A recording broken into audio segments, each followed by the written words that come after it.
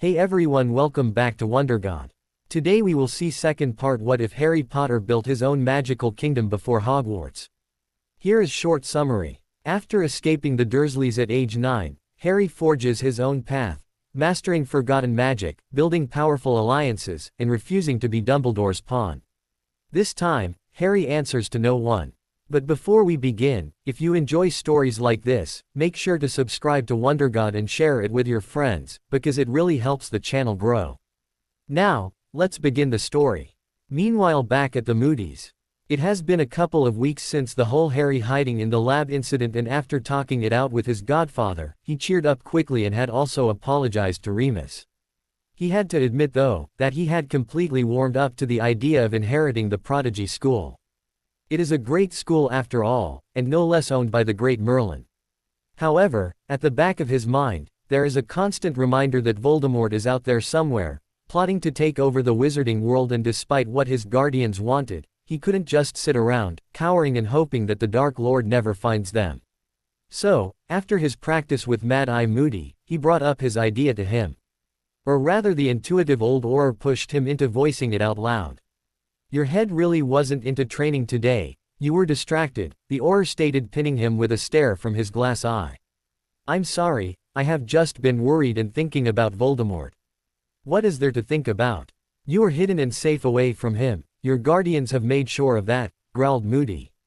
Yeah, that's true, but I am not sure that I want to hide and cower while there are people out there trying to put an end to him. He was cut off by the Auror. What are you saying, Harry? You want to join the fight? Yes, he replied with a glare.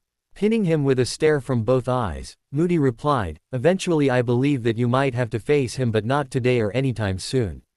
Stay safe for a little while longer, while you still can.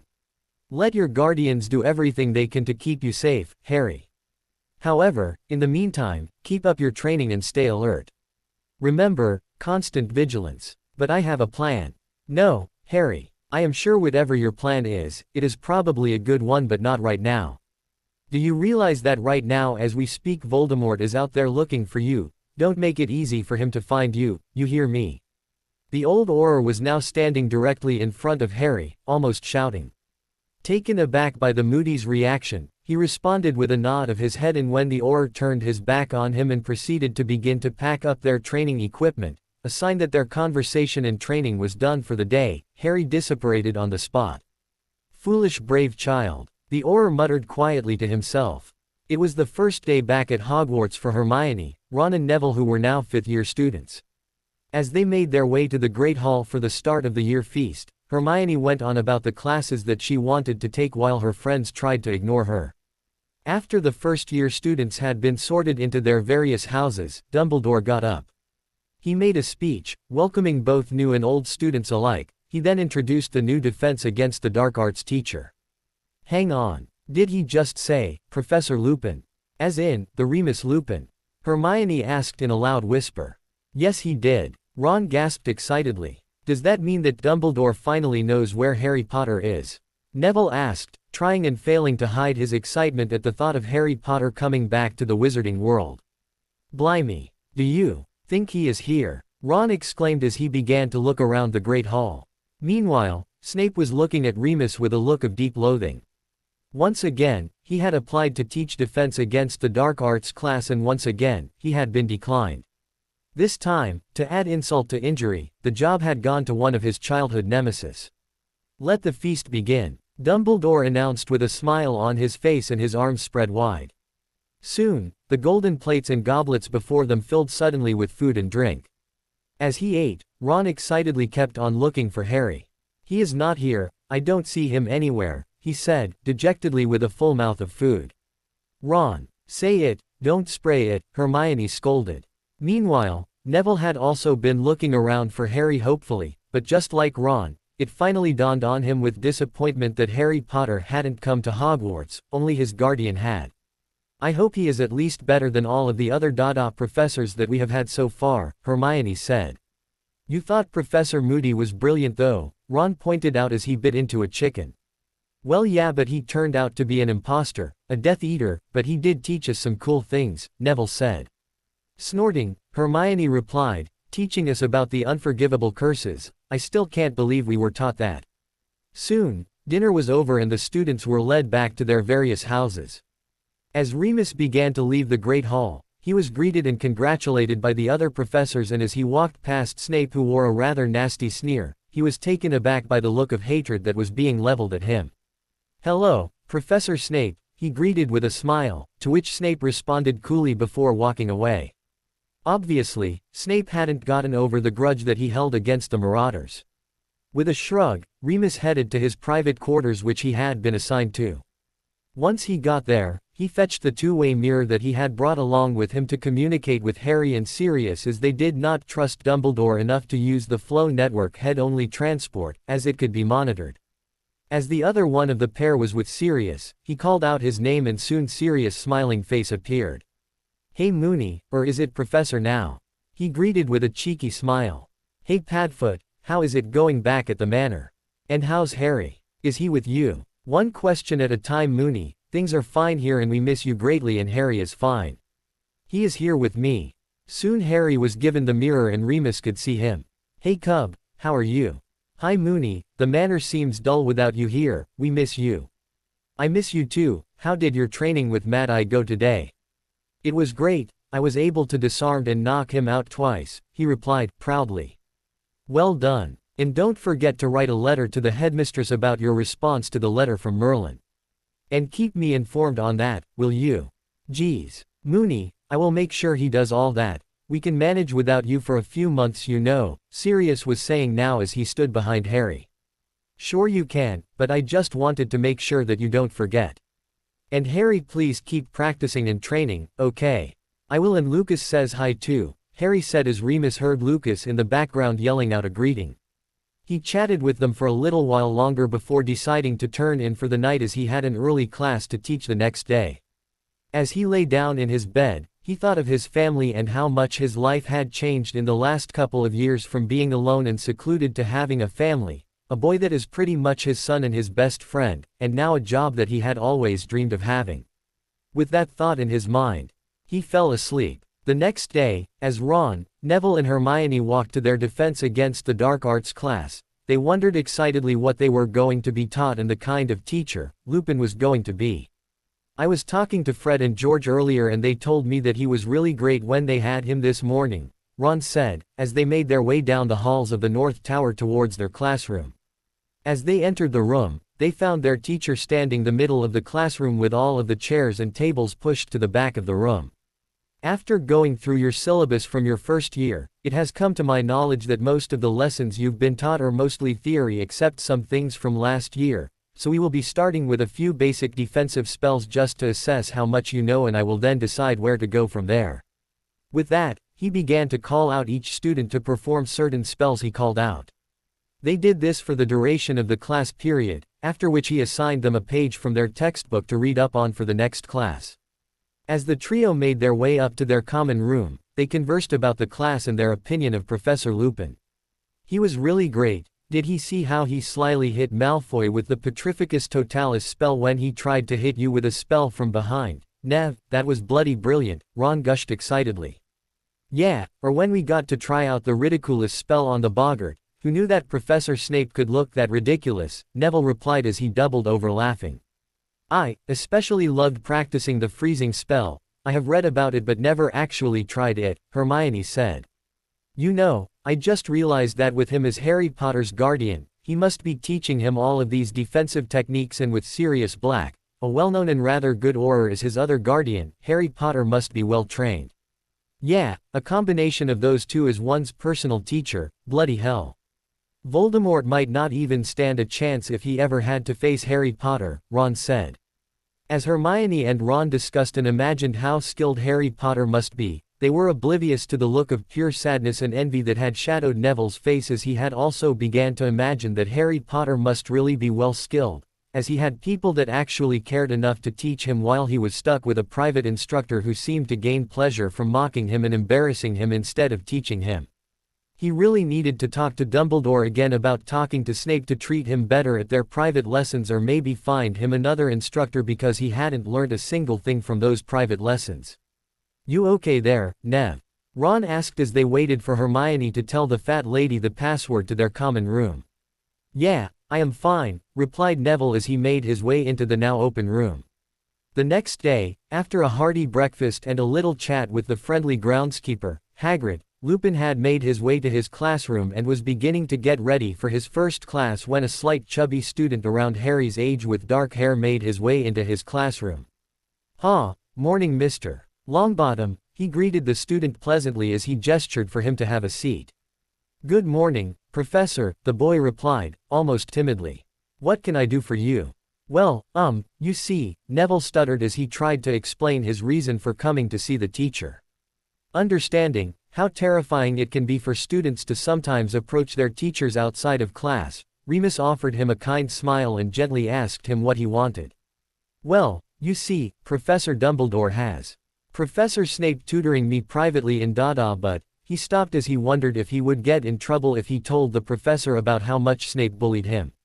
Understanding what the boy was trying to say and feeling pity for him, Remus helped him finish his statement. He scares you and is rather tough on you, am I right?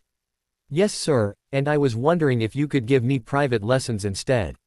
Remus gazed at the boy, causing the boy to fidget nervously as he thought about how he was being taken advantage of by Dumbledore. He thought to himself, this is what Harry had escaped from, but we hadn't thought about who had been used as a replacement, poor child. What the hell is Augusta thinking letting Dumbledore get his claws into her grandson? Thinking that he could at least help the boy with this, if not anything else, he made up his mind to tutor him. I will tutor you as long as you agree to put in time and effort, he said to the boy, completely surprising him. Yes, thank you Professor, Neville replied excitedly, as he nodded his head vigorously. See me after class today so that we can make plans on when and where we would meet. I've got a class in about 5 minutes. Thank you Professor, Neville repeated as he headed towards the door. As Harry sat down in his room to write a letter to the Deputy Headmistress Dresden, Lucas wandered in, drinking a can of fizzy drink. Lucas, you stink. Don't sit on my bed, you are all sweaty, Harry yelled as his sweaty friend was about to sit on his recently made bed. Fine, I just got back from the gym, obviously I'm sweaty, but that's not why you are yelling. Lucas paused as he took in the piece of parchment and quill in his friend's hand. Still haven't decided on what to write. No, and it is frustrating. I was really rude to her the last time she was here. How am I supposed to write her a letter telling her that I have accepted the terms of Merlin's will? How am I supposed to face her after yelling at her the last time? Harry asked, anguished as he ran his hand distractedly through his already disheveled hair. Mate, she is a teacher, she is used to dealing with teenagers and their moods, I think she will understand. But you can start by first apologizing for your outburst, Lucas replied as he tossed the empty can that he had been drinking from into the bin next to Harry's desk. With a thankful smile and nod, Harry began to write. As he did, Lucas headed back out to take a shower in his room. A few minutes later, he had finished writing the letter and had it sent off with his owl.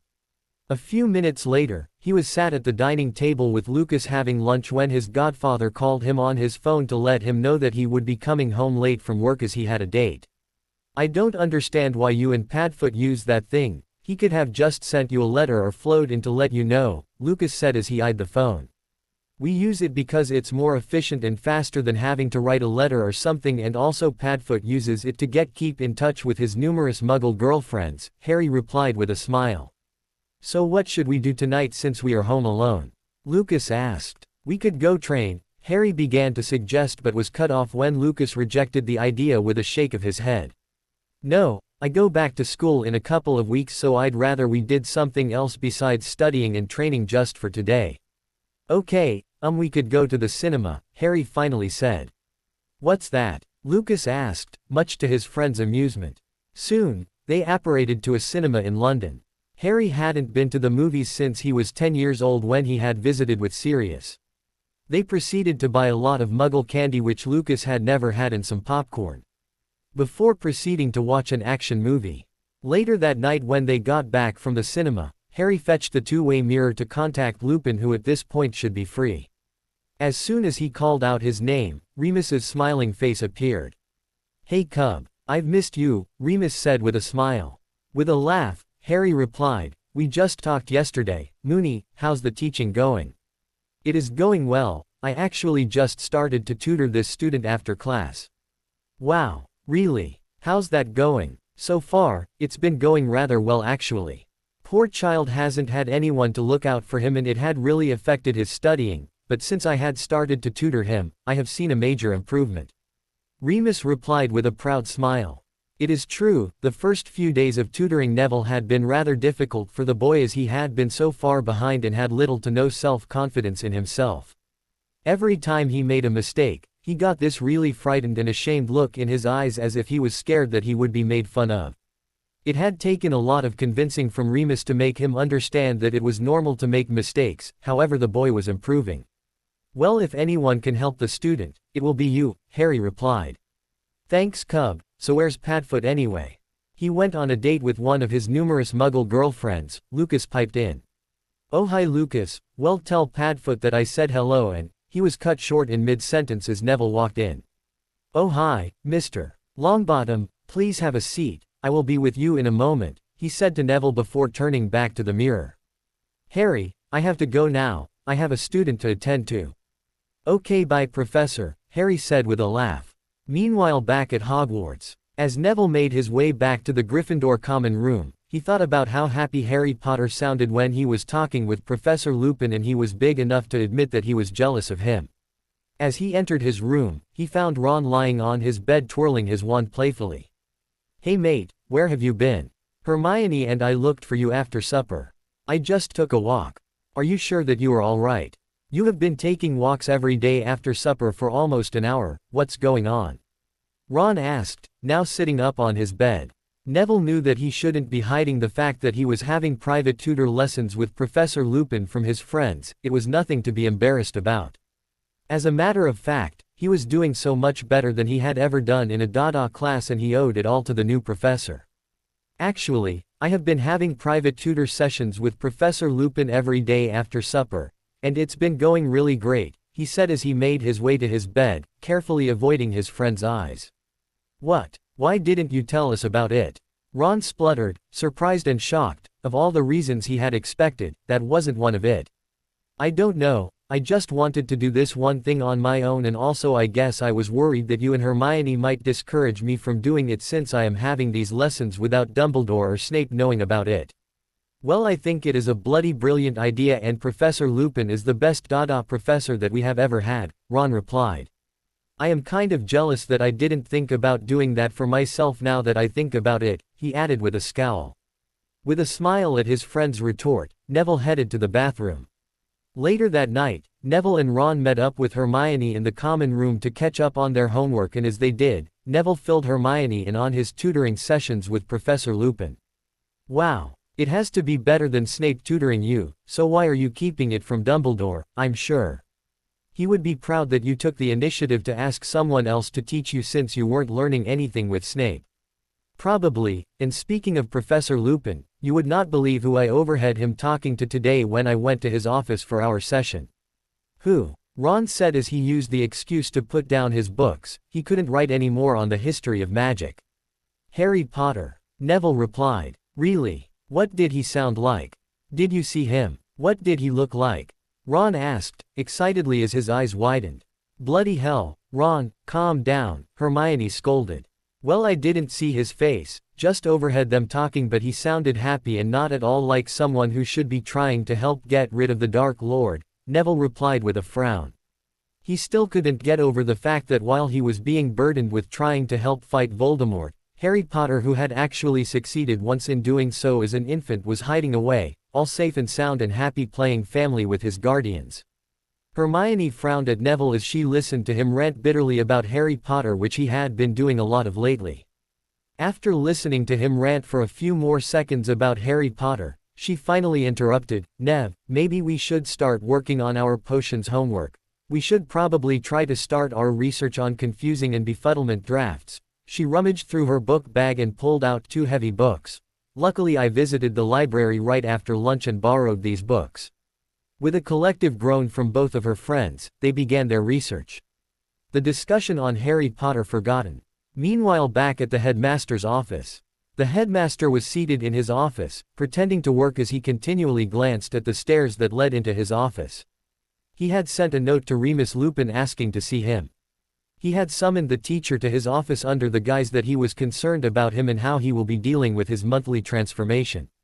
His plan is to offer to help to Lupin in every way to make it easier for him to transform every full moon and keep it a secret from the school. If he can do that, Lupin will begin to trust him again and hence get Harry Potter and Sirius Black to trust him as well. He rubbed his hands together in glee as he knew that getting closer to Lupin will help him get his hands on the very elusive Harry Potter. "Ah, Remus, welcome," he said smiling. "Please have a seat." "Thank you, Headmaster," Remus replied, trying to keep his voice neutral despite feeling really suspicious. He did not trust the headmaster and he knew that whatever he had been called to the office for, probably had to do with Harry. "I just wanted to know how your first few weeks teaching has been," Dumbledore said, as he folded his hands on the table.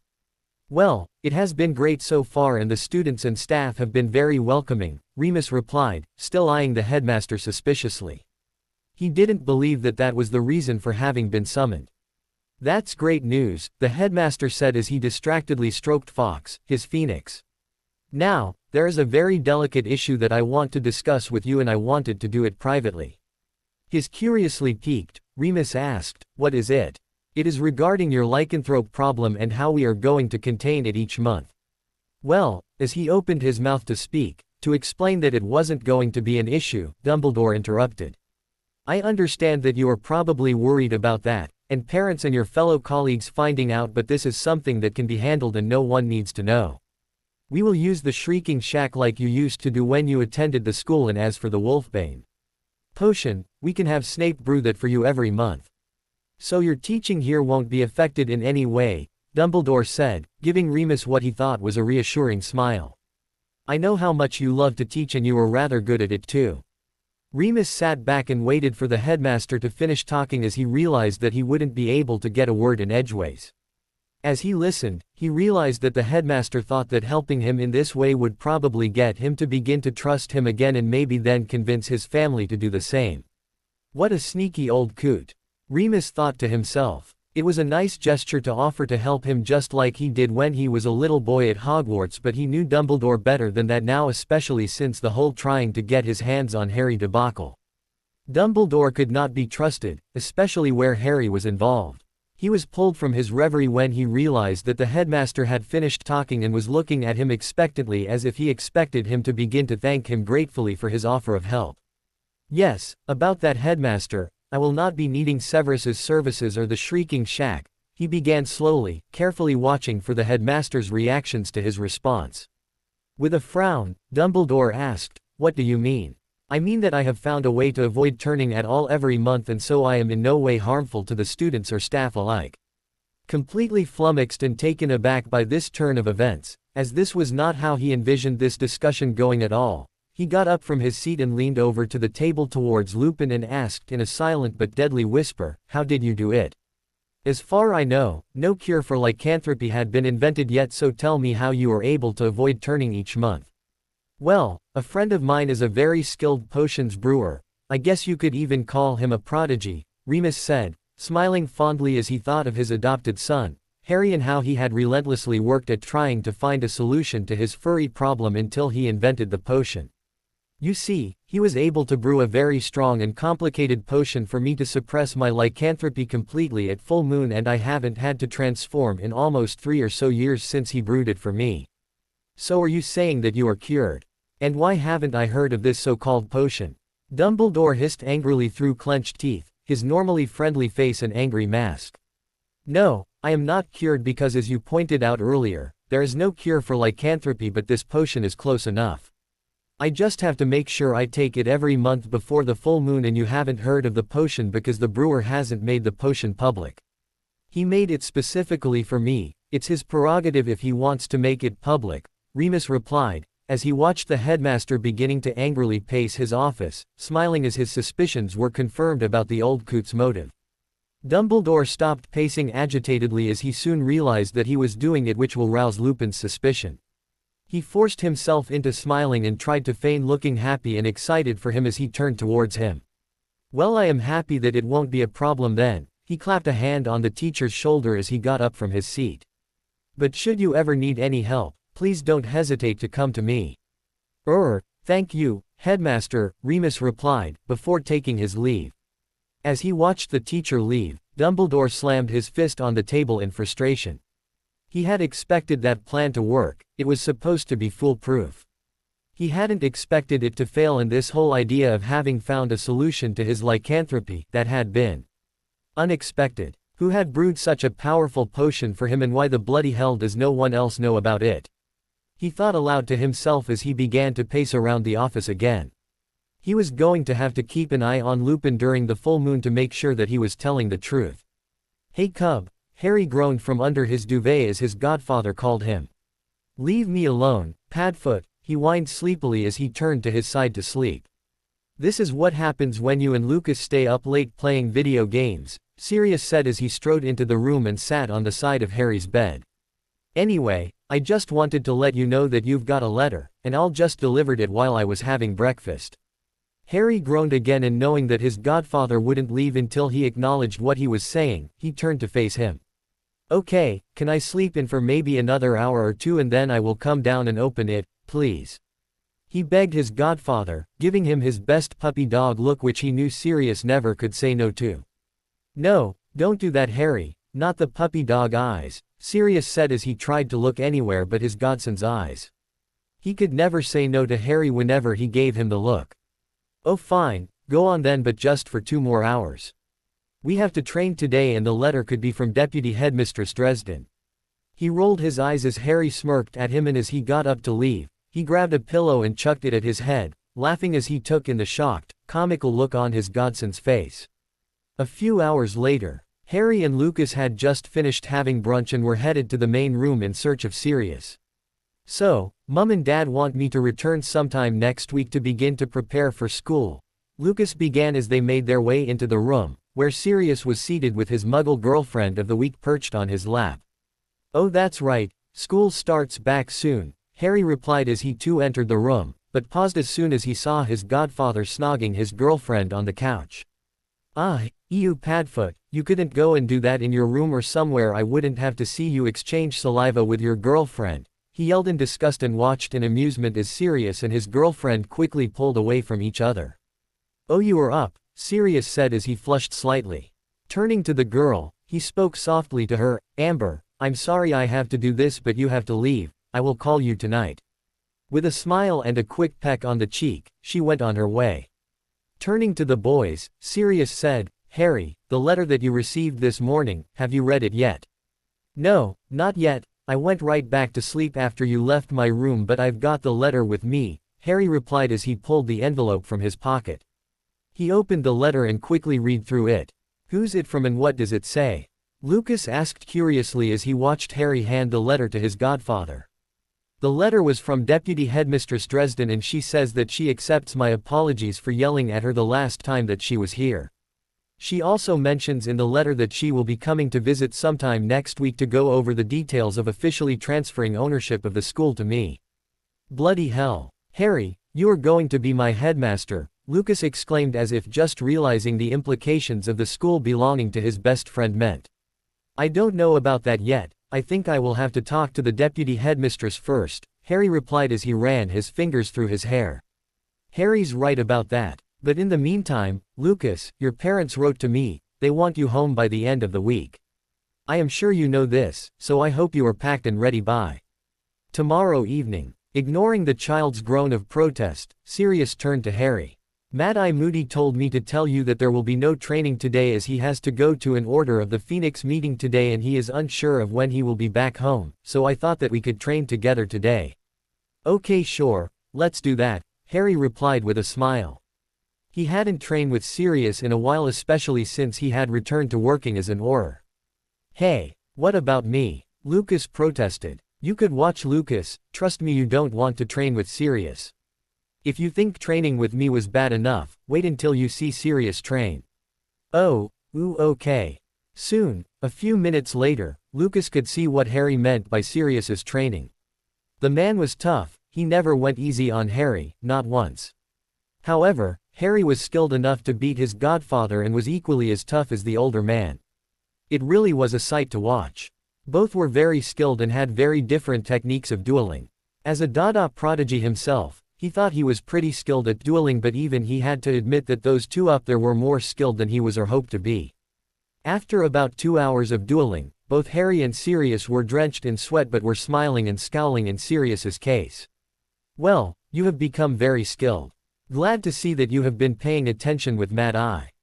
And those new defensive spells you used to finish me off each time, did you invent those?" Sirius asked, sounding equally proud and sullen at the same time. His godson had managed to beat him 3 out 4 times, and the one time that he had won, it was only because Harry had been distracted by the phone that he brought in with him into the training room. "Yeah, they were mine. Want to go another round, old man?" Harry asked with a smile.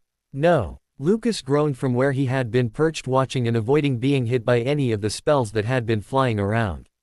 As much as they had been fascinating to watch, his bum felt very numb. "Yeah, Lucas is right, I think we should call it quits for today." "You were very impressive, Harry, keep it up," Sirius responded with a proud smile as he playfully ruffled the boy's hair. After they had cleaned up, they decided to give Remus a two-way mirror call since it was the weekend and he was likely to be in his quarters at Hogwarts instead of in a classroom.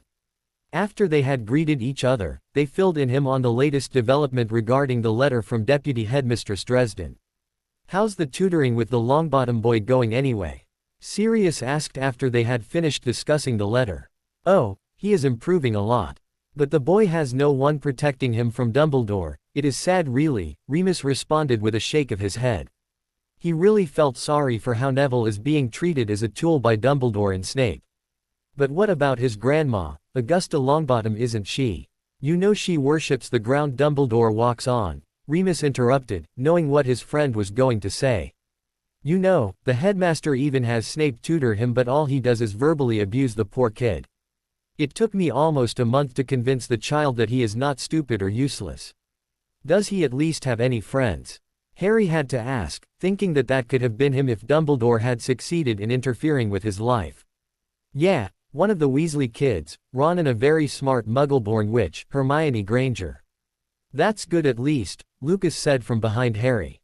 "You should invite him over during the Christmas break, he could train with Lucas and I. We are both Dada prodigies after all. Harry, as proud of you as I am for wanting to invite a complete stranger over just for the fact that he is being treated miserably and taken advantage of, we can't do that." With a frown, Harry asked, "Why not?" "I don't know him well enough yet, Harry, and I won't let just anyone into our lives." They spoke for a while longer before ending the call with a promise to talk again soon. "So guys, should we go fly outside for a bit and then we can go out to the cinema or something?" Sirius asked excitedly, to which both boys nodded their heads enthusiastically. Meanwhile, back at Hogwarts, Snape had been tutoring Longbottom for almost an hour now, and he was shocked to see that the boy had really improved.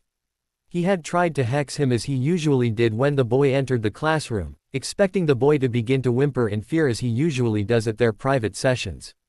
If he can't get out of tutoring the buffoon, he will get his jollies by taking his anger and frustration out on the boy instead. So imagine his surprise when, instead of getting to hit the boy with a stinging hex and then yelling at him for not being able to avoid getting hit, the boy calmly deflected it by simply using a shield charm. He was so shocked that he stood there for a minute staring at the boy in shock.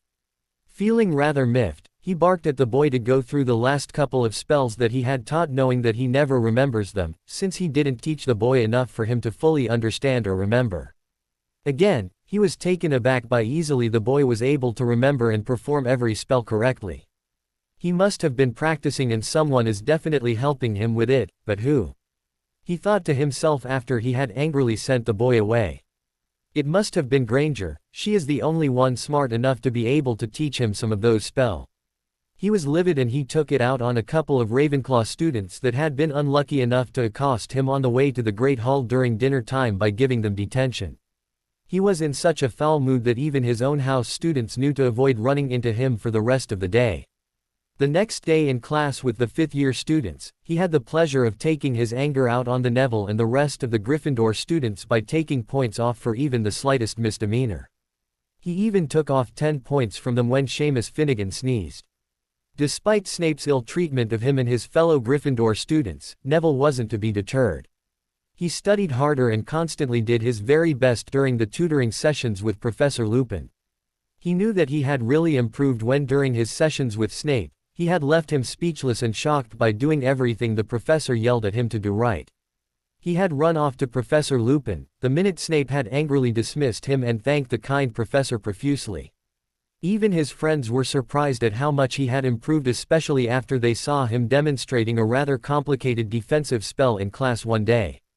"Geez, maybe I should start having some tutoring sessions with the professor too," Ron remarked as he watched his friend in awe. "No, what you need to do is practice just like Nev's been doing," Hermione replied, although Ron chose to ignore the comment as he rolled his eyes. Meanwhile, back at the manor. It has been a couple of days since Lucas returned back home, and Harry had been training with both Mad-Eye and Sirius. He had also been working on the potion he made for Remus a few years ago. His goal is to try to improve on the potion to cure lycanthropy completely, and not just curb it.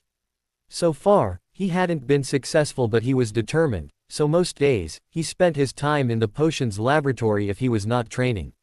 He had been spending so much time in there, that Sirius had instructed the house elves to make sure to remind him to come out to eat during lunch and dinner time. On one of such days, he had been so immersed in his work that the Dinky had to call him out twice for his lunch before he heard her. He had just finished eating his lunch and was headed back to the lab when his phone rang. A quick check at the screen notified him that it was Sirius calling. "Hey Padfoot," he said as he answered the call. "Hey Cub, I just wanted to remind you, since I know that you have forgotten, that Deputy Headmistress Dresden is coming over in about an hour. So get ready and I will be home soon." Smacking his forehead, Harry groaned, "Merlin's beard. I completely forgot about that. Thanks Padfoot, and see you soon." Without waiting for his godfather's response, he hung up the phone and dashed up to his room to change. Half an hour later, his godfather returned home, and as they waited for the deputy headmistress's arrival, they filled each other in on how their day had gone. Soon enough, Dinky was announcing the arrival of the deputy headmistress Dresden. "Severus, I have been meaning to ask, how is Neville Longbottom doing with the tutoring sessions? Have you seen any improvements yet?" Dumbledore asked the teacher, as he did every week, expecting the same response, which is that Neville is completely hopeless and that it was a waste of time tutoring him. The response he got, however, was surprising and made him really happy, especially compared to the couple of weeks he's had trying and failing to get close to Remus Lupin. "He has improved a lot, and I bet it is that Granger girl that has been helping him," Snape spat out angrily. He was still a bit miffed that the boy had taken the initiative to get help besides their tutoring sessions, since he knew that he hadn't really been a very good teacher to him. "Oh, that is wonderful news," Dumbledore beamed. He really was pleased to hear about Neville's improvement, as he had been getting really worried about the boy. Harry Potter was ultimately going to have to face Voldemort eventually, as soon as he can get to him, but while Harry is still out of his reach, he needed Neville to really step up and temporarily take Harry's place. So he needed him to up his defense skills, and so it was good news to hear that he was beginning to show improvement. He was not worried about Harry Potter's defense skills, since he was being raised by an Auror and a defense against the dark arts professor, both of whom are very skilled in dueling and would definitely be training him. So for now, as he was still very elusive, he was going to be focusing on Neville until he gets his hands on Harry Potter. Meanwhile, back at the manor, both men rose as the deputy headmistress walked in, accompanied by Dinky the house elf. She took a seat across from them after exchanging greetings and declined offers of refreshment from an house elf that had come to offer her some. Getting right down to business, she read out the will from Merlin once again to remind them that both the school and all of Merlin's belongings are to be given to Harry. Then they began to discuss what Harry's roles as the owner entails.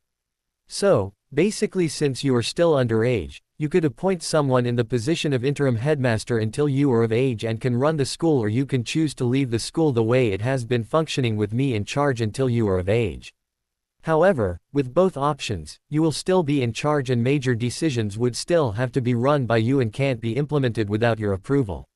So are you saying that Harry does not have to step into the position of headmaster right now, if he doesn't want to?"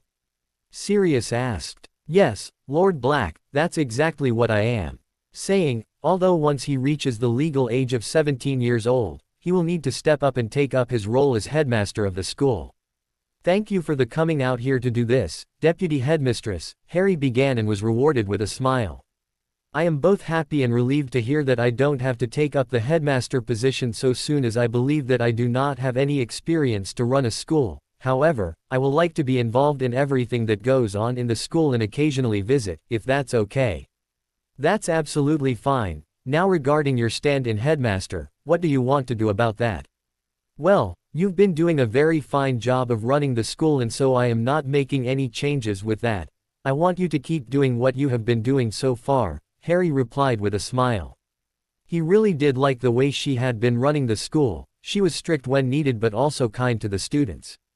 They then discussed some more for a few minutes and touched on some details on how Harry could still stay involved with running the school without actually fully running it, after which, the deputy headmistress drew out some papers for Harry to sign, signifying that he had accepted his inheritance.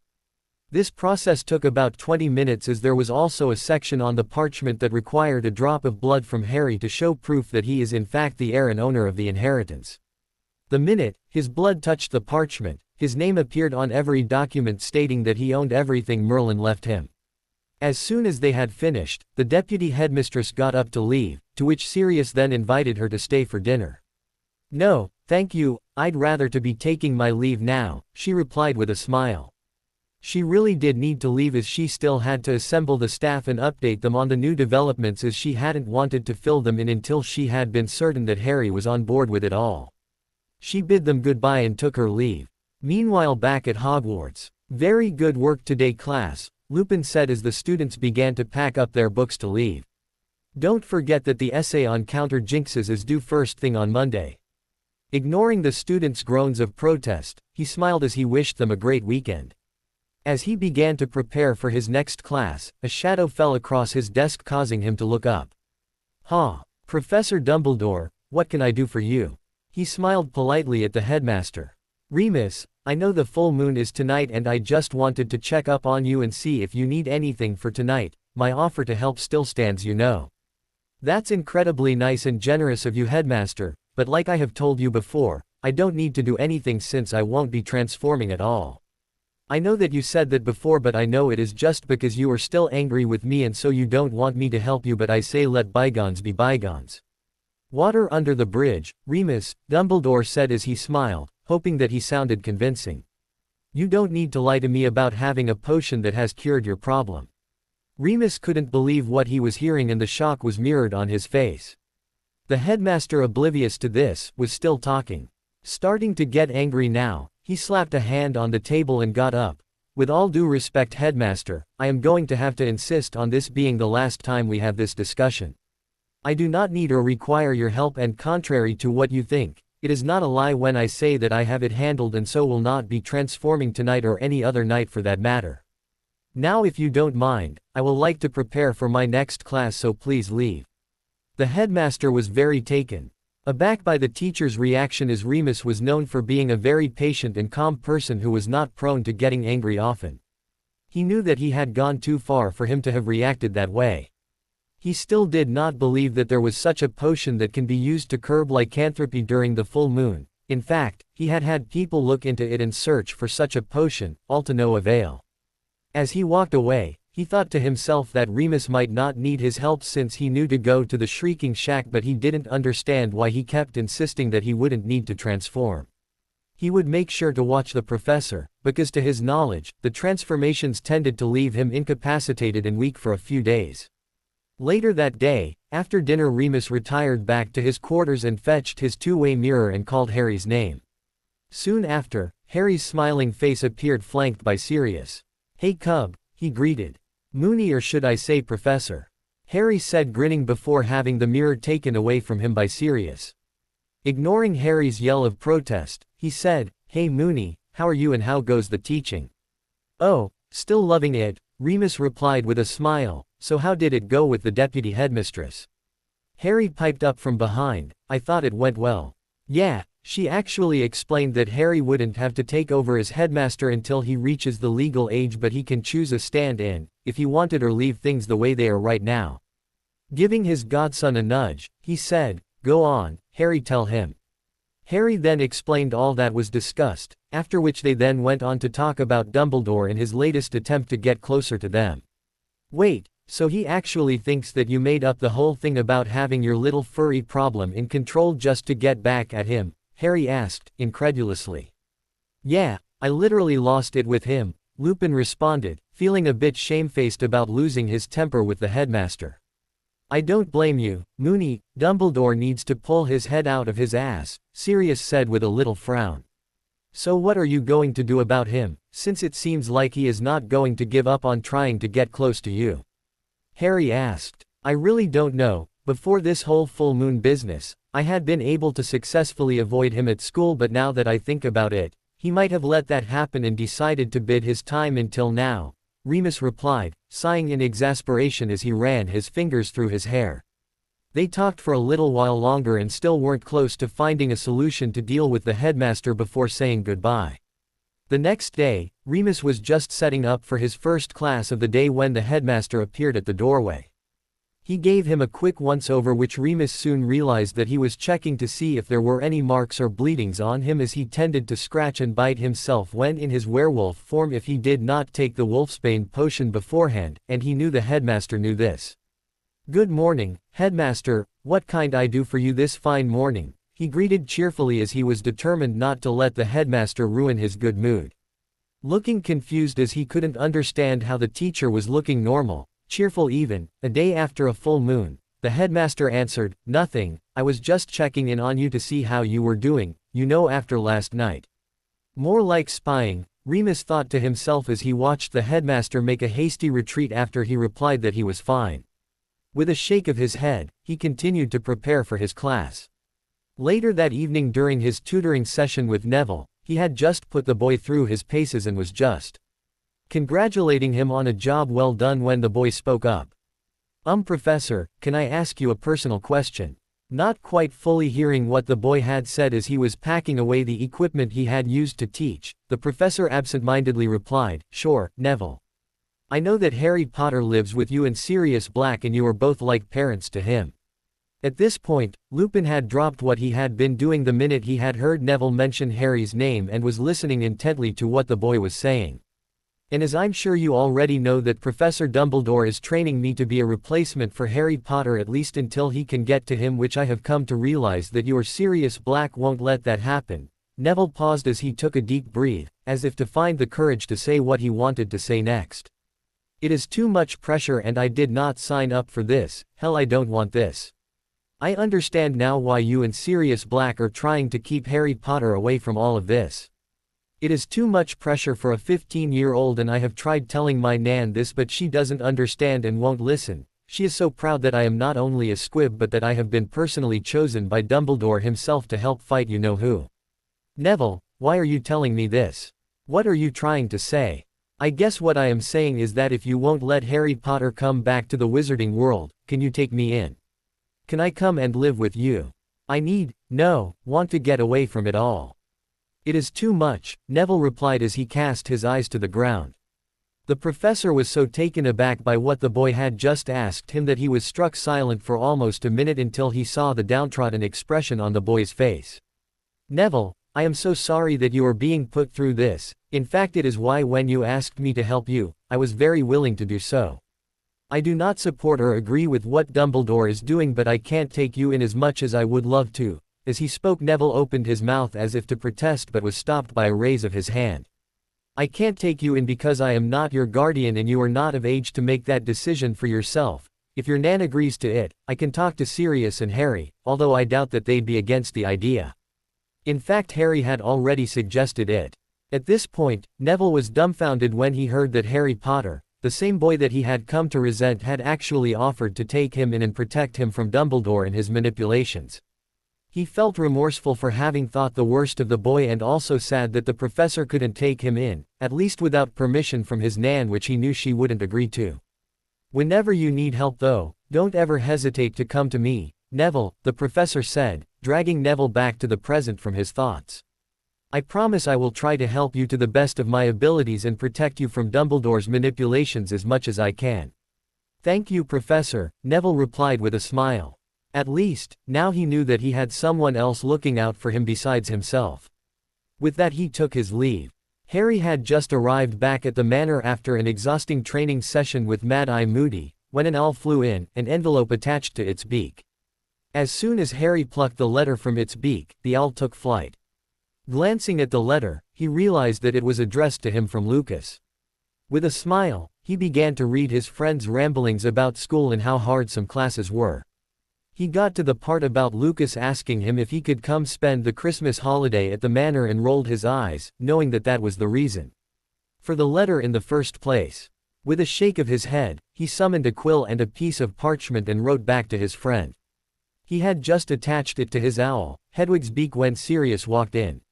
"Hey Padfoot," he called out as he took the owl to the window and watched it take flight. "Hey Cub," his godfather replied with a smile as he reached out and ruffled his already messy hair. You stink." "Why do you stink?" "Hey, I don't smell that bad," Harry protested hotly. "Besides, I just got back from Mad Eye's and I haven't had a chance to go and take a shower. Which reminds me, Lucas wrote to me today and asked if he could spend the Christmas holiday with us and I said yes. I hope that's okay." "Sure, it's okay. If we have anything planned, I will just include him in it," Sirius replied with a careless shrug. "Now please go and take a shower so we can have dinner, I'm bloody starving." Meanwhile, back at Hogwarts, the trio were working on their homework in the common room. They were the only ones occupying the room as everyone else had gone off to bed. "I hate Snape so much, asking us to write 3 rolls of parchment on the properties of Moonstone and its uses in potion making. It is just plain cruel, like we don't already take other classes with homework," Ron complained as he got up to stretch his stiff joints.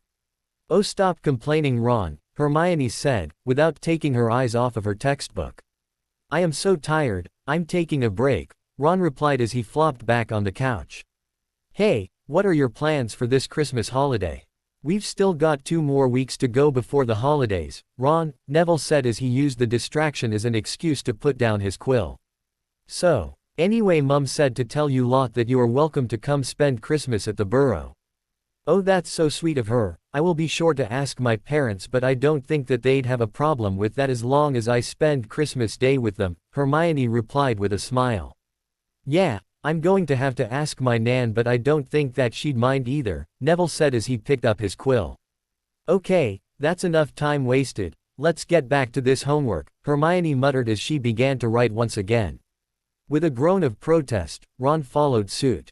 Soon enough, schools were closed for the Christmas holiday and the students returned home. It was the day after Remus arrived back at the manor and they were all sat at the dining table having breakfast. "Harry, when did Lucas say he's arriving?" Remus asked as he wiped his mouth with a napkin. "He said that he should be arriving sometime today. We've got plans to go to Diagon Alley when he does, if that's okay with you," Harry hurriedly added. "Sure, you can go, but pick another day to go. I don't want you staying out late, especially in the wizarding world," his godfather replied as he got up from the table and headed towards the huge living room. "Besides, I would like to come with you guys whenever you go," Remus said, and as Harry opened his mouth to protest, he quickly added, "No, not to watch over you or anything. I actually need to buy a couple of items for a class that I will be teaching when I return back to school, and it just makes sense to accompany you when you go." "Okay, fine," Harry replied as he too got up from the table and began to head towards the potions lab. "Hey, where are you going?" Sirius called out from the couch where he had been lounging as he fiddled with his cell phone. "I'm off to the potions lab," Harry replied. "But I thought we were going to hang out and play video games today." "Come on, Harry." With a faint sigh of resignation and a smile which he hid from his godfather, Harry returned to the living room and began to fire up the game console. Soon enough, the room was filled with the sound effects of the game. Remus soon got up from the dining table and headed to the living room to watch his family. He smiled in contentment as he watched Sirius and Harry yell at the television. Meanwhile at Burrow, Neville has arrived, Ron heard his mother call as he laid in bed twirling his wand playfully. It was a day after Christmas, but the house was more crowded than usual as his 2 oldest brothers Bill and Charlie were visiting. As he ran down the stairs to meet with his friend, he bumped into his sister at the end of the stairs as she had been climbing up. "Ouch! Ron, Watch where you are going, will you? She yelled at him sullenly as she angrily pushed past him and stomped off up the stairs. Blimey. What's up with Ginny? Neville asked, surprised by her outburst. Oh, that, she's been acting irritably since we came back home, Ron whispered as he looked over his shoulder to make sure that his sister wasn't behind him listening. Why? I don't know, he replied with a shrug.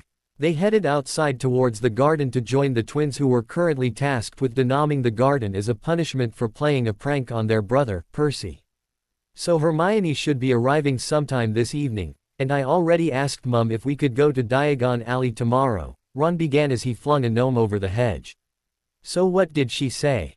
She said we could go, but she is going to be coming along, Ron replied with a roll of his eyes. They are all scared and worried about this whole you-know-who situation, even my Nan was worried. She almost didn't let me come over, and it doesn't help that the ministry is making it seem like nothing's happened and that he isn't back, Neville replied as they began to head back inside. Hey, where are you lot going? Fred called out to the boys. Yeah, don't go, we were about to play a 2-on-2 Quidditch match, George said. Okay, we will play, I'm going to go and fetch my broom. Nev can use Charlie's old broom, Ron replied as he headed back into the house to fetch the brooms. Back at the manor, Harry, Moony wants you to go get ready, we'd be leaving for Diagon Alley in an hour, Lucas said as he burst into the potions lab, taking Harry by surprise and causing him to almost drop the potion that he had just finished brewing. Bloody hell, Lucas, you almost made me drop my potion, Harry yelled indignantly. Sorry, his friend said, not looking or sounding sorry in the slightest bit. He turned around to leave and he said over his shoulder, please hurry up mate, Sarah Wilson and a couple of girls from our year are supposed to be in Diagon Alley today. So? Harry asked with a raised eyebrow. He could care less if his old schoolmates were going to be there, he was just going because he needed to buy some supplies. Well, I kind of fancy Sarah and, Lucas stammered as he went red in the face. Fine, I will go and get ready, but I am not going to be standing around while you try to stutter your way through professing your feelings for her, Harry replied as he nonverbally used his wand to clean up the mess in the lab before heading out. Aw, come on, Harry, I need you to be my wingman, Lucas groaned as he followed behind his friend. Wingman, Harry whipped around to face his friend. You want me to distract her friends so that you can get her alone to yourself, right? I know you hate to do that, but it is the only way I can get to talk to her. You know she is always with her friends, plus all the girls at school think you are hot or whatever, so it shouldn't be too hard to distract them. Please Harry, Lucas begged, as his friend began to angrily walk away. Fine, but I am only agreeing to play wingman for only 5 minutes, no more no less, Harry replied with a sigh before walking away. Thank you, Harry, Lucas yelled after his friend who just ignored him. An hour later. Wow, there are so many people here today, Lucas exclaimed as they stepped out of the leaky cauldron. Well yeah, it is always crowded, Harry responded with a roll of his eyes. Okay boys, I am headed over to Gringotts and then to Flourish and Blots and finally to Nocturne Alley, I will be waiting at the leaky cauldron when you are. He was cut off mid-speech when he heard someone call him Professor Lupin. Whipping around, he came face to face with 3 of his students from Hogwarts. Ha! Mr. Weasley, Mr. Longbottom and Miss Granger, how are you doing? He smiled as he greeted them. Hello Professor, Neville smiled as he greeted the teacher. His friends however had their attention snagged by the 2 boys standing behind their professor. Hermione had been about to say hello to the professor when her gaze had fallen on the boy standing behind him. He looked very familiar with his dark rumpled hair and his eyes hidden behind dark sunglasses which she remembered to be a vivid shade of bright forest green. His was a face that couldn't be forgotten, and beside him was an equally attractive blonde boy who, having noticed her gaze on his friend, had merely smirked.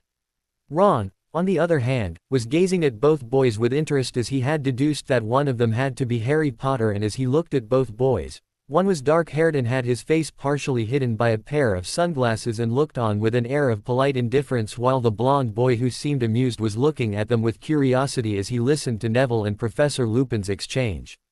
Meanwhile, Harry, who had been oblivious to the students staring at him, had received a text from Sirius and had pulled out his phone to text him back when he felt Lucas elbow him in the side. Turning around to glare at his friend, he replied, "What? Meeting his friend's angry stare, Lucas surreptitiously nodded in Hermione's direction, calling Harry's attention to her. Hermione let out an audible gasp as the dark-haired boy swung his gaze towards her, and as he had caught her staring unabashedly at him, his sensuous mouth quirked in a slight smile. "Hey, I know you, right?" the boy said, still smiling. She closed her eyes briefly as his deep, gently voice washed over her like a caress. At this point, Ron had forgotten to keep searching for the famous lightning bolt-shaped scar on the boy's forehead as he watched his longtime friend act like a love-struck puppy when the dark-haired boy spoke to her. "You know her. How can you know her? Do you go to Hogwarts?" Ron asked sullenly as he frowned at his friend who was still struck dumb. "No, I do not," Harry chuckled, glancing at the tall gangly boy with a shocking bright shade of red hair. He glanced back at the girl with the bushy brown hair who for some reason wasn't saying anything. "But I do know you, we've met before, right?"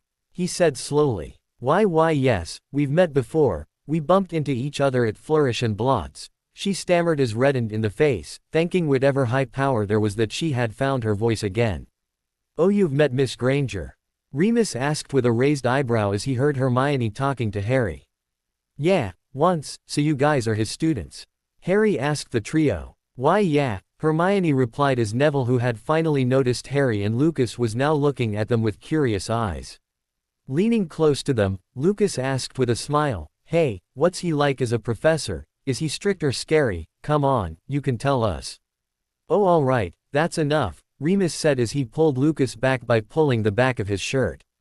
"Weren't you lot headed to meet your friends or something?" "Oh, all right, we can take a hint, come on," Harry replied, laughing as he slung an arm around his friend's neck. As they made to leave, he turned back to face the trio. "It was nice meeting you guys." Remus smiled affectionately as he watched his son and friend playfully shove each other as they walked away. As he turned back to his students, he noticed them also watching the boys retreating back. Clearly his throat slightly to gain their attention, as he knew they were probably wondering which of the two boys was Harry. He said, "Well, I hope you three have a nice holiday and I hope to see you on the first day back in class," rearing to go. After the teacher had left, Neville voiced what was on all of their minds. "I wonder which one of them was Harry Potter." "I don't think either of them was, none of them had the scar," Ron replied, sounding disappointed. "But the dark-haired one had on sunglasses, it could have been hidden behind them," Neville said as they began to make their way towards Florine Fortescue's ice cream parlor. "Merlin's beard. You're right," Ron agreed, almost shouting in his excitement.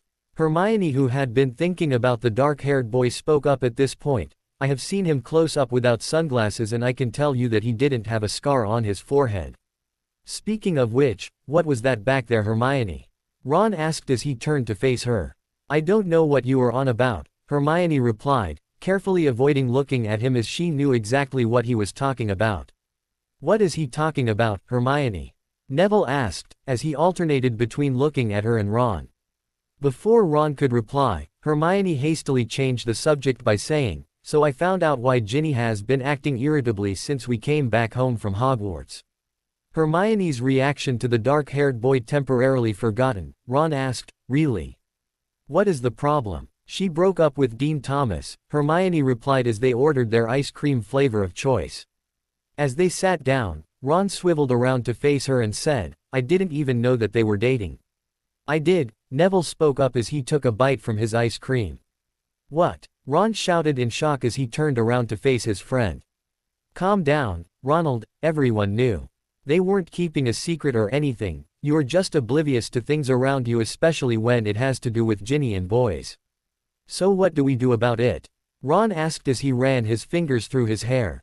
"Nothing," Neville replied. Before Ron could refute Neville's response, Hermione spoke up, "Yeah, nothing, Ron, because it is none of our business."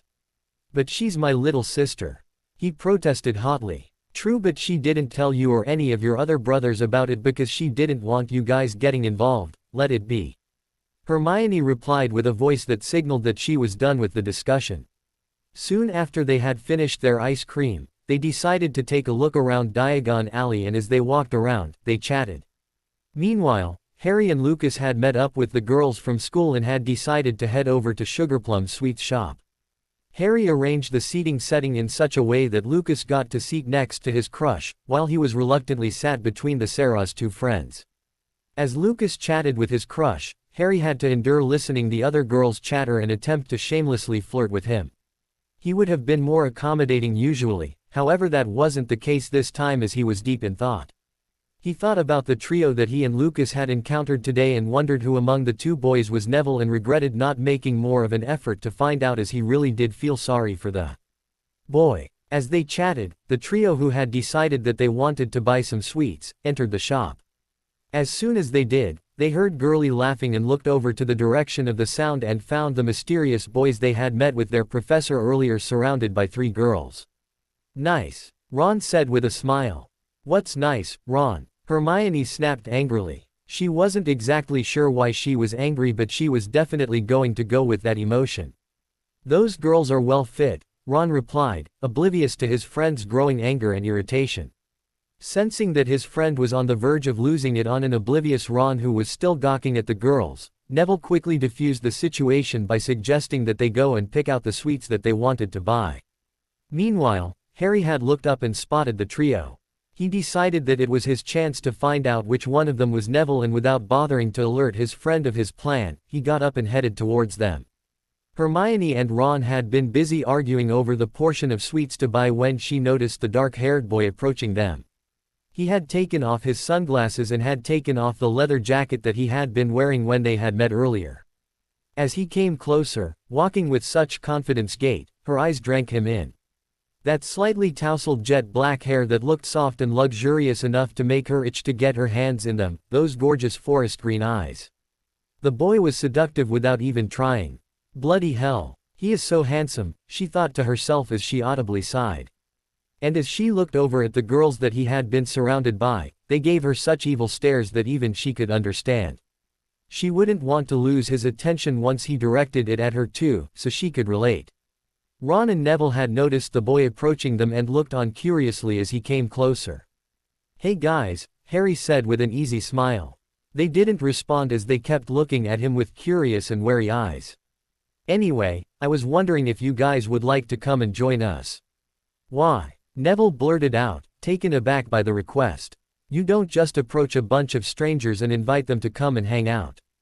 "Because I thought you lot seemed like an interesting bunch." He leaned closer and dropped his voice down to a whisper, "Plus, I would love to hear all about Remus as a professor." With a smile, Ron nodded his head eagerly.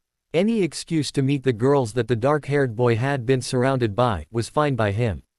"Sure, mate," he replied. Soon they were seated with the blonde boy and the girls. While his son and friend were getting acquainted with his students, Remus had just finished stocking up on some supplies from Nocturne Alley and had barely rounded the corner of Diagon Alley when someone knocked into him. Wham! He quickly bent down to retrieve his purchases, and as he did so, he saw another person's hand reach out to help him pick up the supplies. "I am so very sorry, I didn't see you coming towards," he heard the owner of the voice say, apologetically. "Oh, I am so clumsy." Waving away the apology, he put away his purchases and looked up. Standing before him and looking guiltily was a young witch, probably in her early to mid-20s. She had a pale heart-shaped face, dark twinkling eyes, and short spiky hair in a violent shade of violet. She was beautiful. "Are you okay?" she asked, concerned, as the man had been staring at her for almost a minute without saying a word. Pulled out of his reverie by the sound of her voice, he replied with a shake of his head, "Oh, I'm fine. You are not hurt though, are you?" He gave her a quick once-over to make sure. She nodded in response and then held out a slim hand, and as he shook it, she introduced herself with a smile, "Nymphadora Tonks, but you can call me Tonks." "Remus Lupin," he replied with a slight bow. "Remus? That's such an unusual name," she said, slightly tilting her head to the side. "So is Nymphadora," was the straight response she got. She threw her head back as she laughed. "Oh, tell me about it. I absolutely detest the name, but thanks to my mother who was bonkers enough to give me such a name, I have to live with it. It's actually why I prefer to be called Tonks." "It is not that bad," Remus replied with a smile. He had only just met the woman, but she was not only beautiful but an absolute delight to talk to. He usually wasn't this comfortable when talking to a woman, as there is always that little voice at the back of his head, telling him that once she finds out about his furry problem, she'd run for the hills. But right now as he chatted with this woman, he found himself wanting to prolong their conversation. Before he could stop himself, he blurted out, "Tonks, would you like to go and get a drink with me at the Leaky Cauldron?" Slightly taken aback, Tonks blinked slowly before her mouth stretched into a smile. "I'd love that very much," she replied. As they headed towards the pub chatting, Remus hoped that Harry and Lucas would take their time before coming to meet him at the pub as they had planned earlier. Meanwhile, Harry and Lucas were still chatting with the girls and the trio at the shop. "So, I have heard a lot about Hogwarts, what's it like?" Harry asked, sounding mildly curious, as he took a bite of his licorice wand. "Well, it is the same as any other wizarding school, I'd reckon," Ron answered with a careless shrug, never taking his eyes off of the girls. "Hang on, what school do you lot attend? Because I'm guessing that you all attend the same school, right?" Hermione asked as she glanced at the dark-haired boy and his friends. She watched as they all exchanged a quick look between each other. Harry quickly replied before the girl got suspicious, "We attend Ilvermorny School of Witchcraft and Wizardry, it's in America, yes. I've read about the school," Hermione finished excitedly. "But you aren't Yanks though," Ron said, finally taking his eyes off the girls and directing it at Harry. "No, we are not. We are obviously British, we just go to school there," Lucas replied, ignoring the girls that had begun giggle. Neville was less interested in finding out about what school they attended, all he wanted to find out was how the boys knew Professor Lupin, maybe either one of them could be Harry Potter. So he asked with what he hoped was a friendly casual smile, "So, how do you two know Professor Lupin anyway?" The dark-haired boy regarded him shrewdly for almost a whole minute, making Neville squirm lightly in his seat before he responded, "He's a friend." Lucas eyed Neville suspiciously as he said, "Why do you ask?" Putting his hands up as he felt the air thicken with a tension that he didn't understand, as he had merely been asking a question which he believed was innocent enough, Neville replied, "Nothing, just curious." "Hey, if you are friends with him, then you must know that he is one of Harry Potter's guardians," Ron said excitedly, oblivious to the slight change in the boy's demeanor. "Any chance that you've met him?" Lucas quickly glanced at Harry before facing the trio who had eagerly leaned forward to hear their response. Before he could speak, one of the girls had opened her mouth to speak, looking confused as she stared at Harry. "But he's right." Before she could finish talking, Harry glaring at her hard interrupted by saying, "We've heard about him but we haven't actually met him face to face yet." "Oh," Ron said looking rather crestfallen. "I just realized that we have been talking for almost an hour now and I don't even know your names," Harry said, trying to change the subject and also to finally find out which one of them is Neville. "Oh, that is true," Neville replied. "Well, I'm Neville Longbottom and these are Ron Weasley and Hermione Granger." "Oh, you're Neville," Lucas said carelessly before he could stop himself and earned himself a kick in the shins under the table from Harry. "You know about me?" Neville asked, sounding suspicious. "No, not really. We've just heard Remus always talking proudly about one of his best students, Neville," he replied, trying not to wince at the pain after being kicked under the table. Turning to face Neville's other friends, he said, "You guys too." "Nice save, Lucas," Harry thought to himself as he smiled. Meanwhile, somewhere in England, Voldemort sat surrounded by his followers as they cowered in fear, while either trying to avert their gaze or, in the case of Bellatrix Lestrange, gazed at him adoringly. He was seething and they knew it. "So I assigned 5 different people to find me Harry Potter and none of you have been able to give a positive feedback." He paused as he looked at each of their frozen and terrified faces before continuing in a deadly whisper. "I am not happy about this. My lord, we searched around and I even checked in all of the other schools but all to no avail. Do we really need to find him? I mean, he is just a boy," one of his seriously stupid followers said, fearfully. "Crucio!" Voldemort hissed in anger, as he pointed at the idiot that had dared to question his orders. As he watched the man scream and writhe in excruciating pain, he smiled. That actually made him feel slightly better. Later, after he had dismissed his followers, he thought to himself that finding Harry Potter would be his personal task since his Death Eaters are proving quite incompetent at the job. Meanwhile, back at the Leaky Cauldron. "So Lupin, huh?" Tonks stated as they sat down with their drinks. "Do you know about me or something?" Remus asked as Tonks regarded discerningly. No, but I think I have heard about you, she replied slowly as she tried to rack her brain as to where she had heard his name from. Remus didn't say reply as he watched struggle to remember to place his name. He realized that she had probably heard of him being a werewolf, and as that realization dawned on him, he felt saddened as he knew to expect the same look of repulsion and rejection that would come as was his experience with the opposite say.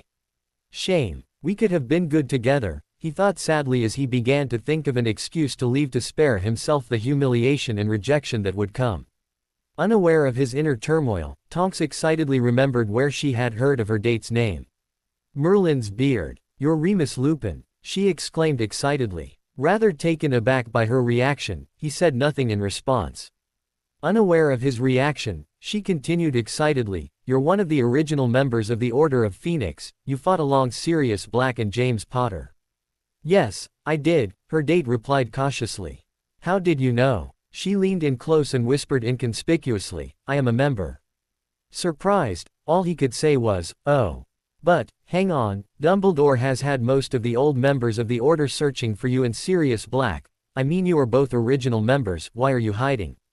Seeing the look on his face, had her saying, that was a very inappropriate question, one which is none of my business and not in my place to ask.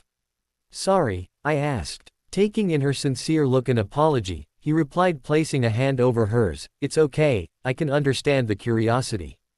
Smiling at him, she intertwined their fingers together. He felt very pleased as he looked at their intertwined fingers before remembering that she doesn't know about his furry problem.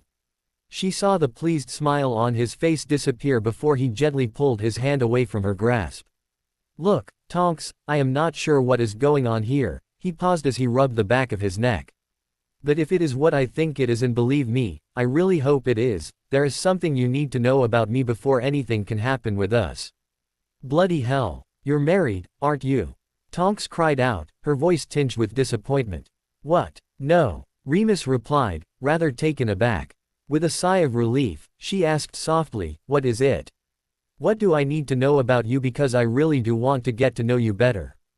Remus swallowed heavily before saying, you see, when I was child, I was bitten by a werewolf, and so. You were cursed with the same affliction, she finished for him softly. He kept his eyes downcast as he nodded in reply. He didn't look up as he waited to hear the scrap of a chair being pushed back, signifying his date getting up to leave. Much to his surprise, however, he instead felt her small delicate hand on his cheek. As he looked up at her smiling face in shock, she said, did you think that that would have stopped me from wanting to get to know you further? Well, yes, that has always been the case, he stuttered in reply. She threw her head back as she laughed softly. Well, I guess I am different, because learning about your issue hasn't diminished my interest in you at all. Hearing her say that, made him smile. You should know though, that I have it controlled, he said, before he could stop himself. What do you mean? I mean, I have a friend who made me a potion that stops me from transforming every full moon. He couldn't believe that he was telling her this. He just couldn't help himself, as he felt that he could trust her, and not just because she had accepted him for who and what he was. Meanwhile, back at the sweet shop, the trio were getting along with the dark-haired boy and his friends as they swapped funny school stories. As they chatted, Hermione found herself staring at the dark-haired boy longer than was appropriate, and as if he had felt her gaze on him, he looked up, catching her off guard and gawking. As she glanced away embarrassed, Neville asked, so, you lot never told us your names. Yeah, that's right, Ron said eagerly as he glanced at the girls. The girls introduced themselves, but the boys however didn't say a word until one of the girls nudged the blonde-haired boy. Oh, sorry, the name's Lucas. Hey, how about you? Ron said, pointing at the dark-haired boy as he made no move to tell them his name. He stiffened slightly, before replying, I'm James. Hermione frowned slightly as she found it weird that he had hesitated before giving out his name, but as soon as James started talking as he asked about their favorite Quidditch teams, she forgot all about her suspicions. Soon, Harry realized that they had been at the sweet shop for over 3 hours and Lupin would be waiting for them at the leaky cauldron. He nudged Lucas and told him to wrap up his discussion with his crush as they needed to leave. Soon the dark-haired boy and his friends were leaving, but not before he promised to invite Neville over soon to hang out, much to the latter's surprise. Those girls are well fit. Ron exclaimed happily as they began to make their way out of the sweet shop. Hermione, on the other hand, felt crestfallen as James had barely spared her a glance, and when they spoke, he had addressed the entire group. Not once had he tried to speak to her personally. Not even when he left with his friend and harem of girls. Back at Diagon Alley, Remus was so engrossed in his conversation with Tonks that he did not notice his son and Lucas walk into the pub until they neared the table he was sat at with Tonks. "Hey Moony," they greeted simultaneously as they grinned down at him mischievously. "Hey boys, I didn't see you walk in," he said as he glared at them warningly.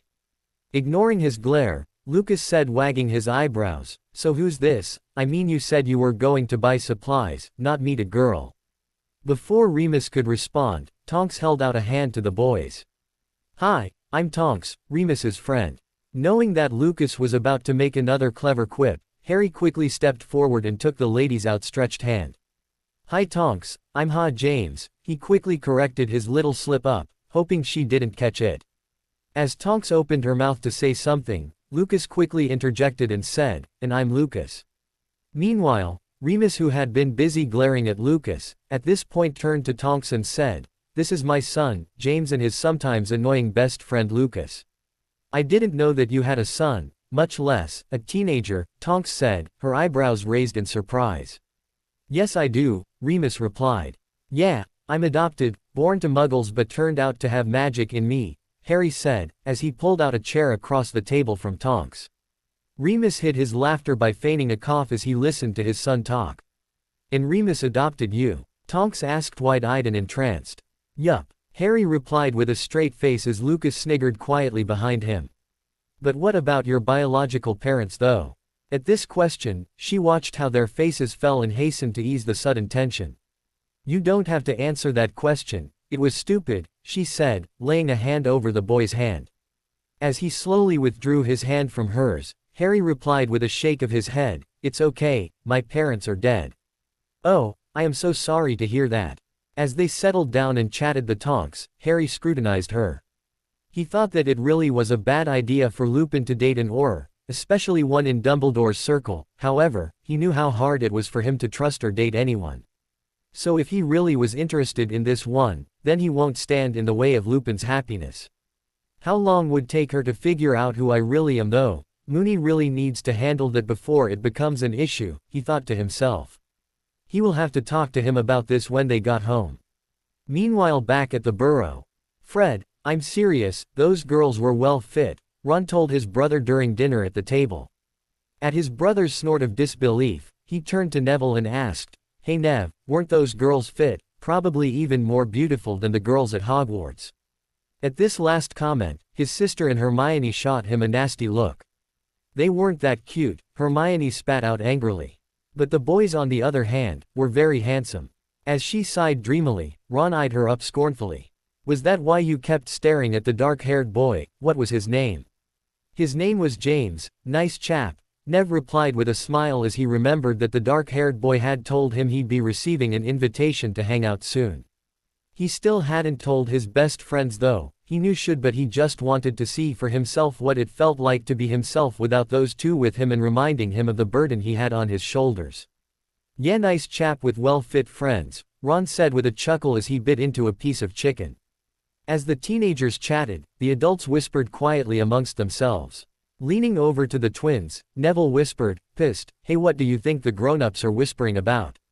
We couldn't hear very much during their last meeting, but we think that it has something to do with you-know-who and Harry Potter." "But they still haven't located Harry Potter's whereabouts?" he asked. "No, we don't think so," the twins answered simultaneously. "Oh," he said, crestfallen. Back at the manor, Sirius was sat in the living room, watching a football game on the telly when Remus and the boys walked in. "Hey boys, Moony," he greeted with a smile. As they greeted each other, Harry and Lucas bounded across the room to take a seat next to Sirius. Before Remus could say anything in response to Sirius's greeting, the boys began to talk over themselves. Boys, calm down. I can't make out a single sentence if you keep talking over yourselves." Before Harry could respond, Lucas yelled, "Moony got himself a new girlfriend today at Diagon Alley." Completely stunned, speechless, Sirius could only turn and stare at his best friend in askance. "She's not my girlfriend, yet. But she could be," Sirius asked as he finally regained control of his senses. "Yeah," replied Moony as he stared into space with a dreamy look on his face. "Bloody hell. I have never seen you like this, Moony. Who is she?" Sirius asked, sounding surprised. "Her name is Nymphadora Tonks and she's—" "Hang on. Nymphadora Tonks? Daughter of Andromeda Tonks?" Sirius asked. "You know her?" Remus replied with surprise. "Yeah, she is the daughter of Andromeda, my favorite cousin." "Do you know much of her, Padfoot?" asked Harry, who had been listening quietly to their interaction. "No, not much, except that her mother, my cousin, was disowned by the family for marrying a Muggleborn," Sirius answered with a shrug. "But if she is anything like her mother, then, you've hit the jackpot." "Thanks. Hang on, how you meet anyway?" After being told the entirety of his encounter with Tonks, Sirius was stunned and sat there staring at his friend. Until Harry, who had also been equally stunned, spoke up. "So you mean she's actually aware of your furry problem, but she's okay with it?" With a smile, Remus replied, "Yes, I was just as stunned as you are." "Well, I am happy for you, Moony, I really am, but can she be trusted though?" Lucas asked. "I am not sure yet because she is a member of the Order of the Phoenix. I'm going to be seeing her again tomorrow though, so we'll see." "I really hope this one sticks, Moony," Harry said, before leaving the living room with his best friend. Back at the Malfoy Manor, Voldemort sat in the room he had selected and forcefully taken from Lucius Malfoy and his wife. As he sat stroking his pet snake, Nagini, he thought angrily back to the fact that his Death Eaters still had no single lead on Harry Potter. How bloody hard can it be find a flipping 14-year-old boy, he thought aloud to himself.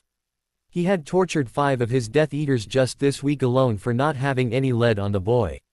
He was getting really impatient and very angry about it. And he does get his hands on the damn boy. He had delicious plans to first torture and then send him to wherever his idiot parents were. "Harry Potter, your days are numbered on this planet," he said out loud. At the manor, Harry bounded down the stairs accompanied by his best friend, Lucas. They ran towards the training room, and as they did, they ran into Sirius, who had been emerging from said room. "Where in Merlin's beard are you two rushing off to?" Sirius asked as he wiped his face with a towel. "We were actually coming to see you and Moony," Harry replied with a huff of breath. "Yeah, where's Moony anyway? I thought you lot were down here training together," Lucas asked as he looked around. "I am right here, Lucas," Moony replied as he emerged from the training room. "Now what is this I hear about you two looking for us?" Oh, brace yourself, Moony," Sirius joked as he leaned against the wall, his arms folded over his chest as he waited for his godson and his friend to speak. Harry took a deep breath before saying in a rush, "I want to invite Neville over to hang out." Just him, his friends not included. You could hear a pin drop in the room as both adults took in what their son had said, albeit in a rush. With a slight clearing of his throat, Lupin spoke up. "Why would you want to do that, Harry, and how can you invite him over without revealing who you are to him?" "I have thought about that too, Moony, and I can prevent him from finding out who I am until we feel that he can be trusted. However, regarding my wanting to invite him over, I saw what my future would have looked like had Dumbledore had his way with his plans for me," Harry sighed, as he shook his head. "I feel bad for him, and I partly feel like it is my fault that he is in such a situation." No, Harry, this is not your fault or Neville's for that matter. I don't want you ever blaming yourself, pup, you hear me?" Sirius spoke as he grabbed the boy in a fierce hug. "Yeah, Padfoot is right, Harry, listen, you can invite Neville over," Lupin began as he glanced at his best friend in askance, and as his friend answered with a quick nod of his head, he continued. "I am very proud of you for wanting to befriend the boy, and you were right to invite him over. However, we need to take precautions to prevent him from discovering your true identity. And when he does come over, Padfoot and I can't be around, otherwise, he will put 2 plus 2 together and figure out that you are Harry Potter, even if you in disguise.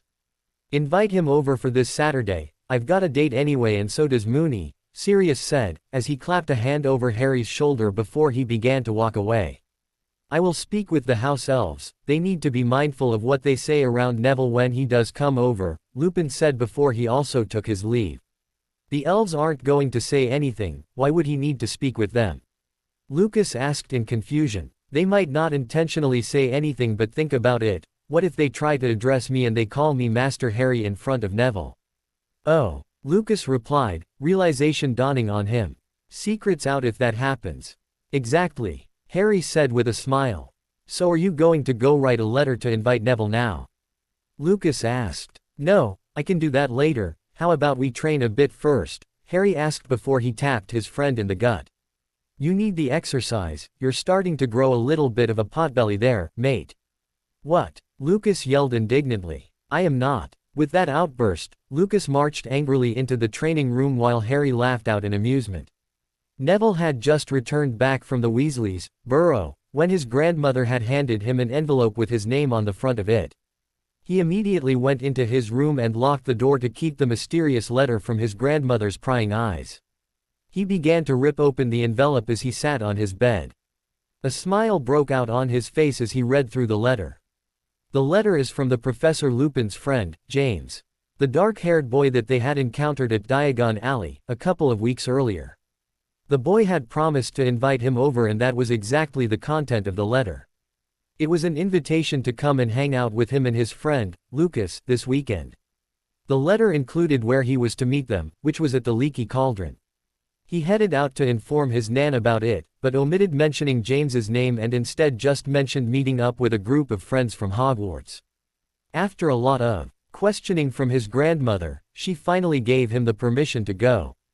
He had to admit that he did feel slightly guilty lying to his grandmother about who he was really meeting with, but if he hadn't done that, she wouldn't have let him go.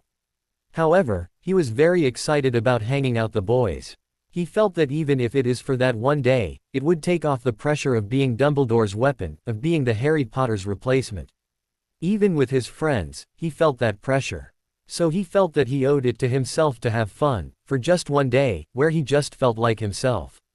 At the manor, Harry was working on some potions in the lab, when Sirius peeked in. Hey pup, how is the potion making going? Not so great, but I will figure it out eventually, Harry replied with a shrug as he spared his godfather a glance. Okay, anyway I am about to head out, but I just wanted to check up on you. Oh okay, have fun at work, said Harry, not looking up from stirring the potion in the cauldron. Alright, I can see you're very busy. I'm gonna go now, Sirius replied with a smile and an exasperated shake of his head. He knew how his son got when he was knee-deep in his work, and so he knew not to be offended by his offhanded responses. Have you written the Longbottom boy a letter yet? He asked as he remembered that that was one of the reasons he had popped in to see Harry. At that question, Harry glanced up. Yes, I sent it to him yesterday. I invited him to meet up at the Leaky Cauldron this Saturday. Oh, so you're not planning to bring him to the manor anymore? I am still going to bring him over. I am just going to go and pick him up from the Leaky Cauldron and then bring him over to the manor via side-along apparition. Harry replied. That way, our cover isn't blown because he still won't know the location, or if he wanted to return by himself via Flow Network, he won't know exactly where to call out. Okay, that makes sense. Alright, I am off. I will see you later tonight and make sure you remember to eat, Harry, Sirius said as he walked away. I will. Harry yelled after him with a roll of his eyes and a shake of his head. Harry, hurry, Lucas yelled as he banged on his friend's locked bedroom door. Bloody hell. Lucas, I am going to hex you if you don't stop banging on my door, Harry said as he yanked the door open. Well, you were taking too long in there, Lucas said as he walked into his friend's room and plopped himself down on the bed. I was taking a shower, you mug. I literally just got back from training with Mad Eye Moody, he protested in return. Whatever. Do I come with you to pick up Neville? Lucas asked as he twirled his wand over his head. Sure. I can do side-along apparition with you since you can't apparate yet. Speaking of which, how come you can apparate? We aren't allowed to learn how to apparate until we almost of legal age, let alone actually practice, Lucas asked as he scrutinized his friend. Are we going to sit and discuss this or go pick up the poor guy that needs our friendship? Harry asked with a raised eyebrow. Oh, fine, but we are going to continue this discussion at a later date, Lucas replied as he got off the bed and began to walk out of the room. At the Leaky Cauldron, It has been almost 30 minutes since Neville arrived at the leaky cauldron and he had to admit that he was feeling very nervous. He glanced around hoping to see the dark-haired boy that had invited him to hang out, however, all he could see were patrons of the leaky cauldron. He was just about to glance again at the entrance of the pub when he felt a tap on his shoulder. Turning around, he came face to face with James and Lucas. "Sorry, we are late," James said with a rueful smile. "Yeah, someone took forever to get ready," Lucas said as he discreetly pointed at his best friend. Flipping Lucas off, Harry smiled and spoke to Neville. "So Neville, before we head over to my place, do you mind me buying some supplies at the apothecary?" "Oh sure, I don't mind at all," Neville replied. He walked behind the two friends as they made their way to the apothecary shop. He watched them as they playfully shoved each other, and smiled. He had to admit that he wished he had that kind of friendship. These were two people that knew each other very well and were very close. He does not really have that kind of friendship with Ron. Sure, they are close, but he sometimes felt that he was friends with Ron, mostly because they had been paired together in their first year and then ended up finding themselves in situations that most students wouldn't find themselves in Hogwarts. He was deep in thought when he heard James call out to him. "Hey, Nev, what are you doing walking behind us? Come on over, mate." Neville smiled as he ran to meet up with the boys. An hour later, James had finished purchasing the supplies he needed, and as they began to walk out, Neville began to wonder how they going to get to James's house, when the dark-haired boy spoke up. "Hey Neville, so we are going to apparate to my house, is that okay?" Confused, Neville replied, "But I'm only 15 years old, I don't know how to apparate yet." "Neither can I, but we are going to side along apparate with James here," Lucas said with a shrug, as if it is the most normal thing to do, side along apparition with a 15-years-old boy. No offense James, but I am not about to risk splinching because you want to practice apparition, plus you could get into trouble for illegal apparition when you're not of legal age," Neville replied as he stopped walking, while looking at the boys in disappointment. He tried to avoid getting into trouble, especially when he knew his grandmother wouldn't be too happy with him, if he did. But hey, boys will be boys, so he did oftentimes get into trouble. However, what these boys were attempting is not only dangerous but illegal, and he felt very disappointed that they weren't the kind of boys that he thought they would be, especially since they were friends with Professor Lupin. Harry, on the other hand, smiled when Neville talked about splinching. He understood why the boy would think so, since he was underage but unknown to pretty much most people. Except Sirius and Lupin, he is emancipated and has been since he took the title of Lord Potter. As he twirled his family ring on his finger, he looked at Neville and said with a shrug, "I'm emancipated, which means legally I can apparate, and as for fear of splinching, don't worry about it because believe it or not, I have apparition down probably better than most adults out there. Heck, I apparated here with Lucas." Stunned speechless, all Neville could do was stare at the boy. He is emancipated. What? He thought to himself as he continued to stare at the boy in surprise. Even Lucas was stunned but not shocked enough to blurt out, "You're emancipated? How the bloody hell did I not know that?" With a chuckle, Harry replied as he slid his dark sunglasses on, "You never asked, plus it never came up." He turned to Neville and said, "Hey, I know we only just met a few days ago, but trust me enough to know that I would never get anyone, especially people I consider friends, in trouble or put them in danger either.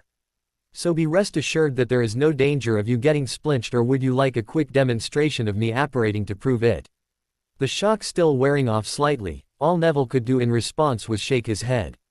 He didn't need any demonstrations as he found himself trusting and believing the boy. "Okay, if we are done here, shall we get going?" Harry asked with a smile. As soon as he and Lucas gripped James's arms, Neville suddenly felt like he was being squeezed tightly through what felt like a dark tight tube, really fast. Soon, the feeling stopped, causing him to feel very lightheaded. He bent over as he focused on breathing in. He felt a hand clap on his shoulder as he heard Lucas say, "I know, side-along apparition beeps." "Deep breaths, mate." As he stood up to thank the other boy, he suddenly realized that they were no longer in Diagon Alley. They were standing in a huge living room. However, before he could really look around and take in his surroundings, James handed him a bottle of butterbeer and a slab of chocolate. After watching him take a swig of the beverage and a bite of chocolate, James asked, "Are you feeling a little better?" "It takes a while to get used to it. My dad's solution to pretty much everything is chocolate. I will be fine, thanks, Neville replied, taking another bite of chocolate. The chocolate is definitely helping. Good. Hey, are you familiar with video games? Lucas asked as he bounded over to what Neville could only call a box. It had some buttons on it, which looked very unfamiliar to him. No. What are video games? He asked with a shrug. They are games played by muggles, but on the television, James said as he steered Neville towards the weird-looking box. Huh, what is a television? Neville asked, looking very confused. Glad to see that I am not the only one not very familiar with muggle gadgets, Lucas said with a grin. When I first started coming over here, I was very clueless about these sort of things too, so don't feel bad that you don't know what they are. How come you lot have so many muggle gadgets in your house, James? Neville asked, curiously. Oh, I'm a half-blood, so half of my family are muggle-borns and I grew up in that life, so I guess I'm used to muggle gadgets. After a couple of minutes spent explaining how to work the gadget to Neville, they began to play. Lucas had just won the game, and Neville was in middle of booing him along with James, when he suddenly realized just how much fun he was having. An hour or two went by playing games, until James announced that he was hungry. Soon, they were seated at the dining table eating lunch and swapping stories about school. Hey Nev, so what's up with that girl we saw you and the red-haired boy with at Diagon Alley, is she your girlfriend or his? Lucas asked as the conversation dimmed. Hermione. Neville asked in surprise. She is not my girlfriend or Ron's, she is just a friend. And actually the smartest witch in our year. Oh, okay, Lucas replied with a nod. Neville studied him a bit before asking, do you fancy her? Is that why you're asking? What? No, I fancy the girl you saw me sitting next to at Sugarplum Sweets shop the day we met, Lucas replied. Oh, she was well fit, Neville said with a smile. Before glancing over at James, who had just quietly sat there listening to his exchange with Lucas. How about you, James, which one of those girls is your girlfriend? He asked. He had barely finished the question, before Lucas burst out laughing. James doesn't have girlfriends, I mean, the girls wish they'd take on that title but so far none of them has succeeded, Lucas said, wiping a tear of laughter from the corner of his eye. Don't listen to him, he's exaggerating, James replied with a roll of his eyes, before turning to his best friend. Why do you always make me sound like some sort of Lothario? I do not. I just speak the truth, Lucas replied hotly. No, you don't. Neville smiled as he watched the two best friends bicker and argue. He really enjoyed hanging out with the boys and felt really comfortable with them. So comfortable that it seemed like he had known them longer. Soon after lunch, they decided to go flying in the grounds. As they each walked towards the grounds, all three of them clutching a broomstick in their hands, James turned to Neville and asked, Nev, do you fly often? Not really, I am very clumsy, so flying has never really been one of my strongest suits. My first time on a broomstick at Hogwarts, I ended up breaking my arm, Neville replied. Oh, well come on, we'd try to avoid arms being broken today. They ended up playing an impromptu game of 2-on-1 Quidditch, with Neville and Lucas playing against James. This has been the most fun that I have had in so long, Neville said as they walked back into what he could only call a castle, after their impromptu game. Really? Don't you have fun with your friends? James asked curiously. No, I do, sometimes, but, Neville started to talk but stopped. But what? Lucas asked now, stopping to look at the boy. I am not sure that I want to talk about this with you lot, Neville replied before he began to walk towards the living room. Lucas and Harry exchanged a look behind the boy's back, with Harry shaking his head at his best friend as a signal to not push the boy. If he wanted to confide in them, he will. Why? Are you in some sort of trouble at school or something, Nev? Lucas asked, ignoring his best friend's glare. He believed that sometimes, some people just needed a little nudging to speak out, especially when they needed help. Oh, that's not it, it's just, Neville struggled to find the words. He had only spent a few hours with the boys, but he felt that he could trust them. He just didn't know how to convey in words that he wished he was in their place, worry-free and not having the faith of the wizarding world temporarily on his shoulders, at least, until Harry Potter could be found. Okay, so I don't know if Professor Lupin ever told you lot this, but you know who is back, Most people don't believe it, or according to Professor Dumbledore, they don't want to believe that he is back. He paused to see if he had their attention before he continued. Now, Professor Dumbledore says that only Harry Potter can put a stop to you-know-who. Since he did it once, he can do it again, but the thing is, Harry Potter is nowhere to be found. He never showed up to Hogwarts in our first year, which was when he should have started school. So Dumbledore hasn't been able to groom him to fight you-know-who. At this point, Neville had gotten up from the couch and was now pacing around the room. As he ran his hand through his hair, he turned around and faced the boys who had up till this point remained silent as they avidly listened to him. Naturally, our headmaster felt that he needed a replacement until he could find the real deal. Guess who he chose to be the replacement? Poor clumsy Neville, he spat out angrily. I couldn't even say no, my Nan wouldn't hear of it. She was so proud. And my friends just couldn't understand why I wouldn't want to be a hero, personally chosen by Dumbledore himself. At this point, he sunk back dejectedly into one of the plush couches. He wiped a hand down his face before looking up. Quietly, he said, I mean, who wants to be known as a replacement? I mean, sometimes I even wonder that if and when Harry Potter does re-emerge, would my friends even want to stay friends with me or with the real deal? All I ever wanted to do when I went to Hogwarts was to survive and emerge a full-blown wizard. I didn't ask for any of this, you know. I don't want to fight you-know-who, especially when I know that facing him is definitely going to lead to my death. Lucas was stunned quiet. He really didn't know what to say to the boy, who he now considered a friend. He glanced at his best friend, and while he felt immense pity for Neville, he also felt relieved for Harry, knowing that this was why his guardians had insisted on keeping him hidden from the wizarding world and from Dumbledore. Poor Nev, he thought to himself. Harry, on the other hand, felt so sorry for Neville. He also felt rather guilty too, because, if it wasn't for him, the boy wouldn't be in this predicament. However, he can't and won't let Dumbledore find and control him, but he would do his best to try to help Neville out. Hey, Nev, I'm so sorry that you're in this predicament, he said to Neville. Yeah, I can't imagine how awful it must be for you. Lucas had finally found his voice. Thanks, mates. Neville replied with a smile as each boy flung an arm over his neck and dragged him towards another room in the huge manor. So I know that Lupin has been helping you out with training, right? James said as they walked further into the manor. Yeah, but he just helps me out. Dumbledore assigned this really awful professor who has been picking on me since first year to train me, but he is really horrible. I'm truly lucky that Professor Lupin decided to help me out. Okay, well, I'm very good at dueling.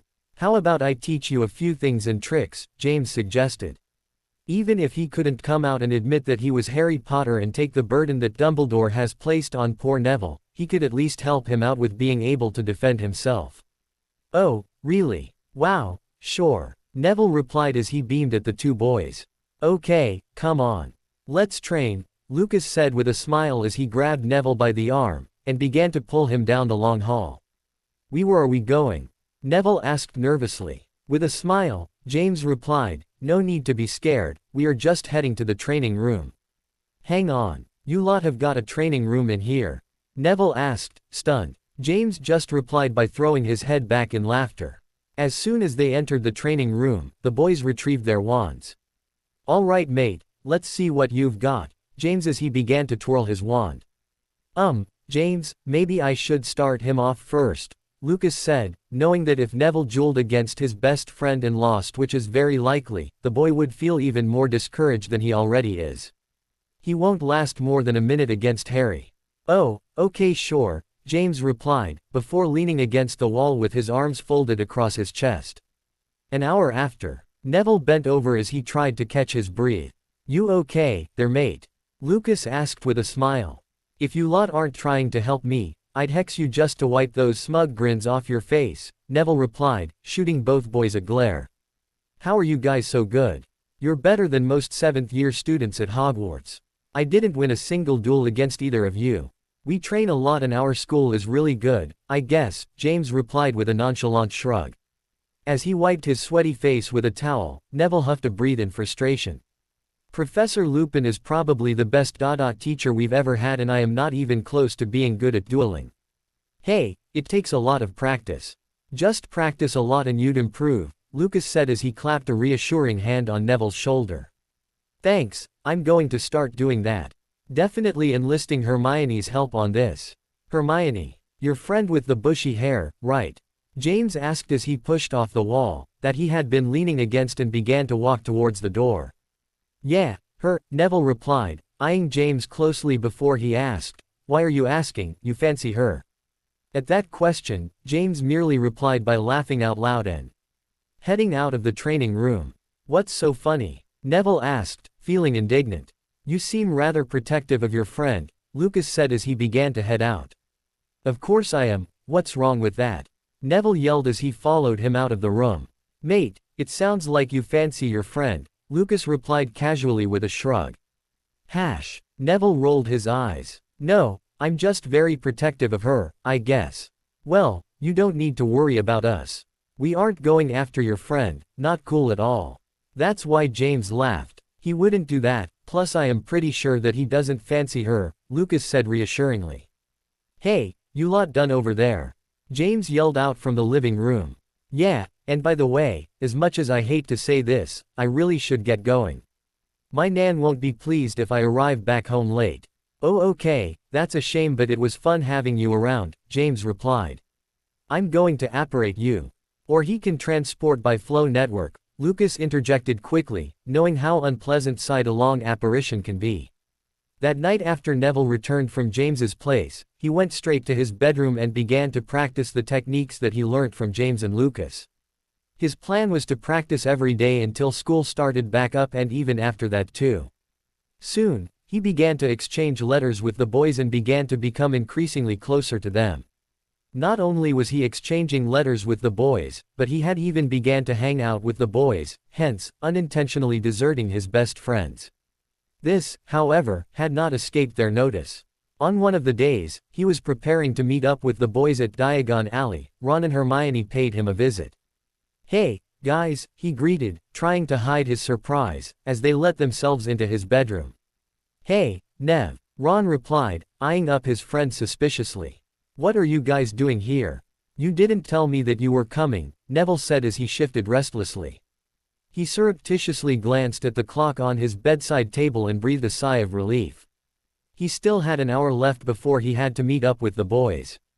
Didn't realize that we needed an invitation to come visit, mate, Ron replied, as he took a seat on the bed before crossing his arms over his chest. Oh, no, I didn't mean that, Ron, Neville said, feeling slightly guilty. He knew that he had been neglecting his friends lately. It was not something that he had purposely set out to do. He had just been enjoying his new friendship with James and Lucas way too much. When he was with them, he felt like a normal teenager without the pressure of being Dumbledore's temporary golden boy hanging over his head. And he liked that. Meanwhile, Hermione was silently studying her friend. He looked like he was getting ready to go out. Where could he be going, and without us? She wondered. Ron appeared to have observed the same because he then asked, mate, are you going somewhere? Yeah, I was just going to ask the same thing, Hermione said, as she leaned against the bedroom door, her arms crossed over her chest. Oh, I was going to visit my great-uncle Algy, Neville replied nervously. He hated lying to his best friends but he didn't want them to know where he was really going or the fact that he had been hanging out with the boys. If they knew, they would begin to ask a lot of questions and then invite themselves to hang out and he did not want that. He liked the thought of having the boys all to himself. Oh, okay, well how come you didn't come over for dinner 2 days ago? Mum told me that she had invited you, Ron asked still frowning. Yeah, not only that but it seems almost like you are avoiding us, what's going on, Nev? Hermione asked as she scrutinized him. What? No, I am not avoiding you, I would never do that. You are my best friend, Neville replied, feeling shocked that they could even think that. He didn't realize how much he had been neglecting them until now. Look guys, I am really sorry if you feel that way but I promise you, I am not avoiding you. I have just been so busy lately that I didn't realize how much I had been ignoring you. Oh that's all right mate, Ron replied with a smile as he flung an arm over Neville's shoulder. Hermione stayed silent for a while longer as she gazed at him, before walking over and enveloping him in a hug. It's okay, Nev. We will get out of your hair now so that you can go visit your uncle, she said with a smile. Still feeling very guilty, Neville decided to change his plans and instead hang out with his best friends. The boys will understand, he thought to himself. You know what? I'm not going to go anymore. I feel really bad about all this. So we are going to spend all day together. Just give me a few minutes to write a letter to my uncle to let him know that I won't be coming over today.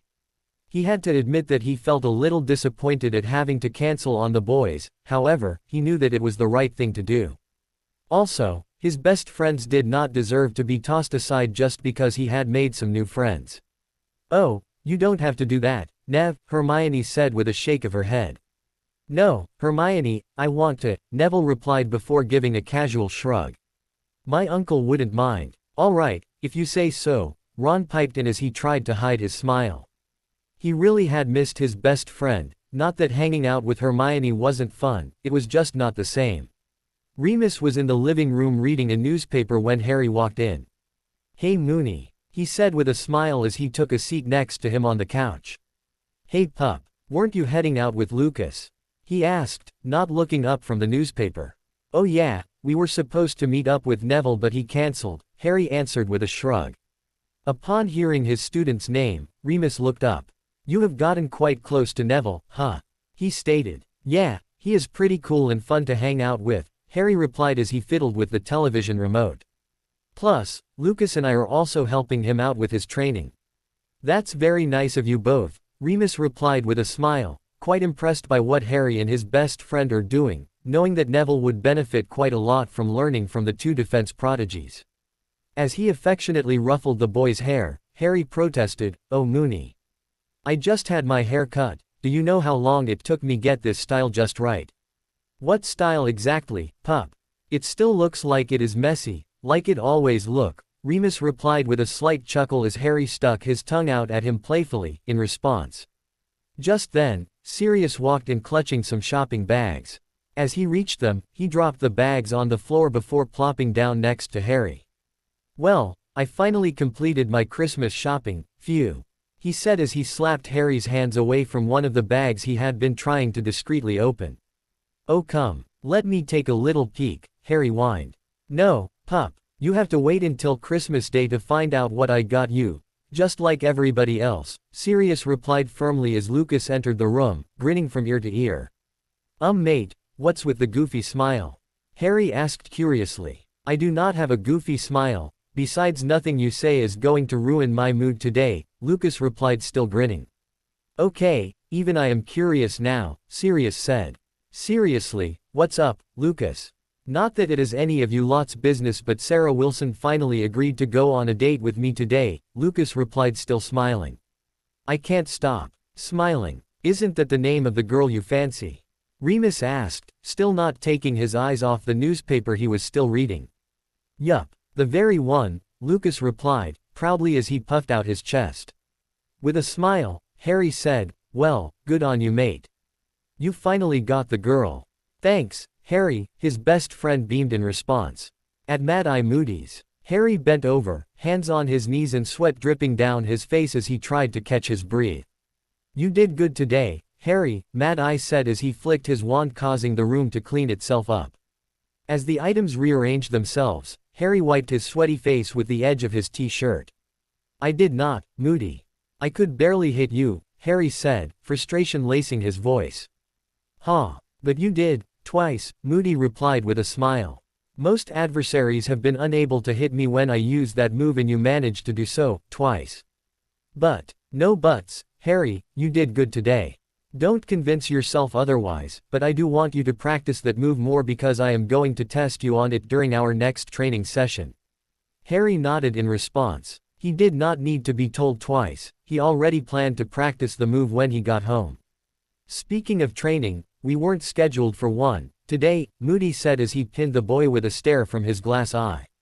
Oh, don't look so suspicious. I'm not in trouble with my guardians or anything of the sort. My plans for the day got cancelled and my best friend had a date so I chose to come here to train instead, the boy replied with a shrug. As much as Moody admired how dedicated and determined the boy was to training, he really wanted him to loosen up. Okay, I'm quite impressed with how well you did today but you need to go home and just relax.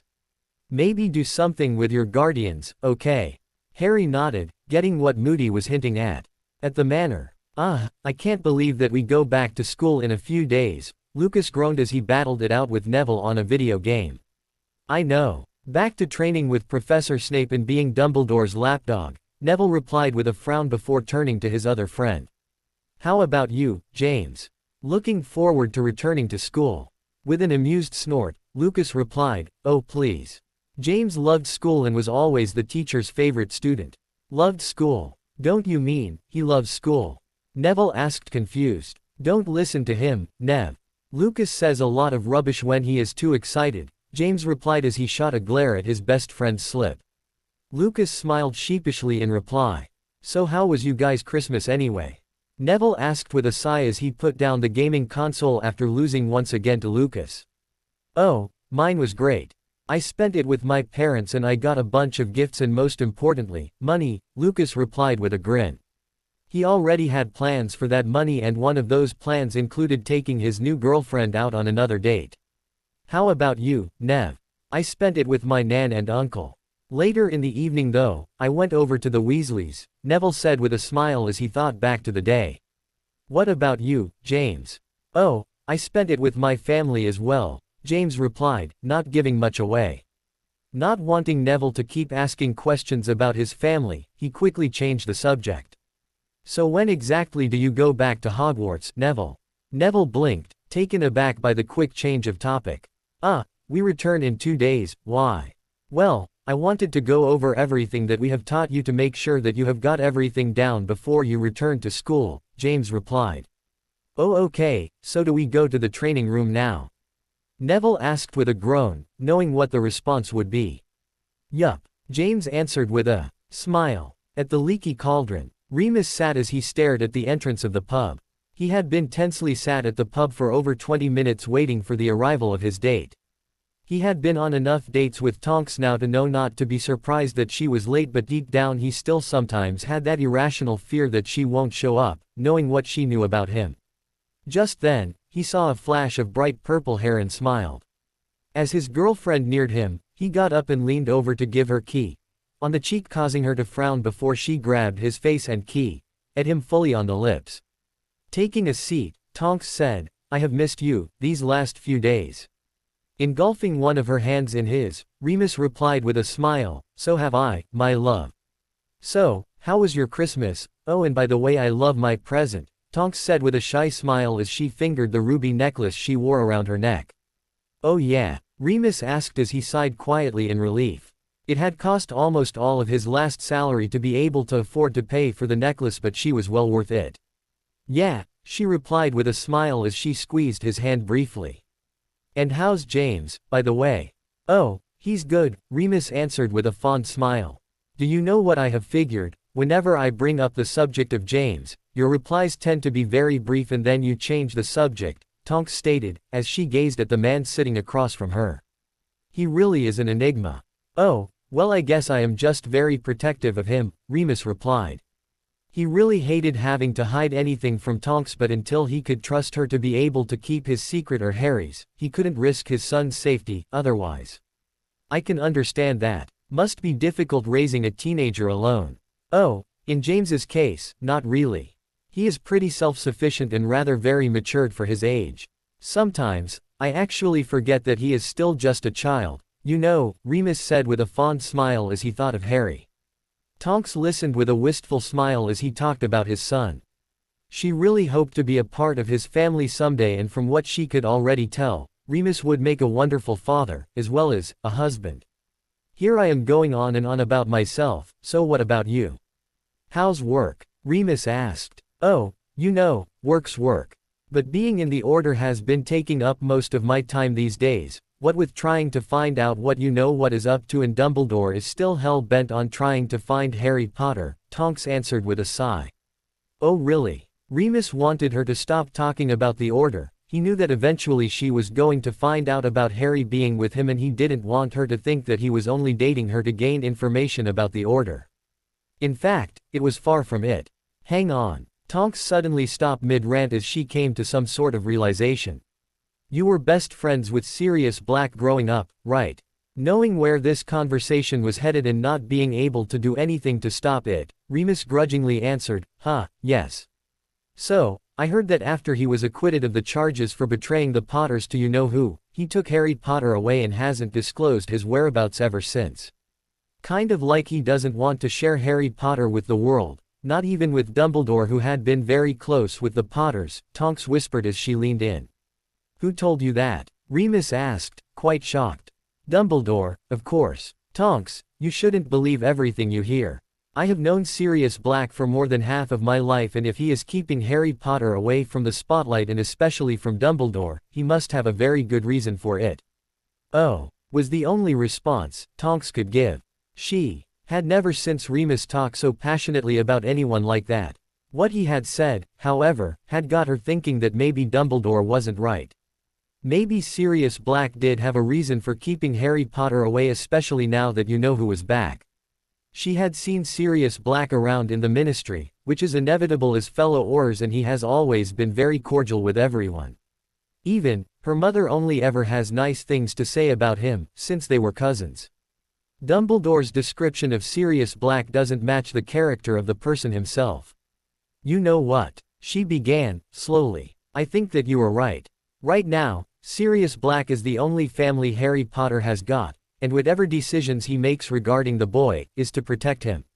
Remus nodded in agreement. What I don't understand is, why Dumbledore is hell-bent on finding the boy, she wondered aloud. At this, Remus shrugged. You know, I asked him once and all he said was that Harry Potter was the key to ending the impending war with you-know-who, and I keep wondering, how does a child do that, and why would anyone want to place a child in the middle of a dangerous war, especially against someone as dangerous as you-know-who? I mean, he is literally surrounded by most of the best Aurors in England, she asked with a frown. If she was truly honest with herself, she hoped that Dumbledore never finds Harry Potter. The fate he has planned for the boy was one she would never wish on anyone. She has seen how he is with the Longbottom boy, after all. Remus listened as she spoke and felt his heart surge with love for her. There and then, he knew she wasn't just one who followed Dumbledore blindly, and she seemed like she could be trusted. However, he would need to speak with Sirius and Harry first, before he decided on anything. At the manor, as Remus walked into the living room, he encountered Harry and Sirius yelling and gesturing animatedly as they battled it out on the video game. However, as he sat to watch, they simultaneously put their gaming consoles down and turned to look at him. Well, look who is just coming in, Sirius said as he smirked. Oh, don't start with that now, Sirius. I am really not in the mood, Remus replied with a slight frown. Surprised and slightly worried at the serious tone in his friend's voice, Sirius asked, Oh, Merlin's beard. Did she break up with you? What? Harry gasped aloud in shock. But Moony, I thought you said she was aware of your furry problem. No, Tonks did not dump me, but she was asking about you, Sirius, Remus replied, with a wry smile. What about me? Sirius asked in confusion. Well, she was trying to find out if I knew of your whereabouts since we used to be friends once. Apparently, Dumbledore is still searching for Harry, and he has been feeding them all lies about you not wanting to share Harry with world or some nonsense of sort. What? Harry shouted in indignation. Calm down, pup. After I advised her not to believe everything that she hears, she began to actually wonder what Dumbledore's motive could be for wanting to find Harry. She is beginning to become suspicious of Dumbledore and was actually understanding of why you have kept Harry away. At this point, Remus paused and took a deep breath, before continuing, I think that we can trust her. So, you want her to know about Harry? Sirius cut in. Yes. Are you sure this is not just about her being your girlfriend and not wanting to hide anything from her? Sirius asked as he folded his arms over his chest while regarding his friend shrewdly. What? No. Of course not. Remus answered with a frown, feeling a little hurt and miffed that his best friend would even think that. Look, I believe you. I just wanted to make sure, this is about Harry's safety after all. If you think that she can be trusted, then bring her over tomorrow, Sirius said as he warily ran his hand through his hair. He turned towards his son, and asked, Harry, what do you think? I think that it is time we met your girlfriend for real, Harry replied with an encouraging smile. He trusted Remus's decisions and knew that he wouldn't have made it, if it would put either one of them in danger. Heck, if Moony turns out to be wrong about this, I can always perform a memory charm on her, he thought to himself. He was brought out of his reverie when he heard Remus ask about Lucas. Oh, he went back home today since the school term begins next week, he answered, feeling a bit sad. He was going to miss his best friend. It is one of the biggest downside to graduating from school early. That explains why it is so quiet in here, Remus replied with a slight chuckle. The next day, Remus had picked up Tonks and had just told her that he had a surprise for her, which she can only see by sight-along apparition. Feeling very curious and confused, Tonks had agreed, and soon she found herself facing a huge manor and numbly followed her boyfriend into it. Is this where you live? She finally found her voice as soon as she remembered to stop gawking at the house. Yes, and I'd like to introduce you to my family, Remus replied as they made their way into the large living room. As soon as they entered, Harry and Sirius got up from their seated positions. Oh hey, James, Tonks beamed as she saw the boy. Hey, Tonks, Harry replied with a weak smile. As soon as she is seated, an house elf popped in and served her some refreshments. As she took a sip of her butter beer, she finally noticed the man standing next to the boy. Bloody hell, that's Sirius Black, she thought to herself.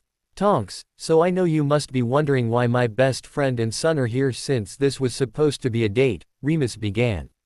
But see, I mentioned that I wanted to introduce you to my family and well, you were looking at them. He got up and went to stand next to the boy. I have hated lying to you these past few weeks that we had been seeing each other, but I had to know that I could trust you before I introduced you properly to them.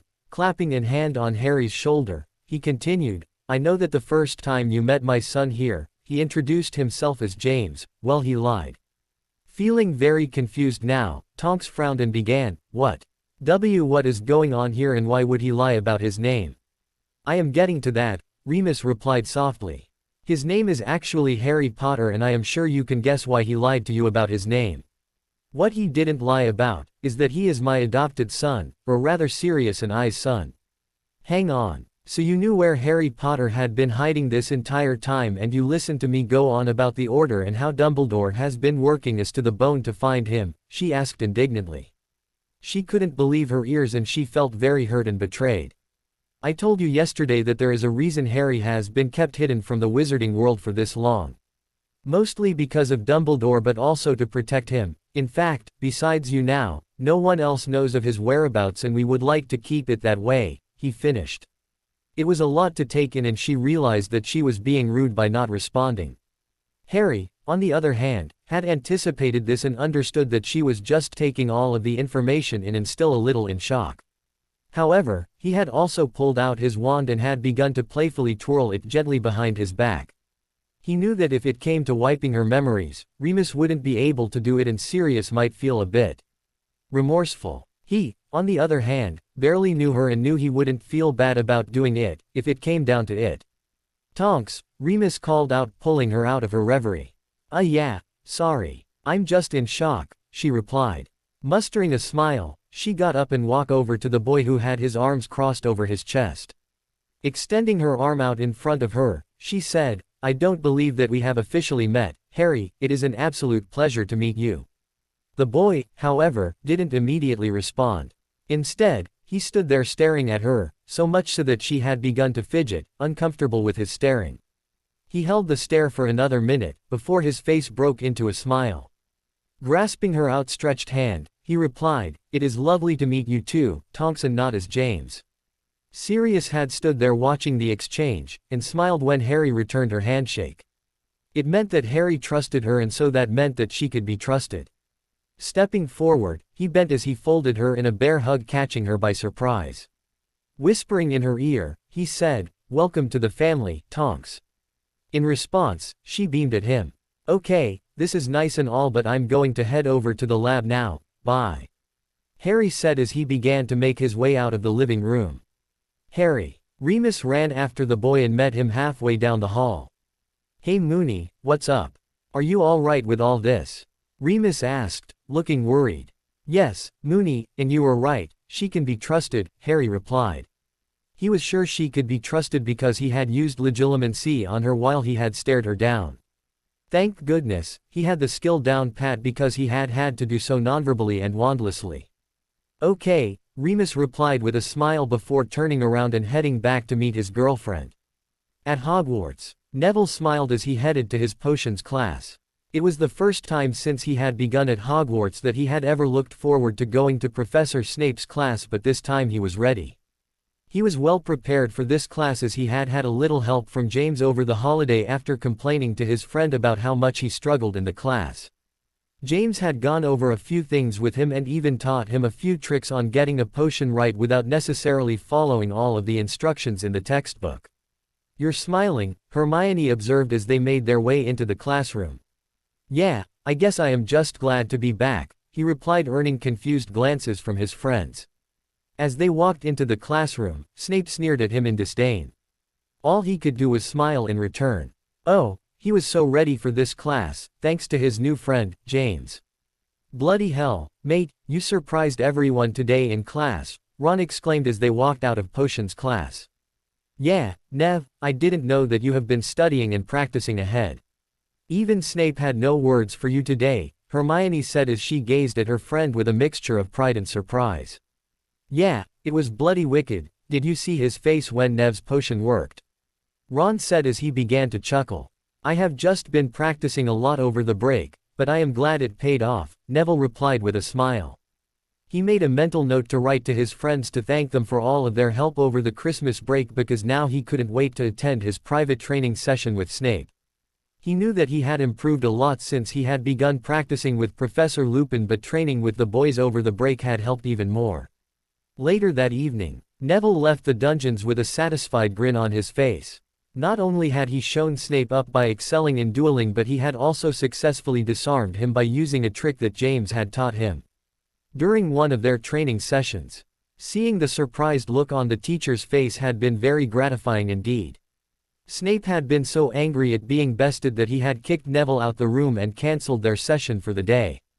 Happy that he still had a few hours before lights out, he headed back to the Gryffindor's common room. He knew that his friends would be in there studying. As he walked in, he saw the Ron arguing with Ginny. As he walked past them, he made sure to duck his head as he didn't want them to notice him and drag him into their argument. As he reached Hermione, who had been watching the siblings, he collapsed in a couch near her. "Hey Nev," Hermione greeted, and before he could respond, she gasped in shock. "Are you skiving off training with Snape?" she asked, her voice dripping with disapproval. "No, I did not. He let me go early," Neville said with a proud smile. Scrutinizing him with a suspicious look, she asked, "Why?" "Because I beat him today during training, Hermione." "No, seriously, why did he let you off early today?" Hermione asked with a disbelieving frown. "I told you, Hermione, he began. "Nev, it's only our first day back and you've been acting weird all day and now you're hiding things from me. Why won't you tell me why Snape let you off early?" He was beginning to lose his cool with her, so gritting his teeth, he answered, "He let me go exactly because of what I just said. I beat him at training today during a duel, so he got mad and kicked me out of the room while letting me know that training was over for the day." "And what in Merlin's beard did you mean by saying that I have been acting weird all day? Would it be because I wasn't desperately asking you for help in potions class today like I usually do, or the fact that during Dada class today, Professor Lupin complimented me on being the only one able to successfully cast the disarming charm?"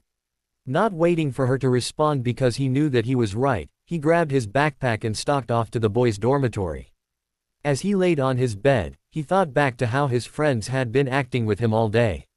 Hermione had seemed off since he had gotten complimented in the Dada class, and Ron had just seemed mad and plain jealous. Now he understood why. With Hermione, she always wanted to be the smartest of the trio, and with him being complimented today and not her must have rubbed her the wrong way. While with Ron, he had just been that he had been the only one struggling in class today. Usually they struggled together and whined about it. Neville remembered training with James and Lucas, and how excited they had been for him every time he had successfully beaten the training dummy in the training room.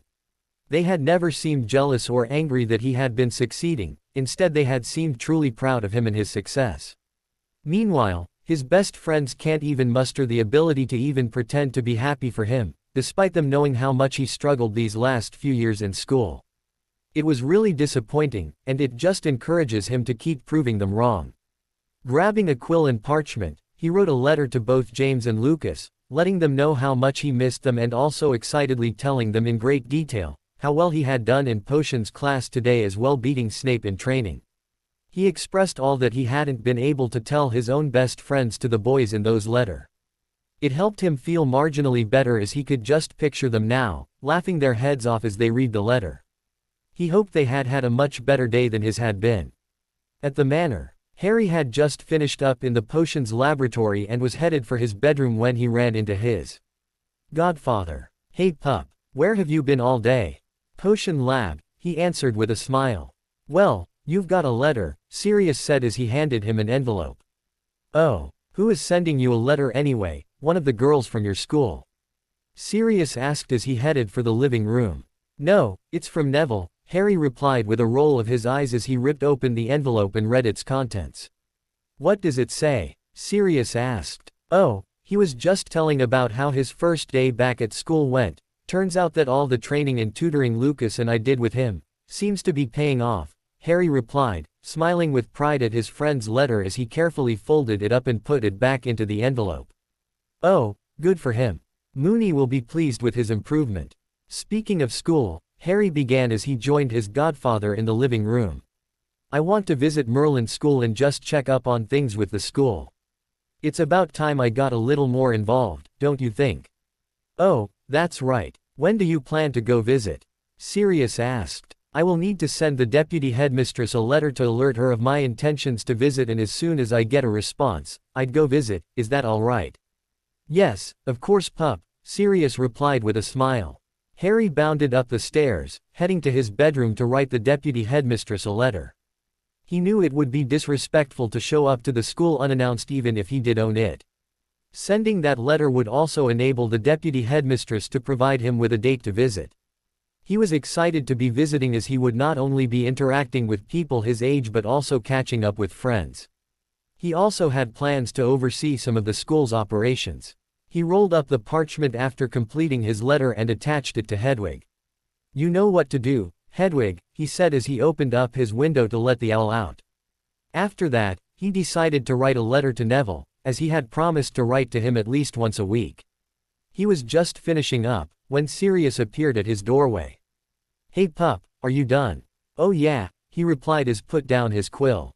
"What's up?" "I was just wondering if you wanted to go out to dinner with me and my girlfriend tonight," Sirius asked, as he ran a hand through his hair. He knew what the answer to his question would be, but he was serious about the woman he was currently seeing and would like his son get along with her.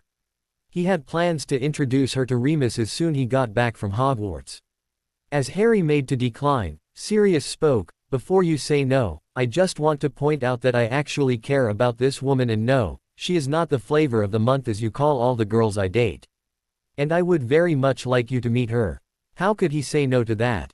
Harry thought, especially when Sirius was giving him sad puppy eyes. With a sigh, he replied, "Fine, I will go to dinner with you and your girlfriend."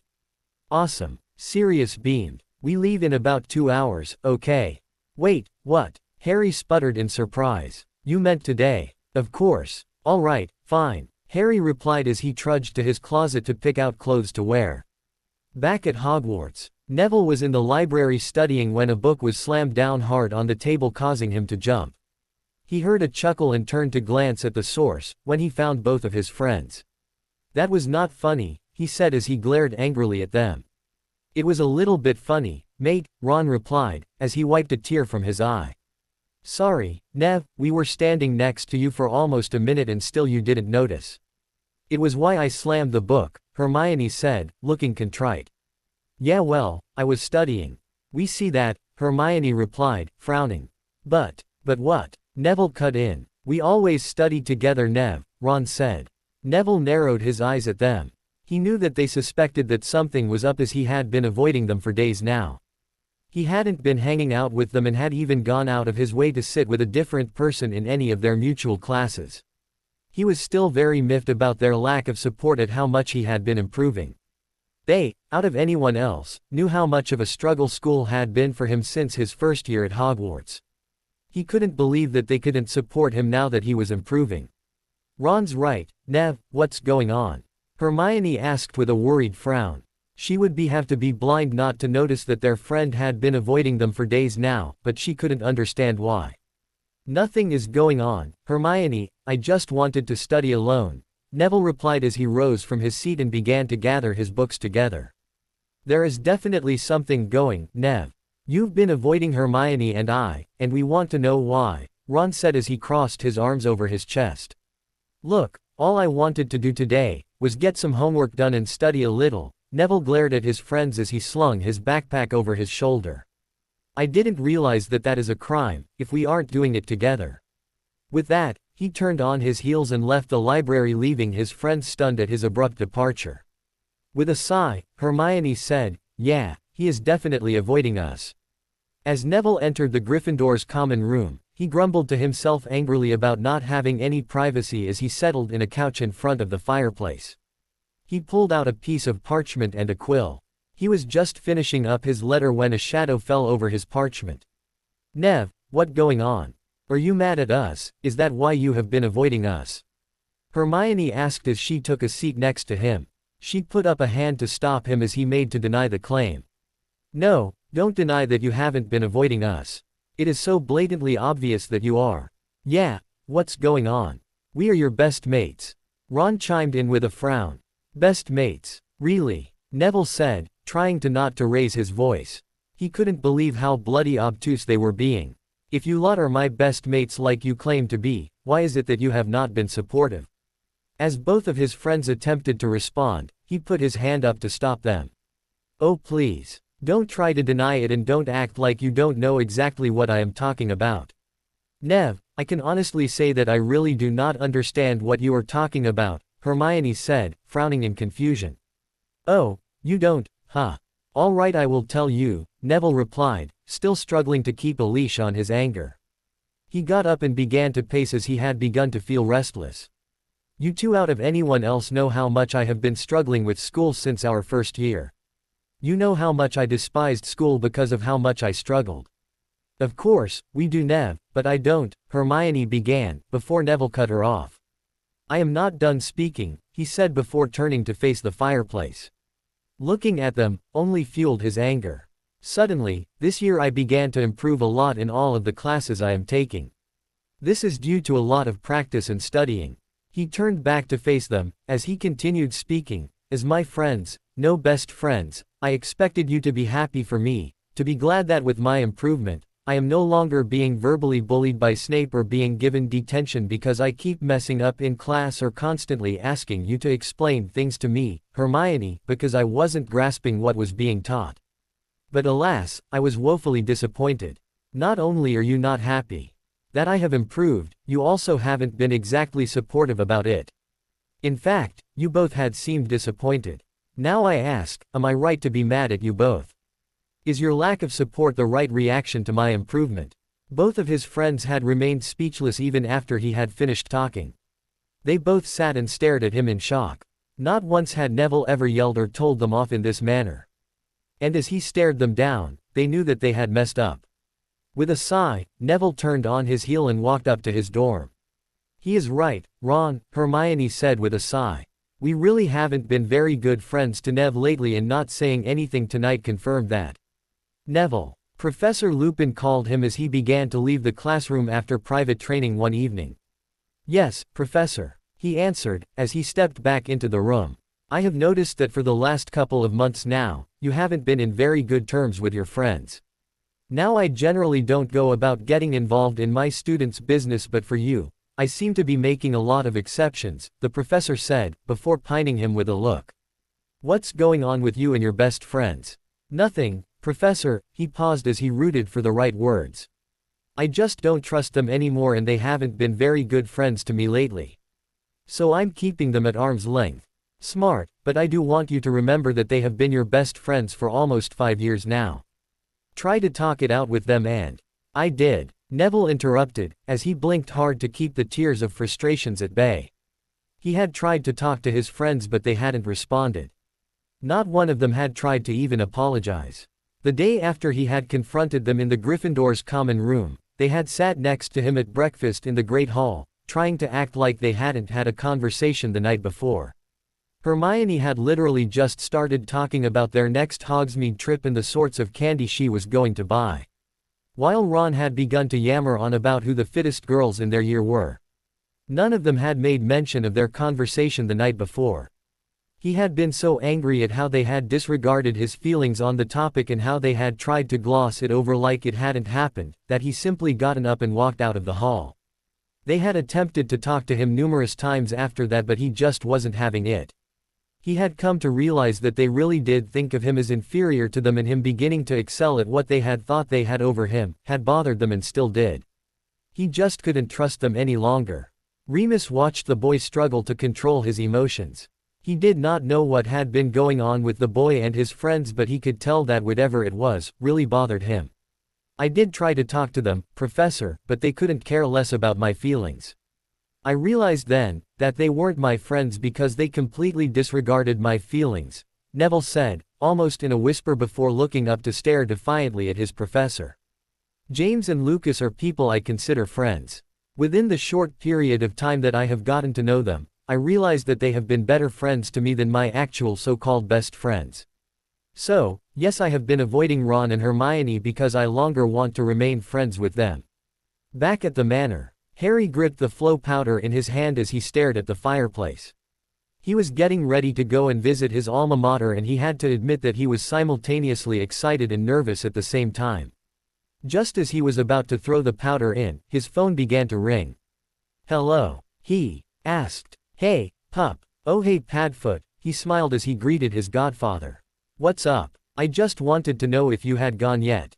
"No, not yet, you caught me just in the nick of time." "Oh good, I just wanted to let you know that I will be staying over at Vanessa's tonight, okay?" "Okay sure, no worries," Harry replied with a smile. He actually liked Vanessa, Sirius's new girlfriend, who was actually a witch from America. She had recently moved to England when she ran into Sirius at the Ministry of Magic. She seemed to be good for Sirius, and Harry was well stoked for him. "Give my regards to her." "I will, and Harry, be careful, okay?" Sirius said, a note of worry seeping into his voice. "I will, Padfoot, see you tomorrow," Harry replied before disconnecting the call. Yelling out the deputy headmistress' office, he threw the powder into the fireplace before stepping in. A couple of minutes later, he stepped out and into a spacious office belonging to the deputy headmistress, who seemed to have been waiting for his arrival. "Hello, Harry," she greeted with a smile. "Hi, deputy headmistress," he replied with a slight bow. "You can call me Gwyneth, Harry," she replied, still smiling. "Okay, Gwyneth. Good, so I have set up a meeting for you to officially meet all of the teachers. Most of them, you are already familiar with, but you will be meeting them in the capacity of owner of the school. So, don't be intimidated." "Oh, I'm not." With that said, they headed out of the office and towards the staff room. Meanwhile, Lucas was looking around anxiously as he knew that his best friend was coming to visit the school. As he made his way towards the Great Hall for lunch, he continued to look around. "Hey Lucas, are you okay?" he heard someone say to him. Turning around, he found his girlfriend looking at him in concern. "Oh no, I'm okay," he replied with a smile as he slung an arm around her shoulder and drew her closer to him snugly. "Harry is supposed to be visiting today and I'm just looking around for him. I haven't seen anywhere, maybe he hasn't arrived yet," she replied as she also began to look around for Harry. "Oh, I'm sure he has arrived, come on, let's go in for lunch. I'm sure he will find me." Meanwhile, Harry was stuck in the meeting with the teachers who, despite seemed to have come to terms with him being the headmaster of the school, aren't quite happy with some of the ideas he was suggesting. As he listened to their arguments, he rolled his eyes in exasperation. The deputy headmistress caught his eyes and smiled in return.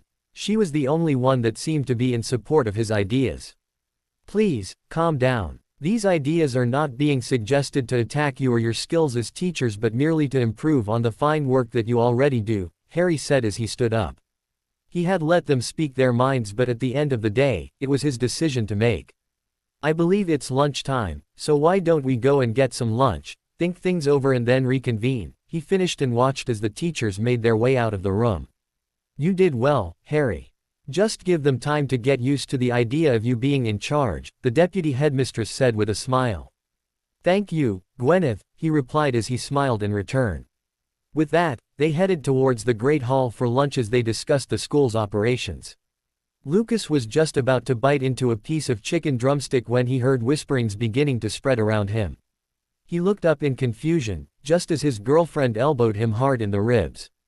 "Ouch! What was that for?" he hissed in pain. "Look," she said as she jutted her chin towards the entrance of the Great Hall. His eyes widened in surprise as he watched his best friend walk in with the deputy headmistress. They were so deeply engrossed in their conversion that neither one of them noticed the buzz of whispers coming from the students. "Do you think he is going to sit with us?" His girlfriend leaned in and asked in a whisper. "I don't know," he replied because he really didn't. On the one hand, it will make sense for Harry to seat with the faculty, mostly to assert his position in the school, but on the other hand, Lucas thought it will be nice if he sat with him. Why is Harry Potter here? And sitting with the teachers? A student who Lucas had never spoken to before asked whoever would listen. Ignoring the student, Lucas looked towards the direction of where the teachers sat, hoping to catch his best friend's eye. Just when he was about to give up on trying to catch his eyes, Harry looked up and directly at him, and grinned. Lucas rolled his eyes in faux exasperation and grinned back with a shake of his head.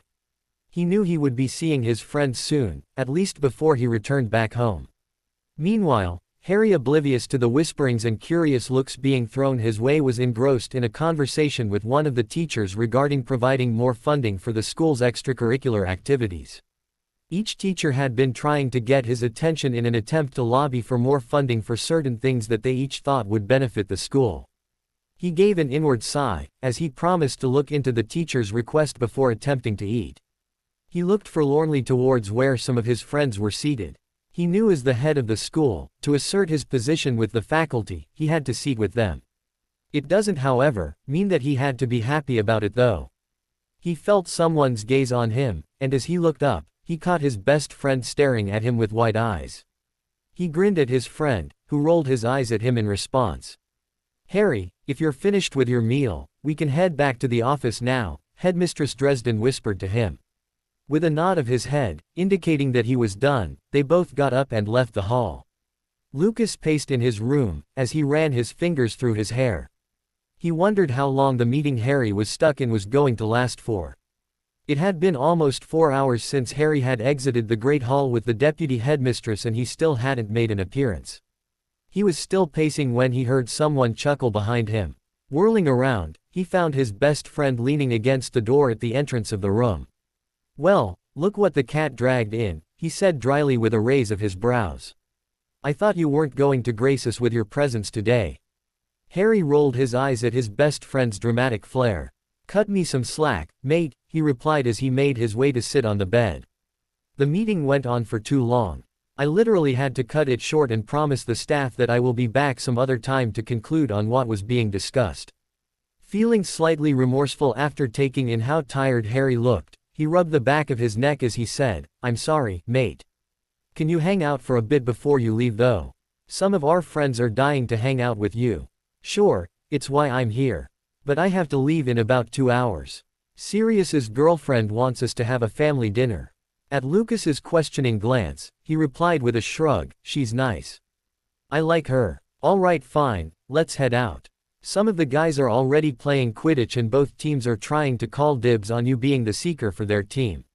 Harry laughed in response at that. "Some things never change. Race you to the grounds," he said excitedly as he dashed out of the room.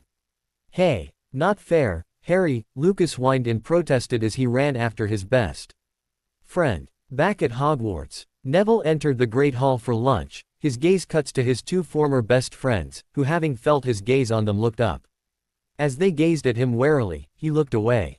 Walking past and ignoring them, he sat next to Seamus Flanagan and Dean Thomas, who were recounting to whoever would listen about their trip to Hogsmeade the week before. He resolutely ignored Ron and Hermione, who kept staring at him and whispering, while pretending to show interest in what Dean was currently saying. As soon as he was done eating, he got and headed out. "Nev, hey Nev, wait up," he heard someone yell. With a quick glance over his shoulder, he saw Ginny, Ron's sister, running towards him. "Hey, Ginny, what's up?" he said with a smile. "What is going on with you, Hermione, and my brother?"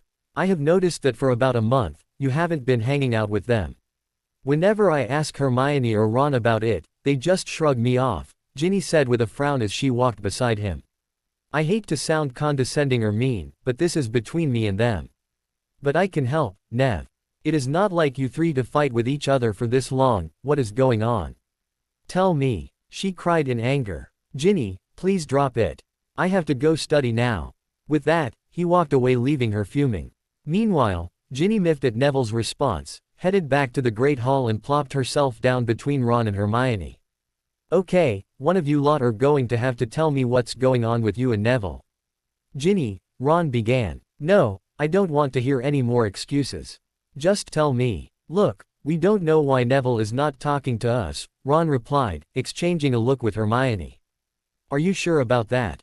Because I just asked him and he told me that it was between you lot and him, which leads me to believe that you both know the reason, Ginny replied, as she glared at the two friends. Hermione glanced at Ron and quickly looked away. Truth be told, she didn't know how to face Neville after he had yelled at them about not being supportive. Every single thing he had said had been the truth. She was ashamed, she could admit that much to herself. Meanwhile, Ron on the other hand, just wanted his sister off his back. He knew Hermione wouldn't say anything, heck, they hadn't talked about how they could end their rift with Neville. Neville was mad, that much he knew. He missed his best friend and he was sure Hermione did too, they just didn't know how to get him to forgive them. Harry had just bid his friends goodbye after hanging with them and was now standing in front of the deputy headmistress' fireplace. Thank you so much for all of your help today, Gwyneth, Harry said with a slight bow. It was my pleasure. And I think all of your ideas were brilliant, just give the staff time to get used to the idea that they are not going to be able to walk all over you due to how young you are, she replied with an encouraging smile. Yeah well, I figured as much, he replied before throwing in some flow powder into the fireplace. A couple of minutes later, he stepped into the living room at Potter Manor. Just then, Dinky popped in. Master Harry is back. Yes Dinky, I am back, Harry replied with a smile. What will Master Harry be wanting to eat? Nothing, Dinky, but thanks anyway, Harry replied as he made his way up to his room. As he entered his room, he smiled as he read a note Sirius had left on his bed reminding him about going to dinner with him and his girlfriend. He quickly took a shower and changed before going to the library to read a bit while he waited for his godfather to arrive. On his way to library, he stopped by the kitchen to pick up some fruits to snack on. As soon as he got into the library, he grabbed a parchment and wrote a letter to send to Remus to inform him of how his visit had gone. He was studying when one of the house elves popped in holding an envelope addressed to him. Opening it, he smiled when he saw Neville's handwriting. His smile turned into a frown as he further read through the letter. It seems like a lot had been going on between Neville and his friends since they had returned back to school. Grabbing his quill and ink, he wrote a letter back in response, advising Neville to try to patch things up with his friends, and if that fails, he reminded Neville that he still had Lucas and him as friends. He also went on to encourage him to continue to excel in his studies. At Hogwarts, Neville had just had James's snowy owl, Hedwig, drop an envelope in front of him during dinner in the Great Hall before taking flight again. Ignoring the curious looks he was getting, he tried to control his smile as he rushed through his meal. What's the rush, Neville? Is there a secret girlfriend back home sending you letters? Dean teased with a smile. Ignore him, Neville. He is just jealous because he has no girl sending him any letters, Parvati said from across the table. I just think it's romantic, Lavender, Parvati's best friend gushed beside her. Neville rolled his eyes before replying, guys, calm down. It's not a girl, it is just a letter from a friend back home. He made his way up to his room, before ripping open the envelope. He smiled as he read through the letter, especially when he got the bit where James had informed him about how proud of him he was with him doing so well at his studies and also encouraging him to continue to do better. He was just putting the letter away when Ron walked into the room. Rolling his eyes, he flopped back on his bed while discreetly hiding the envelope. Although they shared a room, since he stopped talking to him, it was quite easy to pretend to not acknowledge Ron's presence whenever they are in the room at the same time. Today, however, was proving difficult. Since Ron walked into the room, he had sat on his bed trying to muster enough courage to speak to Neville. He sat and stared at him, willing him to look up, but Neville resolutely laid back on his bed, staring at the ceiling. He got up and wandered to the window and then sat down back on his bed. He was getting very uncomfortable with the awkward silence in the room. After another minute of staring at Neville, who still hadn't budged from his supine position, he got up and left the room. Down in the Gryffindor common room, he saw Hermione pacing in front of the fireplace. As soon as she saw him, she ran over to meet him. "So, how did it go? Did you talk to him? Did he talk to you?" "Hermione," he began. "Oh no. He didn't listen, did he?" she said, not hearing him and already assuming the worst. "What are we going to do? This has gone on for too long." She was still frantically ranting when Ron grabbed her by the shoulders, stopping her mid-rant. "I couldn't do it," he said as he bowed his head in shame. "I was too ashamed and didn't know how to even start to apologize." "I understand, but we have to find a way to get him to talk to us. We really owe him an apology, Ron." Just then, Ginny walked by with a bunch of her friends. Hermione winked at Ron before running after Ginny. "Hey Ginny," she called out, causing the girl to stop. "Yes, Ron and I need your help, Ginny," she said beseechingly. Neville was working in the greenhouse, looking after some screech snap plants which he had gotten approval to do outside of his regular herbology class. He was just feeding the plant when Ginny walked. "Hey, Nev," she called out cheerfully. "Hi Ginny," he answered, feeling and looking slightly confused. It was, after all, the weekend and he knew that there were no classes that day, especially in the greenhouse, so he wondered what Ginny wanted. "Can you take a quick stroll with me, please?" Ginny asked with a smile that showed that she understood his confusion. Still feeling rather confused and taken aback by her request, he began to reply, I'm quite busy here Gin." "Please, Neville, just a quick stroll," she pleaded. "Oh, all right," he replied resignedly. They walked for a while in silence, and just when he was beginning to lose his patience and ask what was going on and why she had asked him to take a stroll with her, Ginny stopped walking as they reached a huge tree by the lake. "I know you are wondering why I had asked you to take a stroll with me today, especially when we have never really hung out alone before," she began with a smile. "Frankly, yes I was," he admitted ruefully. "I just wanted to get you alone to talk to you about Ron and Hermione." She held up a hand as he opened his mouth to speak. "I know you don't want me to get involved and also didn't want me to know what happened between you three. But I do know what happened, and I just want to say that when I learnt about what had happened, I was very mad. I was mad at them for how they had treated you." She shook her head angrily. "I still can't believe Ron did that, or Hermione for that matter. I can't imagine how Mum will react when she finds out. Thank you for understanding why I am mad at them, but if you don't mind me asking, how did you find out?" Neville asked. "Believe it or not, they told me." At Neville's surprised look, she continued, "They came to me and explained what happened and what they had done. Neville, I know you are still angry, but they are sorry and want to make up with you.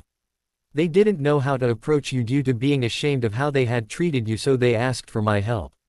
Just then, Ron and Hermione stepped out of the shadows behind the tree. Neville struggled to contain his anger as he watched Hermione and Ron step out from behind the tree. He kept his face blank as he watched with disinterest as Ginny continued to ramble on. He was slightly pleased to see that the other two were nervously fidgeting as they stood next to Ginny. He had finally had enough when Ginny began to talk about forgiveness and forgetting about all that had happened and letting things go back to the way they were. He held up a hand to stop her mid-sentence. "Okay, I've heard enough. So not only did you drag me away from what I was doing to waste my time with this rubbish, but you also, in an attempt to act like, a mediator, you ambush me." "But, Nev," Ginny began but was cut off when he slashed his hand midair. "No, I'm not done talking," he said angrily before turning to face the other two. "And you two, what exactly did you plan to achieve by getting Ginny involved? What, you thought you could get away with being disrespectful to me by getting her to speak on your behalf and then we go back to the way things were?" "Nev, mate," Ron began. "No, I am not your mate," he slashed a hand in the air angrily. "Not anymore, you both lost the right to call me that." "Neville, please calm down. We didn't mean to ambush you," Hermione began, bravely taking a step closer to him. "We were ashamed of how we handled things and we didn't know how to face you." "Yeah, We didn't know how to begin to even apologize, Ron cut in, also taking a step forward. Look, Neville, what they did was wrong and how I handled it probably wasn't the best way to have gone about it. I was just trying to help, but here they are now, apologizing to you, Ginny said as she stood by the tree to give them some space. They haven't apologized, not once have they said sorry. Clearly you haven't been listening, Ginny, because if you had been, you'd know that all they've done so far is make excuses.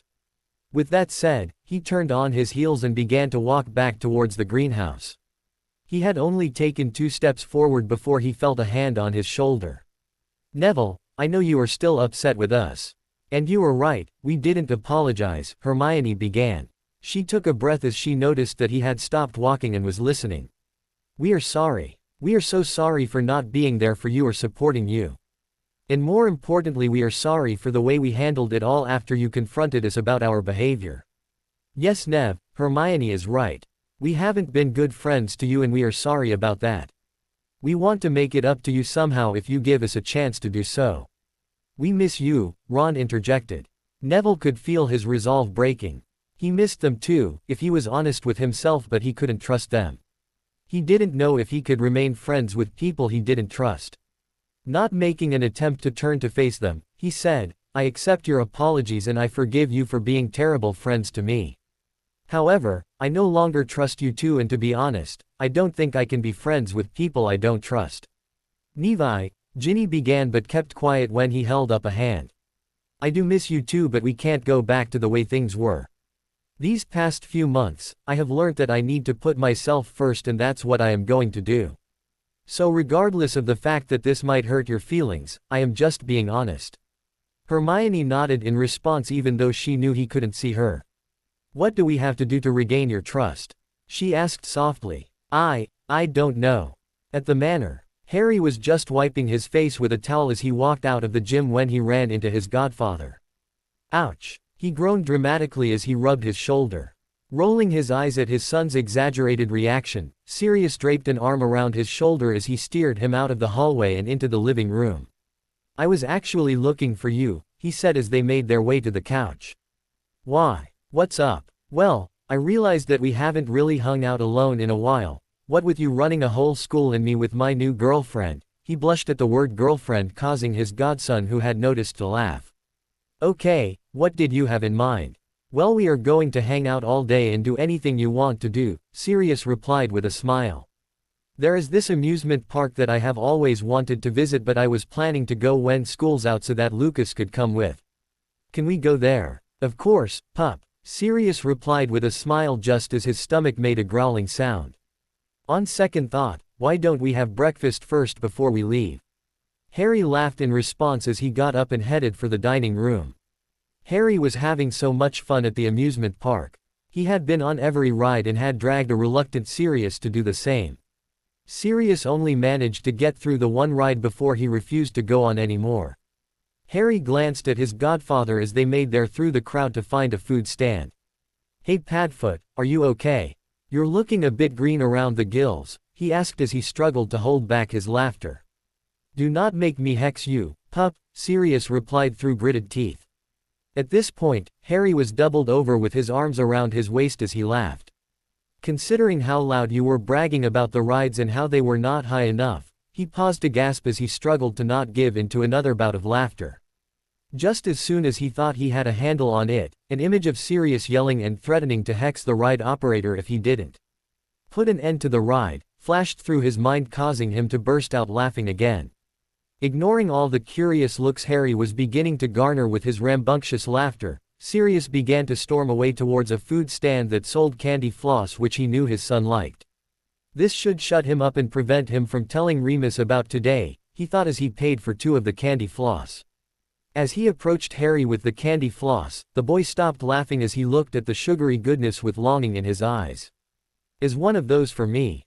He asked, still not taking his eyes off the candy floss.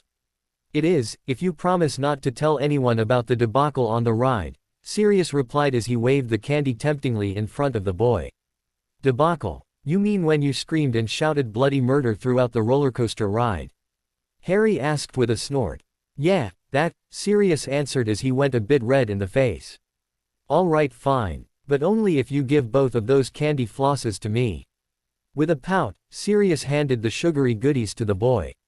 He had really wanted some too, but he had no more Muggle money left. So where to next? Harry asked as he bit into the floss. Wherever you want to go, pup, Sirius replied, not taking his eyes off of the sugar confection. Noticing his guardian's eyes on the candy in his hands, took pity on him by handing over the candy he hadn't bitten into yet. Thanks, pup, Sirius replied enthusiastically, as he ruffled the boy's hair. Shrugging of his godfather, Harry said, can we go to Diagon Alley, please? Of course, pup. They made their way to a secluded area surrounded by trees and disapparated right on the spot. Back at Hogwarts. Well done today, Neville, Professor Lupin beamed as he began to pack up his things after their private lesson. Thank you, Professor. At this rate, I don't think you'd require any more private tutoring from me, Lupin says, much to Neville's astonishment. No, Professor. If you don't mind, I'd really like to continue with the tutoring. It is because of the tutoring that I have improved. Please don't stop tutoring me, the boy pleaded earnestly with the teacher. Rather taken aback by the boy's reaction, Lupin put up a hand to stop him. Neville, I was just giving you a compliment. I never said that we are putting a stop to it now, but you know that at some point we will. You are a lot smarter than you give yourself credit for. Professor, with all due respect, I really have to disagree with you. Before you came to Hogwarts to teach, I have always struggled in all of my classes, well, except herbology. I am not smart, Professor. It broke Remus's heart to see the child look so broken. It just reminded him of how far the boy had come from the Neville he had met earlier at the beginning of the year. But hearing the boy's words, put in perspective that though Neville had more confidence in himself, he still felt like the boy had always been looked down upon. Reaching forward, he clasped a hand on the boy's shoulder in comfort as he resisted the urge to grab the boy in a fierce hug. That's not true, Neville. You are smart, you just didn't have anyone on your side to help you discover that about yourself. Just look at how far you have come since we started our tutoring sessions. It is all on you, Neville. Never forget that. I just came along and helped a little, but you're the one who put in the work. Do you understand me, Neville? Yes, Professor, the boy replied, not sounding quite as convinced as Remus hoped. You still don't believe me, but you will, eventually, because I'm going to make you see how smart you actually are. Poor kid, Remus mumbled to himself as he watched the boy amble out of the classroom. Remus waited until he entered his private chambers to pull out his two-way mirror. As he called out his son's name, he fiddled with his wristwatch. Hey Moony. Harry's smiling face filled the mirror. Hey cub. Moony. Sirius's face filled the mirror as he shoved Harry aside.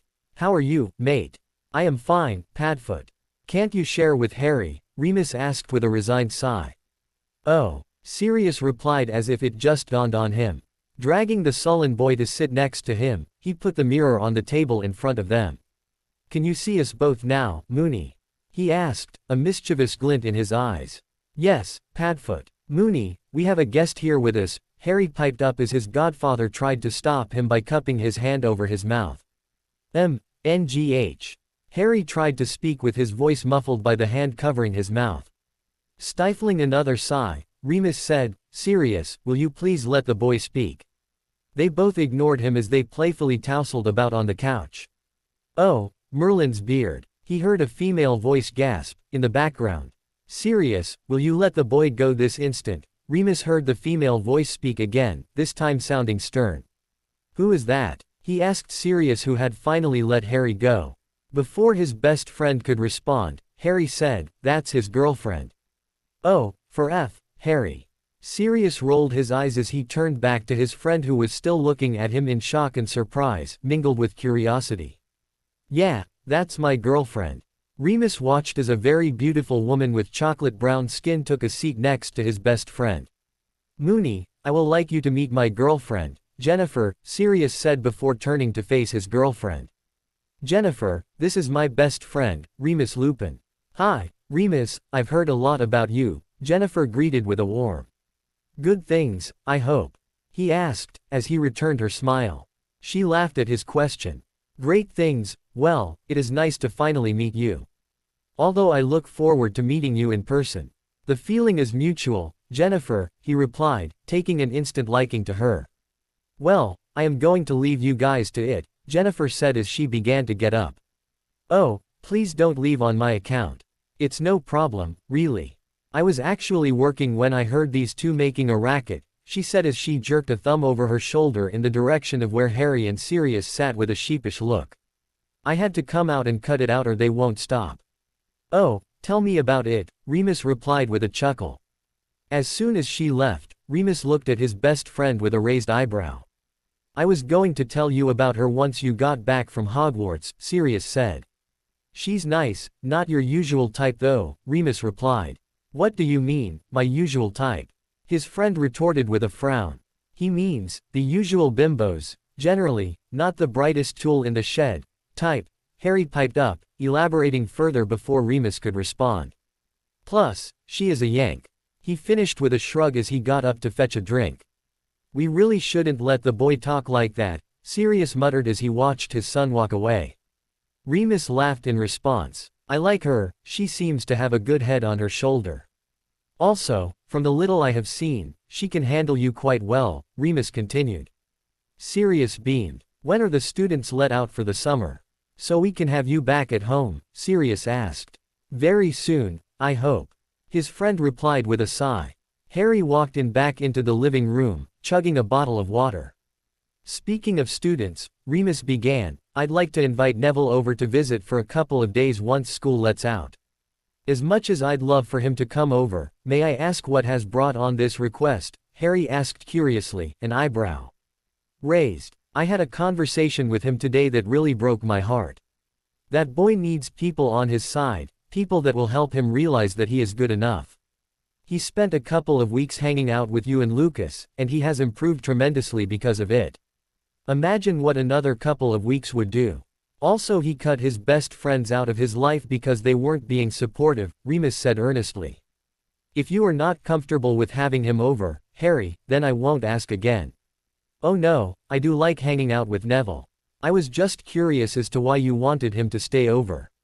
If it is okay with you and Padfoot, then it is all right with me. Back at Hogwarts, Dumbledore paced around as he mumbled agitatedly to himself.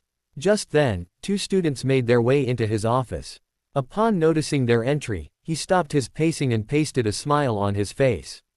Ha! Welcome Mr. Weasley, Miss Granger, come, have a seat, he said cheerfully as he made his way to his chair behind the table. Hello Professor, you wanted to see us? Hermione asked, meekly. Yes, but first help yourselves to a drop. He watched as they each took a piece of sweet as he steepled the tips of his fingers against each other. So, what is this I hear about you two having a falling out with Mr. Longbottom? A few minutes later, both Ron and Hermione left the headmaster's office in a daze. They had never seen Professor Dumbledore that angry before. I don't think I'd ever heard him yell before until today, Ron said dazedly.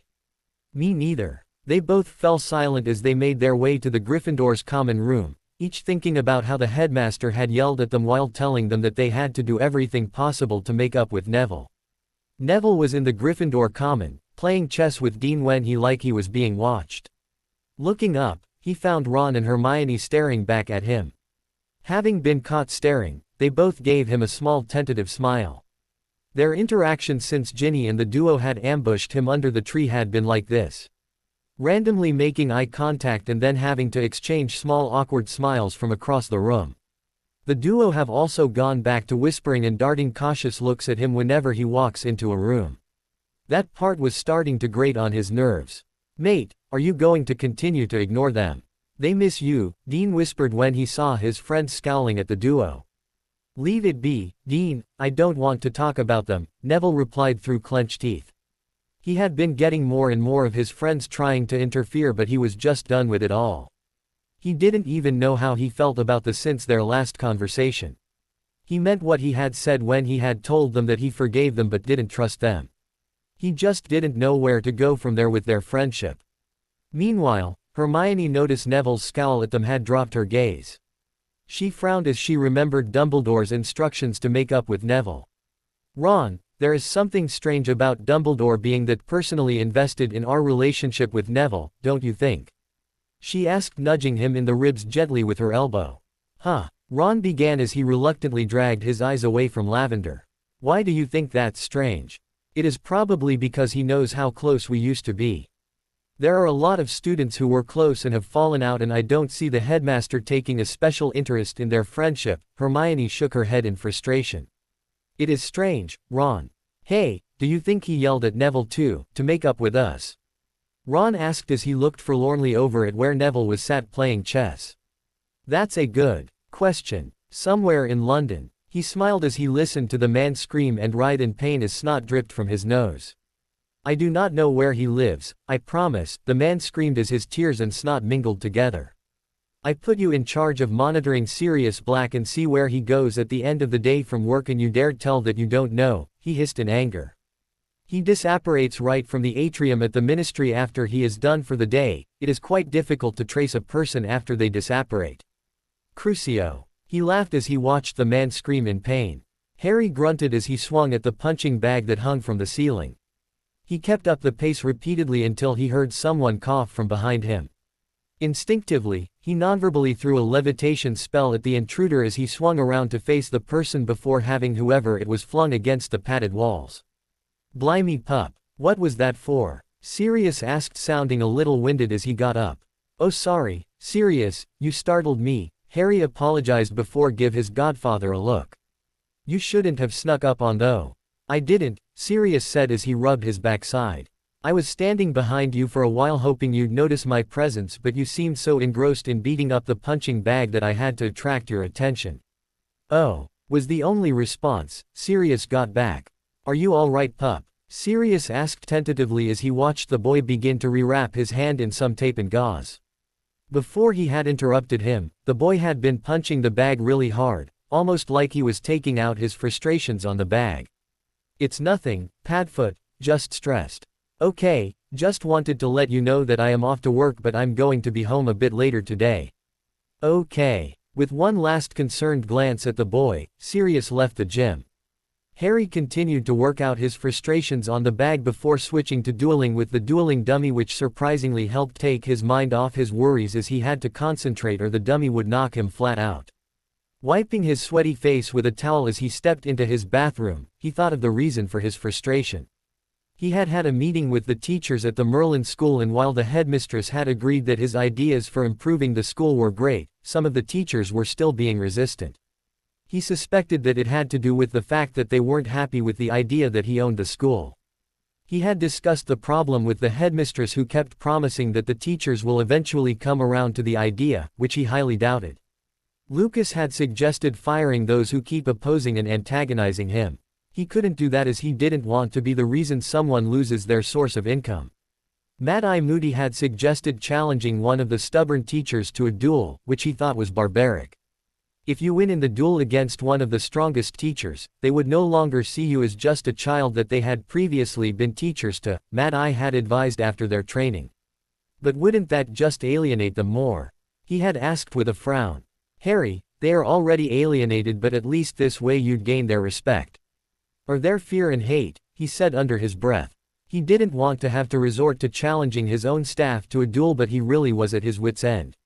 Sirius was headed to his office when he felt someone's presence behind him. Looking behind, he saw no one. He held his wand tightly in one hand as he began to walk faster while keeping his ears perked up for any sounds. He suspected that whoever was stalking him had a disillusionment charm to prevent Sirius from seeing the person. He turned right into a long hallway and plastered himself against the wall as he quietly listened to the stalker's footsteps get closer. As the footstep sound got close enough, he hit the person with a stunning spell, catching the person unaware and unable to put up any defense. As soon as the stunning spell hit the man, the disillusionment charm wore off, enabling him to see the man underneath the charm. Quickly, he apparated with the stunned person straight into his office. As soon as he was in his office, he sent a quick Patronus message. With a quick spell and a flick of his wrist, he had the stalker tightly bound in ropes and also cast a Muffaliato charm around the office. He watched as the stalker slowly came around after casting the reviving spell. Who are you? And why have you been stalking me? He asked as he pointed his wand in the man's face. The man flinched but didn't say a word in response. Just then, Tonks walked in while quickly shutting the door behind her. I got your message and came as fast as I could. She stopped as she took in the man lying on the floor tightly bound in ropes. I found him stalking me, Sirius said as she looked up at him in question. He wouldn't tell me who sent him though. Just then, he heard a knock on the door. Opening it, he took in the young man with full beard and red hair but immediately recognized the bright forest green eyes twinkling mischievously at him. Who's he? Tonks asked in a whisper. Oh, it's Harry, Sirius replied. I sent him a message as soon as the incident happened. Watch her, Harry. Tonks greeted with a smile. Harry smiled back in response before turning his attention towards the stranger who as soon as he had heard Sirius mention his name, had gasped.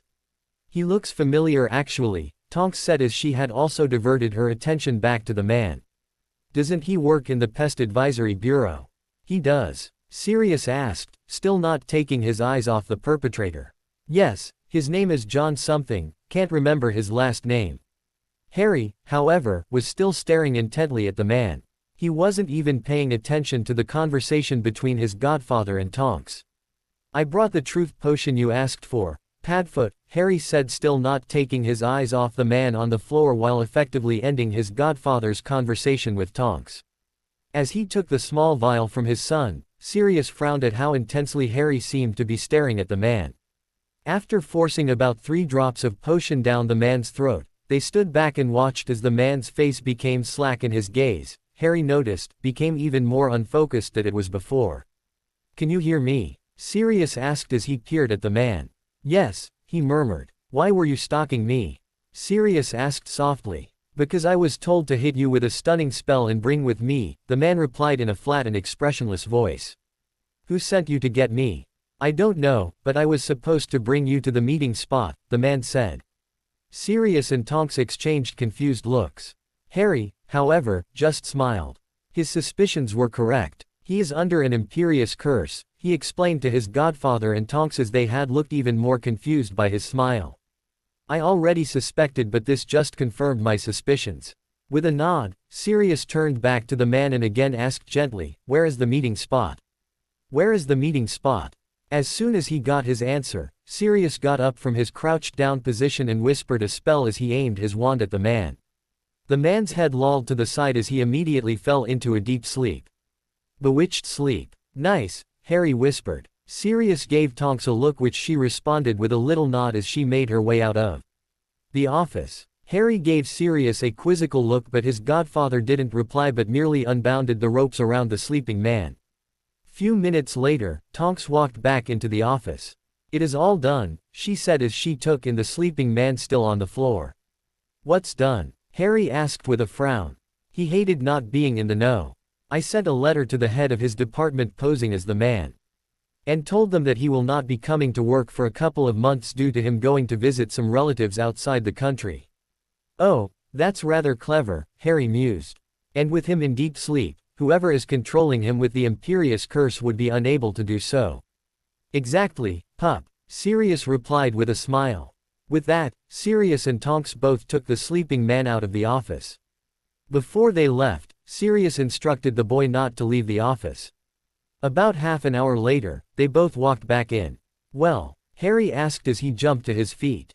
We put him to bed and put protective spells all around his house, Sirius replied with a smile. So, he is safe. Sirius exchanged a look with his cousin, before turning to face his son. Harry, I need you to go home now, Tonks and I need to go and investigate. I can help, Padfoot, Harry replied earnestly. I know you can, Harry, but, Sirius began. But it is too dangerous for you to come along, Harry, Tonks cut in. She didn't understand why her cousin wasn't putting his foot down and insisting the boy went home. They could potentially be facing Death Eaters. The boy would be more of a hindrance than anything, if he came along. Also, they would be putting him in harm's way. Tonks is right, pup. We don't know what we are going to face when we get there and I don't want to put you in danger. I won't forgive myself if anything happened to you. You're right, it could be dangerous. But you're pretty much handing yourself over in a platter by your going. You need more than one backup, Padfoot. You know I've got great skill, Harry replied. Harry, listen to him. You might be skilled but we are trained Aurors. You are not prepared for a real battle, it is not going to be same as being trained in school. This is real life, Tonks interjected. Harry turned to the purple-haired woman, as he folded his arms across his chest.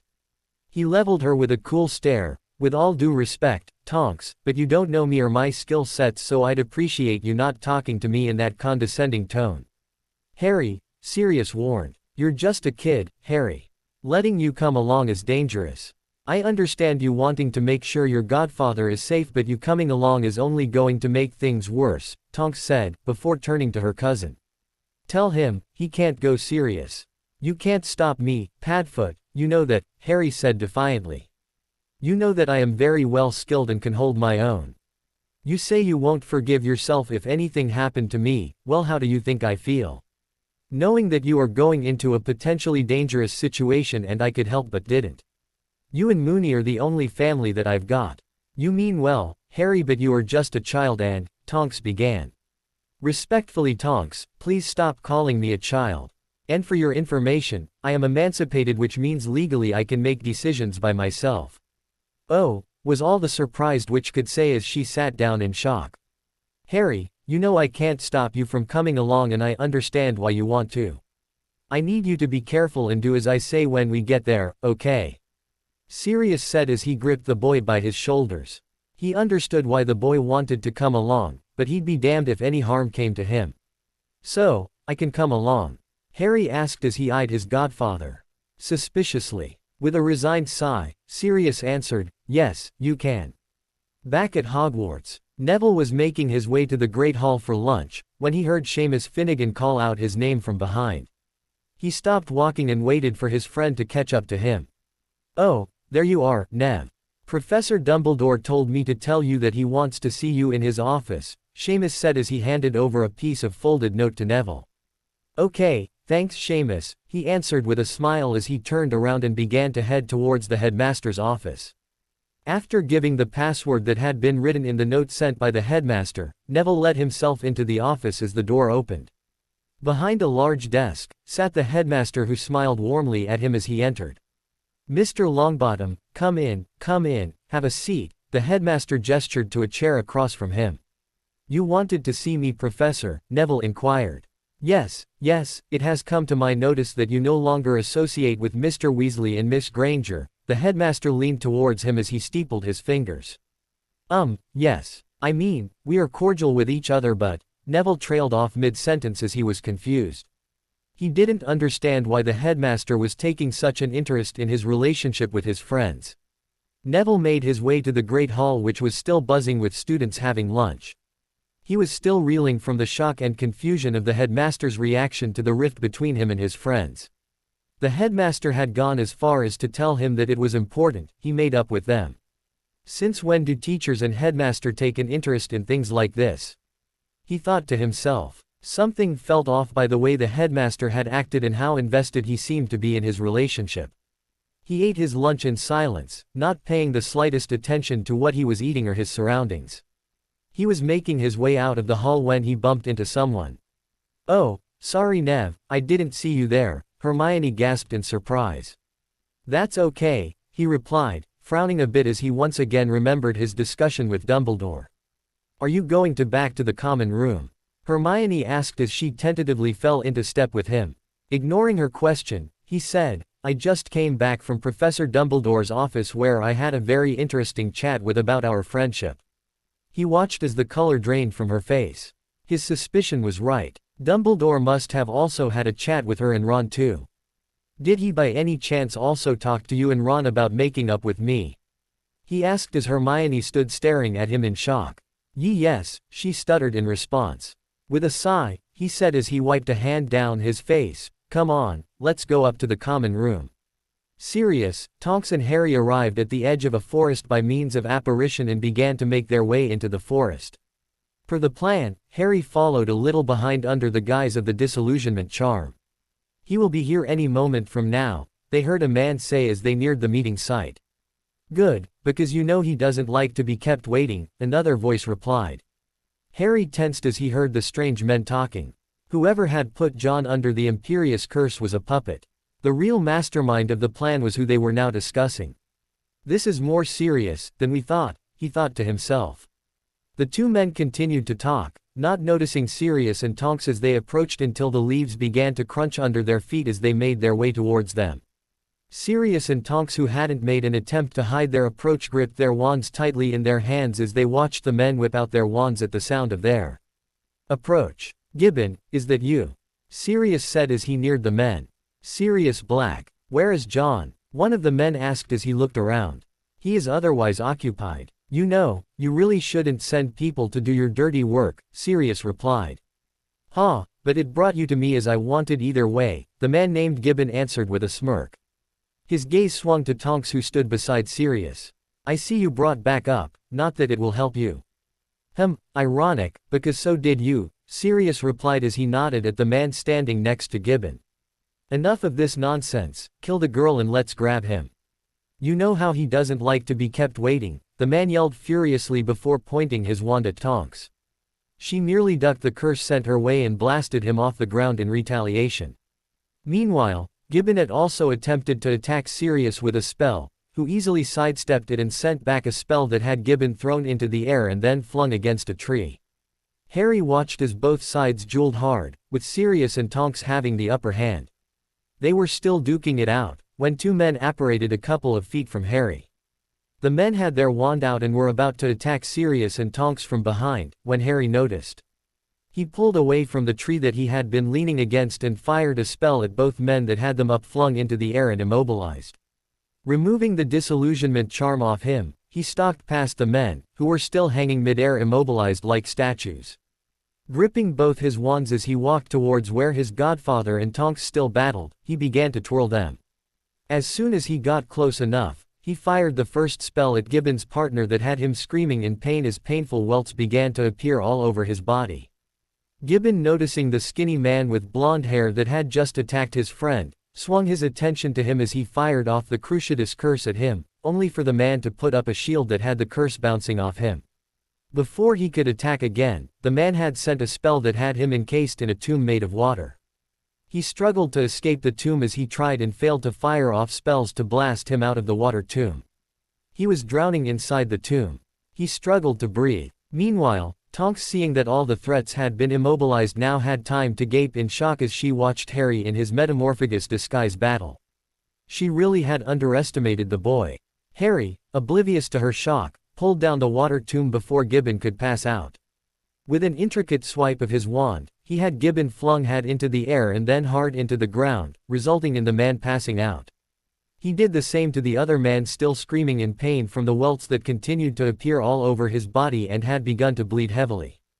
"Bloody hell, ha!" Tonks began before being cut short by the finger he held up. Turning to the men who were still immobilized in midair, he looked directly at one of them as he began to use legilimency on him.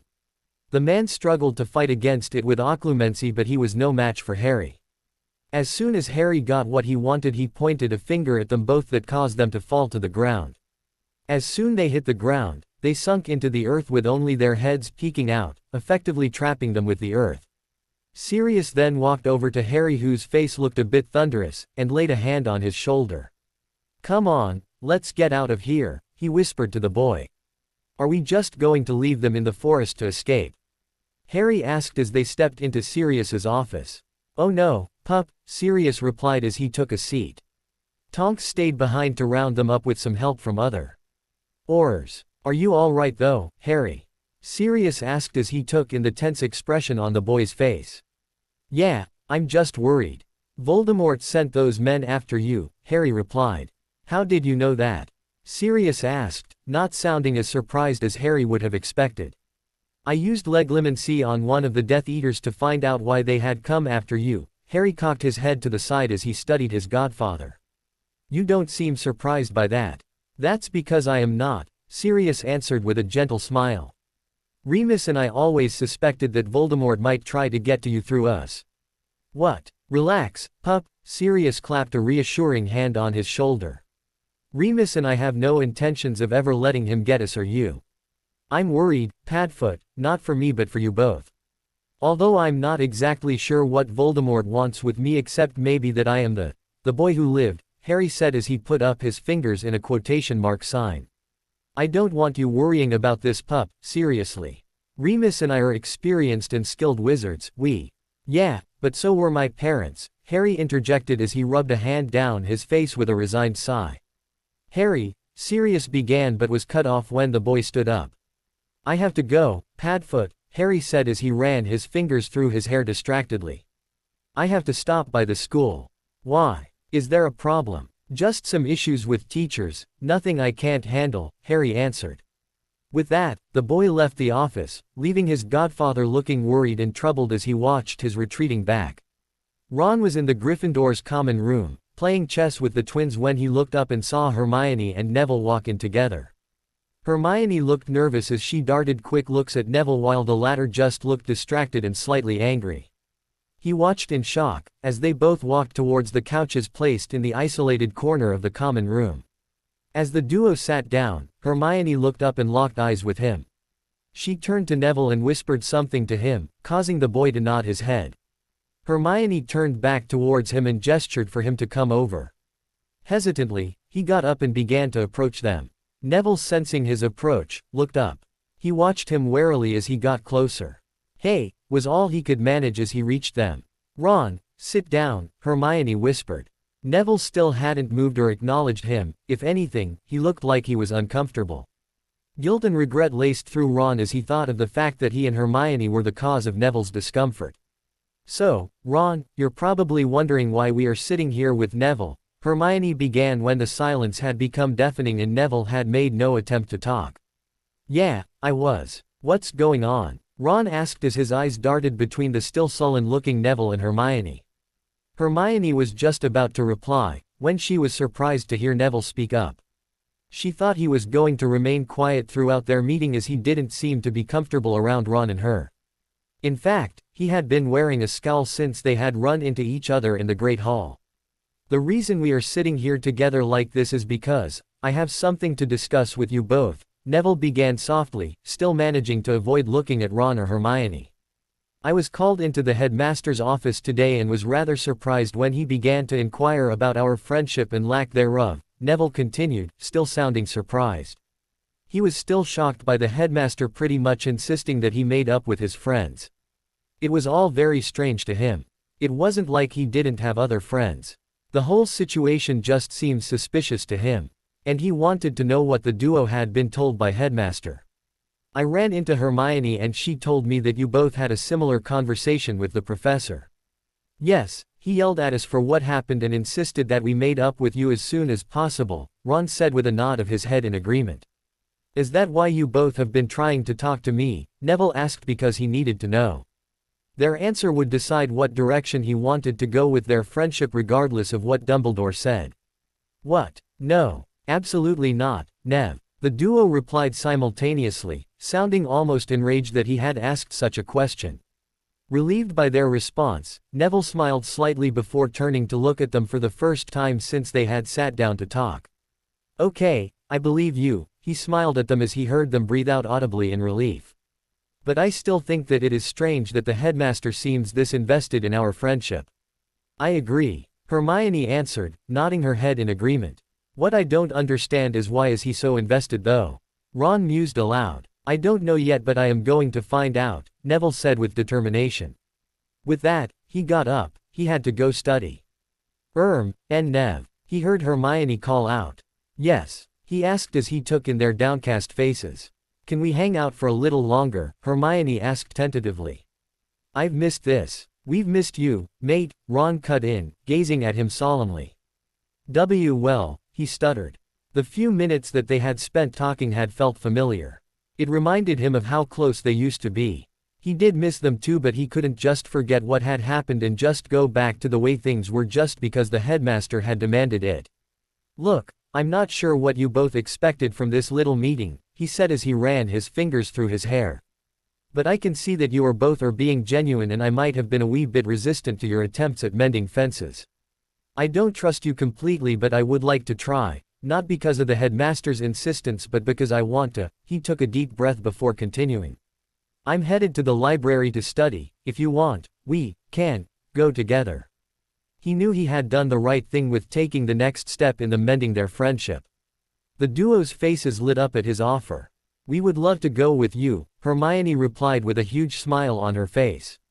Sure mate, Ron grinned. Harry pressed his fingers to his temples to massage and ease his growing headache. He was really regretting visiting the school after his encounter with Death Eaters in the forest. He should have just waited to visit another day, but he knew he had to deal with the mess he was facing with the professors. He looked up when he felt a gentle nudge at his side. Deputy Headmistress Dresden smiled at him and subtly nodded towards the Professor Longbush, who was still talking and seemed to be gesturing furiously with his hands.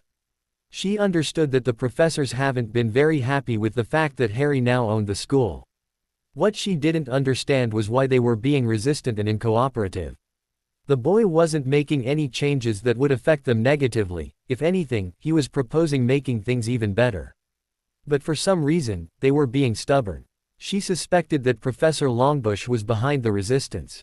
He hadn't been in support of Harry taking over since the first day the news was broken to the professors.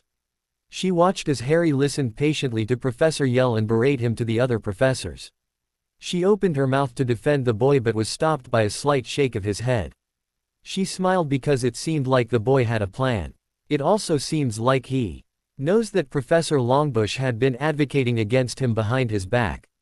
In conclusion, we can't let such a young boy to take over and just change things. The system that we have in place has been working for years. The same system that was used when he was a student here. The same system that had helped him graduate early. The professor concluded his tirade, with arousing support from quite a few professors. Harry looked around the office and noticed that not all of the professors were in support of Professor Longbush's opinions. He had also noticed that the professor seemed to be the instigator and the mastermind behind the resistance from the opposing professors. A little use of legilimency really goes a long way. Thank you, Professor Longbush, Dresden said with a stiff smile. She turned to Harry. Harry, is there anything you'd like to say in response? Yes, I do have something to say, thanks Gwyneth. Harry smiled as he gazed at the professors. A lot has been said today, as well as in the past couple of weeks regarding my taking over and ownership of the school. I have tried my best to accommodate your requests and also make the transition as easy and smoothly as possible.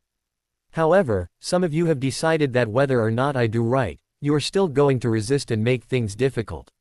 He walked around the desk to stand in the middle of the office as he gazed directly at the professors, maintaining eye contact with the opposing teachers. Today, those of you that oppose have not only come right out and stated that but also insulted me by calling a young boy who doesn't know what he is doing. I realize now that if I don't prove myself to you, you'd never take me seriously. So, he smiled wickedly as he pulled out his wands. I propose that those who don't think I'm capable come forward with their wands to duel against me. Harry ignored the shocked gasps made around him, as he kept his eyes on the opposing professors. Quite a few of them looked down and faltered, knowing that he was a defense prodigy and had built quite a reputation during his time as a student at the school as being one of the best prodigy student ever to graduate.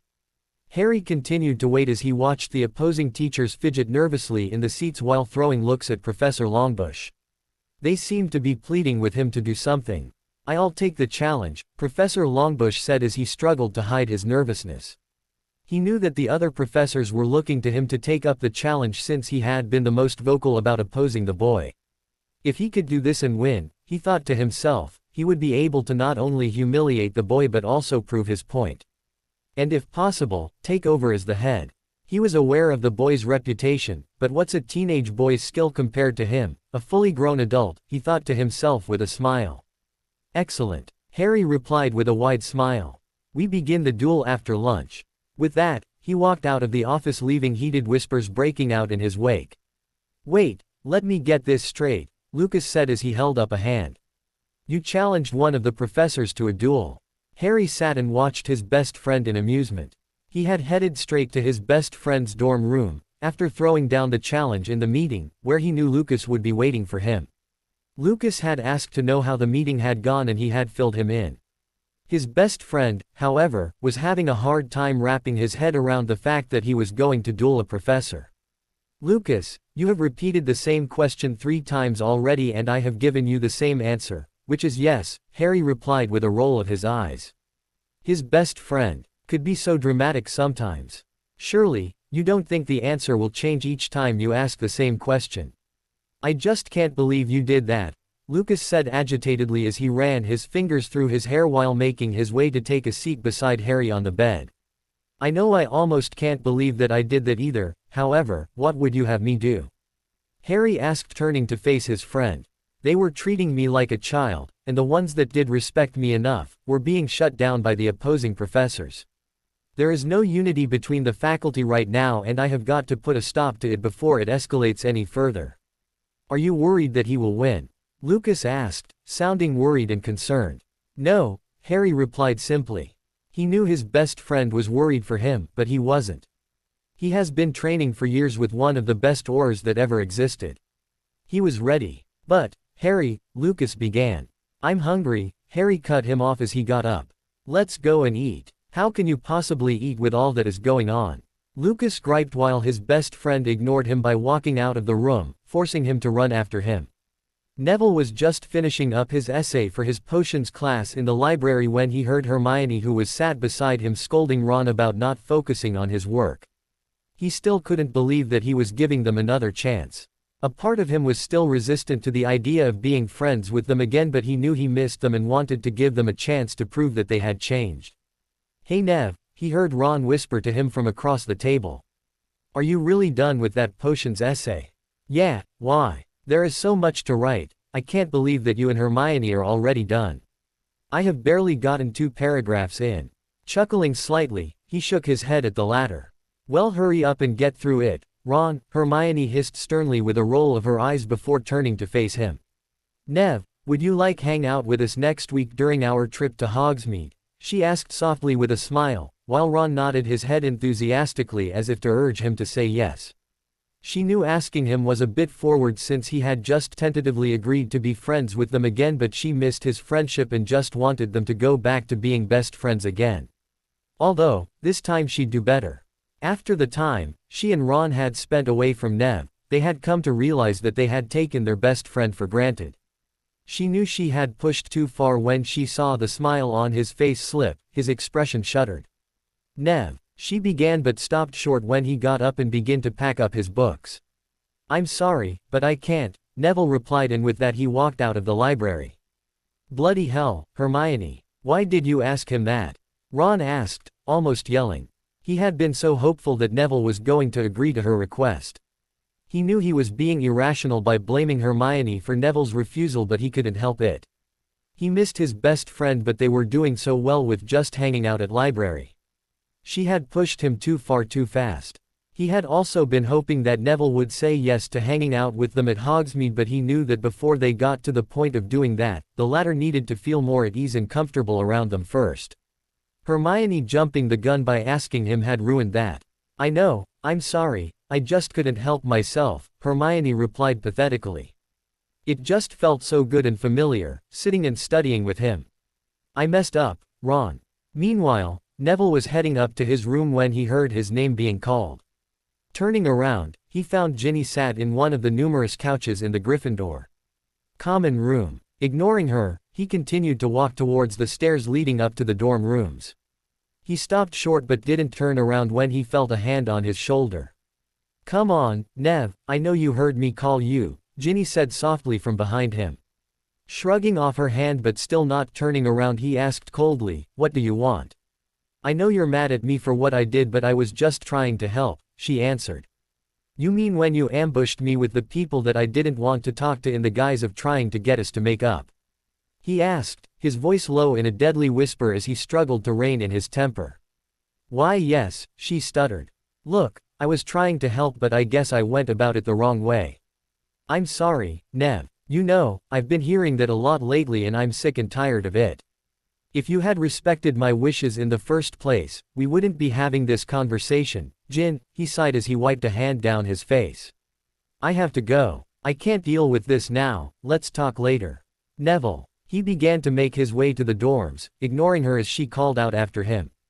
Harry, please take a moment to think this over, Lucas said as he hurried alongside his best friend as they left the Great Hall after having lunch. Lucas, I understand that you're worried about me getting hurt, but... Well, one of us has to be, since clearly you are not being careful, Lucas interrupted, agitatedly. Please have some faith in me. You know that I wouldn't do this if I wasn't sure that I would come out on top, Harry drew to stop as he turned to face his friend. He laid a hand on his shoulder as he said with a smile, "Don't worry so much or you'd get wrinkles on your forehead from frowning so hard and then your girlfriend would have to dump you." Playfully shoving his friend away, Lucas yelled, "No, she wouldn't." Laughing, Harry playfully shoved him back before saying, "Okay, I have to go and teach those teachers a lesson." Sobering up at that comment, Lucas replied, "Please be careful and good luck." He grabbed his friend and enveloped him in a hug. Harry shoved him off of him laughing as he said, "You're so weird." He made his way to the teacher's lounge where he found Deputy Headmistress Dresden pacing anxiously. "There you are," she said with a relieved smile as he walked in. "Are you sure about this?" "Oh Gwendolyn, I am very sure," Harry replied with a grin. Just as they finished talking, the professors began to trickle in. With a swish of Headmistress Dresden's wand, all of the furniture in the lounge were pushed to the edge of the room. "Let's duel, young lad," Professor Longbush bellowed as he swaggered into the lounge. He stopped short when he saw the boy already standing in the middle of the room, wand ready. He looked around him for support from his supporters but they all stood back to watch, an excited gleam in their eyes. He watched as the boy threw up his hands and whispered a spell.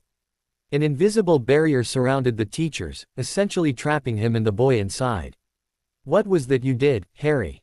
the headmistress asked in surprise and curiosity. "I put a barrier up to shield you and the teachers as well as prevent anyone from interfering," the boy said as he turned to explain to the headmistress. Seizing the opportunity of the boy being distracted, he sent an offensive spell towards him to immobilize him. To his shock, however, the boy turned at the last minute and deflected it with a swish of his wand. "Has no one ever told you not to attack a person when his back is turned in a duel?" the boy asked, a scary gleam in his eyes.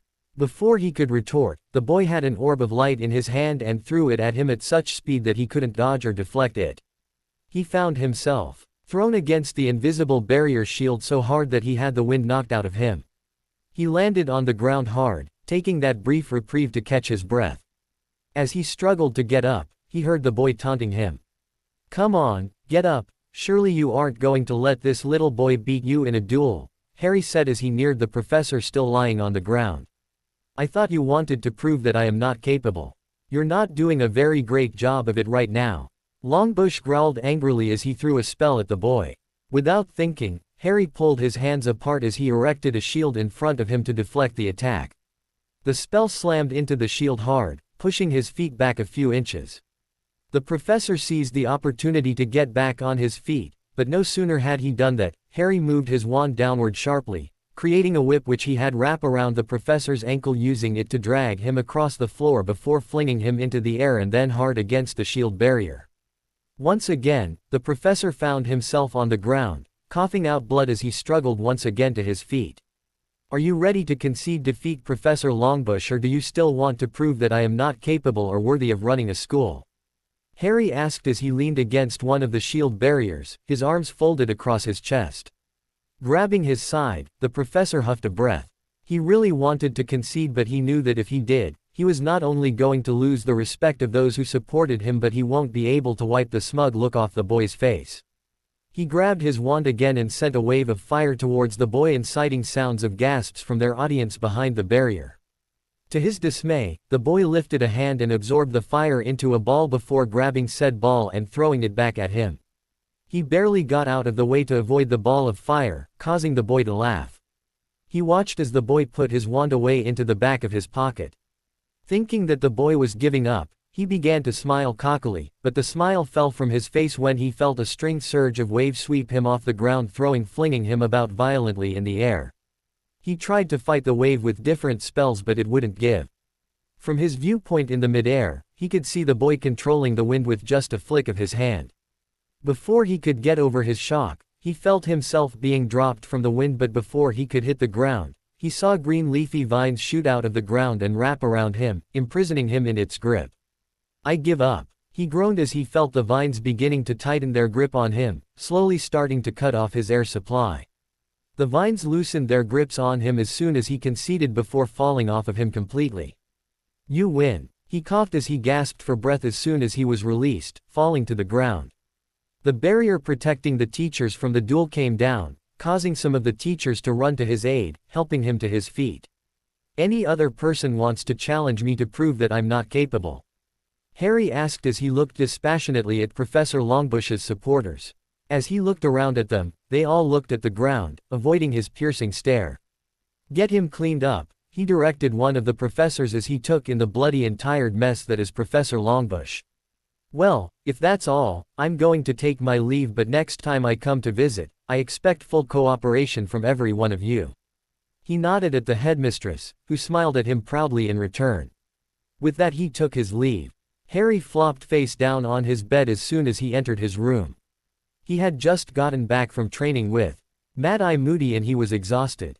The Auror had insisted that he increased his training with him as Voldemort and his Death Eaters had gained momentum.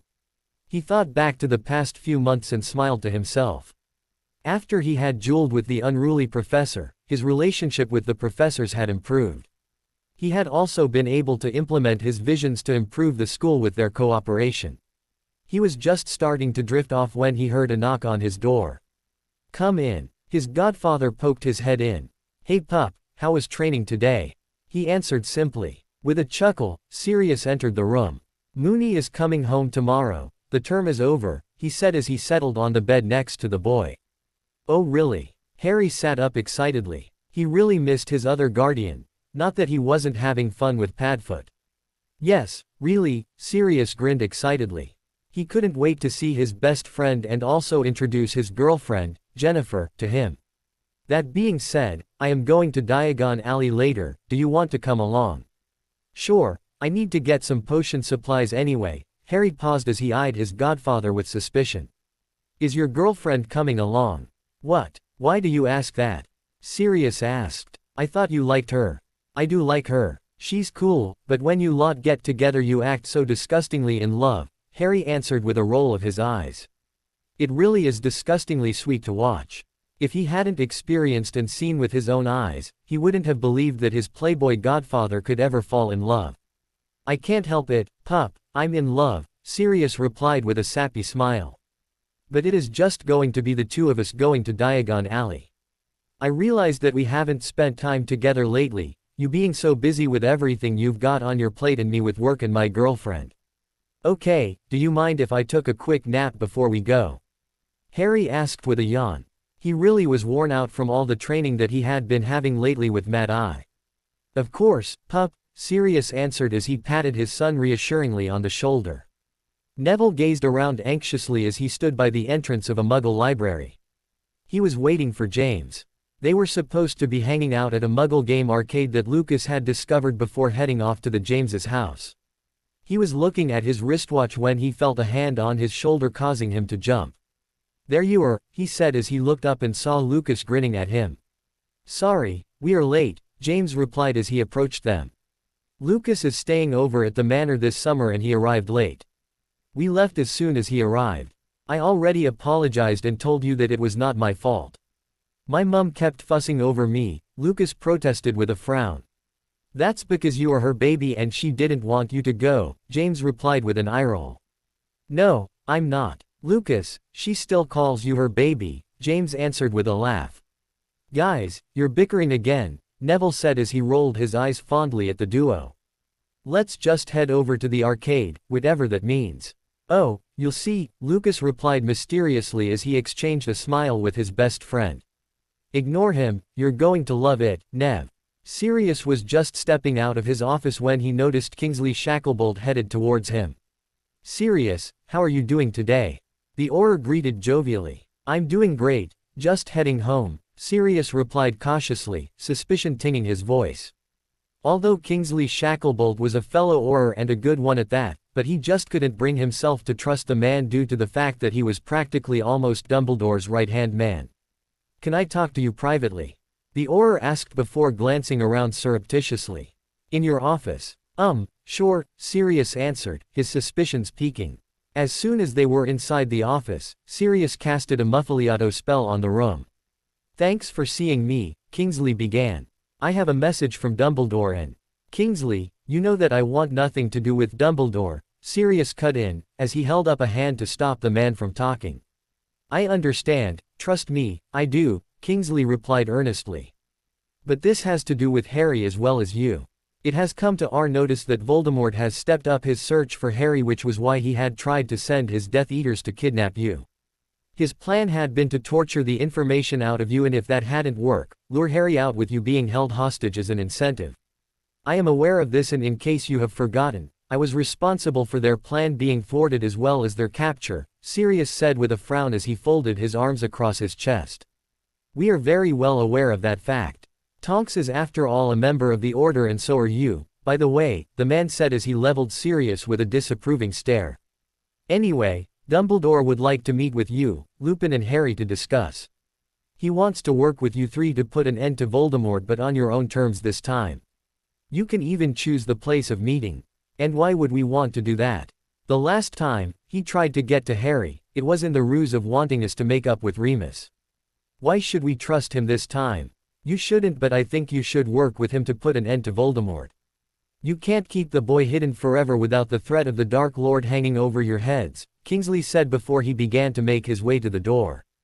Before he exited, his hand on the door handle, he paused to say over his shoulder, I really think you should take him up on his offer, not just because you think he would try to get to the boy, but for the child's safety as well as yours.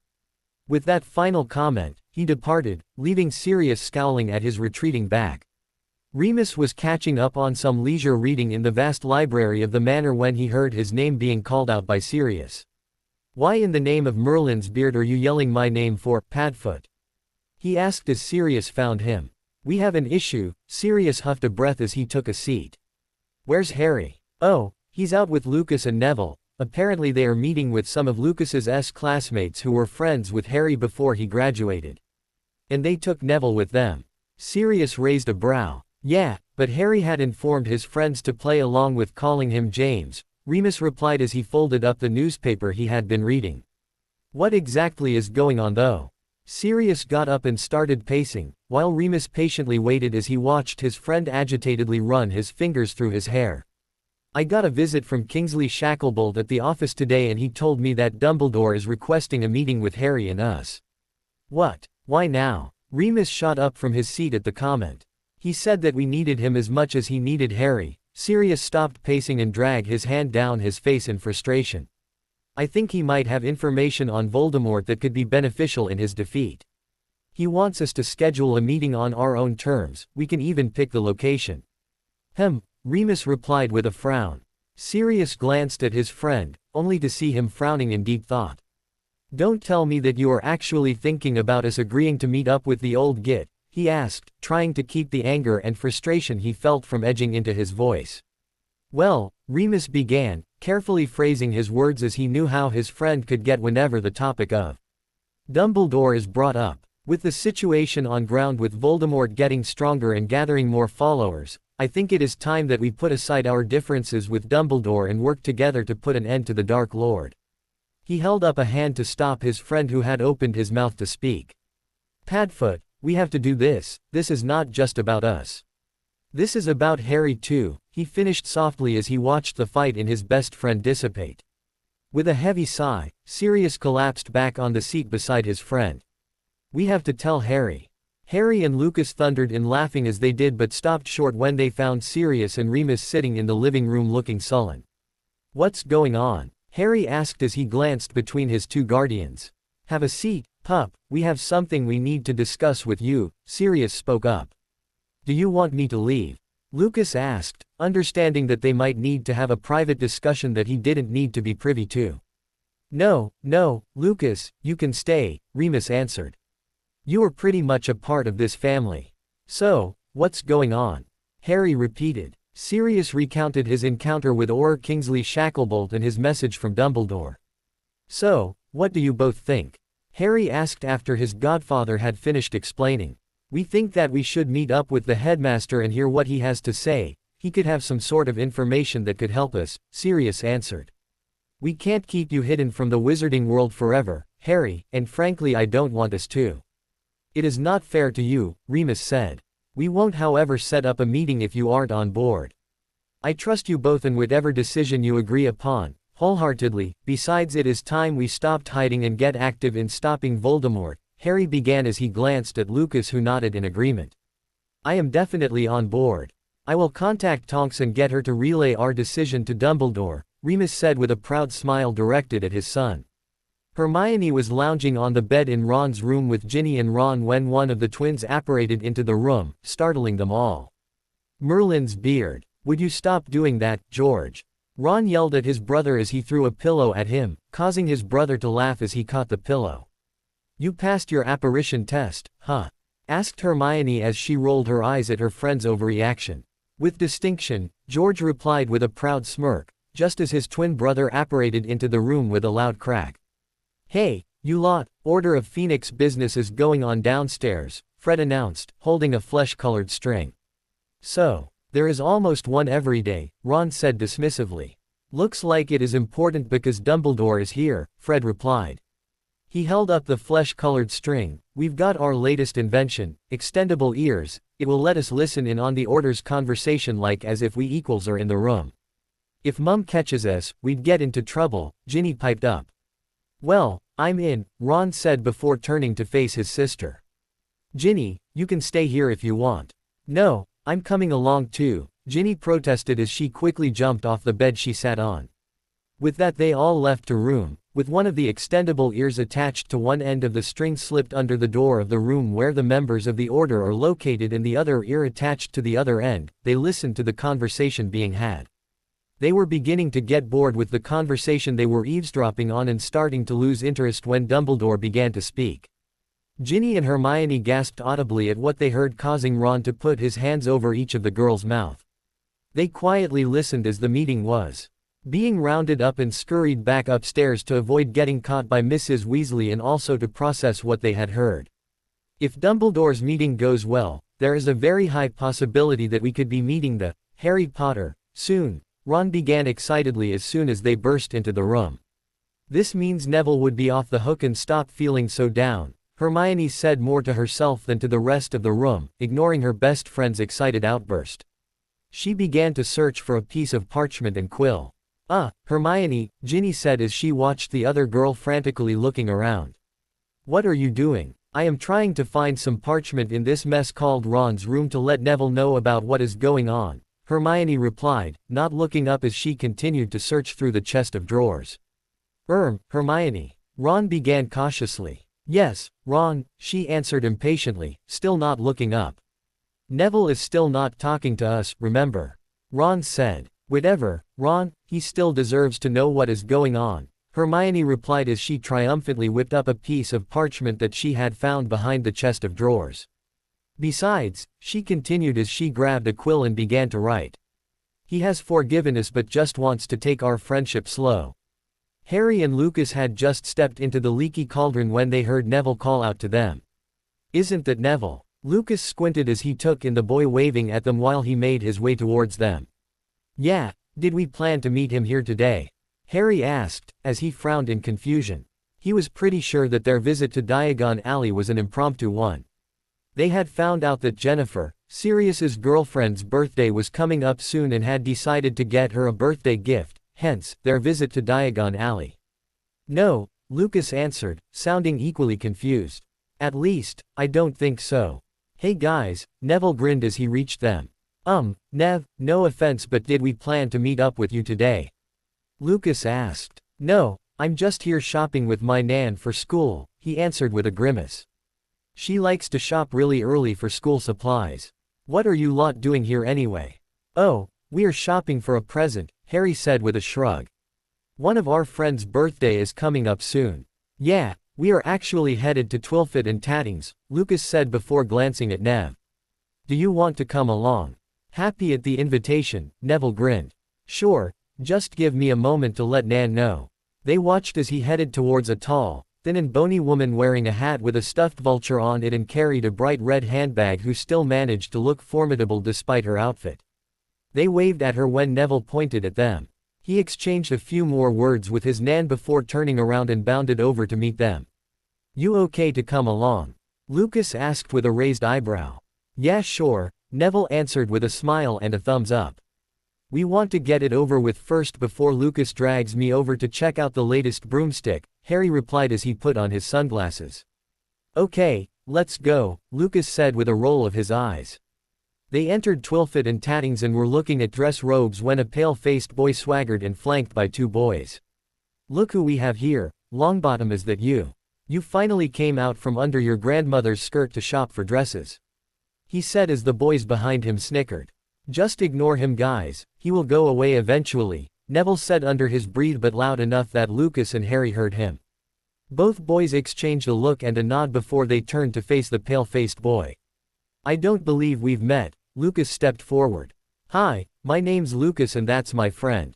"You're insulting. The name's Draco Malfoy." The boy puffed his chest out as he said this before gesturing to the boys flanked behind him. "That's Crabbe and Goyle. You are clearly a mudblood because if you weren't, you wouldn't be so brave. I realize that throwing about your last name usually works for you but not today, mate," Lucas said as he leaned on a mannequin, his arms folded across his chest. "By the way, it is rude to call anyone a mudblood. And those yuppies standing behind you aren't intimidating either, so you can call them off," Harry said as he stepped to the forward and sauntered over to the pale boy. "I'm James, by the way. Guys, just ignore him and let's go." Neville tried to persuade his friends again but it fell on deaf ears as the two others boys squared off against Draco and his goonies. "Now what were you saying about mudbloods?" Harry asked as he stared the boy down, ignoring the two boys standing behind him. Draco opened his mouth to retort but then closed it again.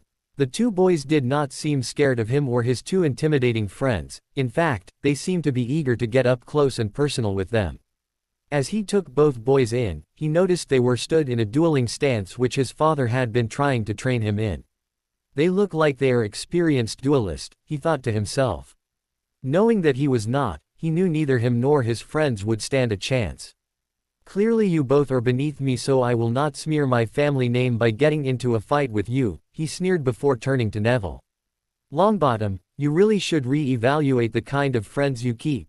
First it was the mudblood and blood traitor and now," he paused as he looked at the two boys in contempt. "It is these two." No sooner had he finished speaking did James throw his head back as he laughed. "You are hilarious, you know that," James said before turning to his friends. "You're right, Nev, he really is not worth wasting our time over. Let's head out." As James brushed past him, he took care to knock into him with his shoulder, forcefully causing Draco to stumble backwards. Lucas smirked at him as he made his exit, followed by Neville who simply avoided his gaze. At the Malfoy Manor, the Death Eaters were gathered around a table as they waited for the Dark Lord's arrival.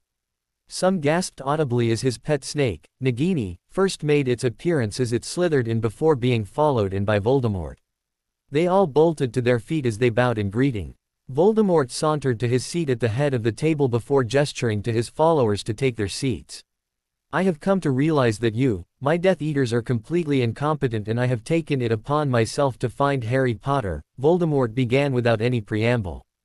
"My lord, such a job is absolutely beneath you," Bellatrix spoke up, gazing at the Dark Lord with complete adoration in her eyes. "Let me find him for you." "No, my dear Bellatrix," he answered softly as he stroked her hair the way one would stroke a pet. "You just complete the task that you have been given, that will please me plenty." "Yes, my lord," she replied fervently.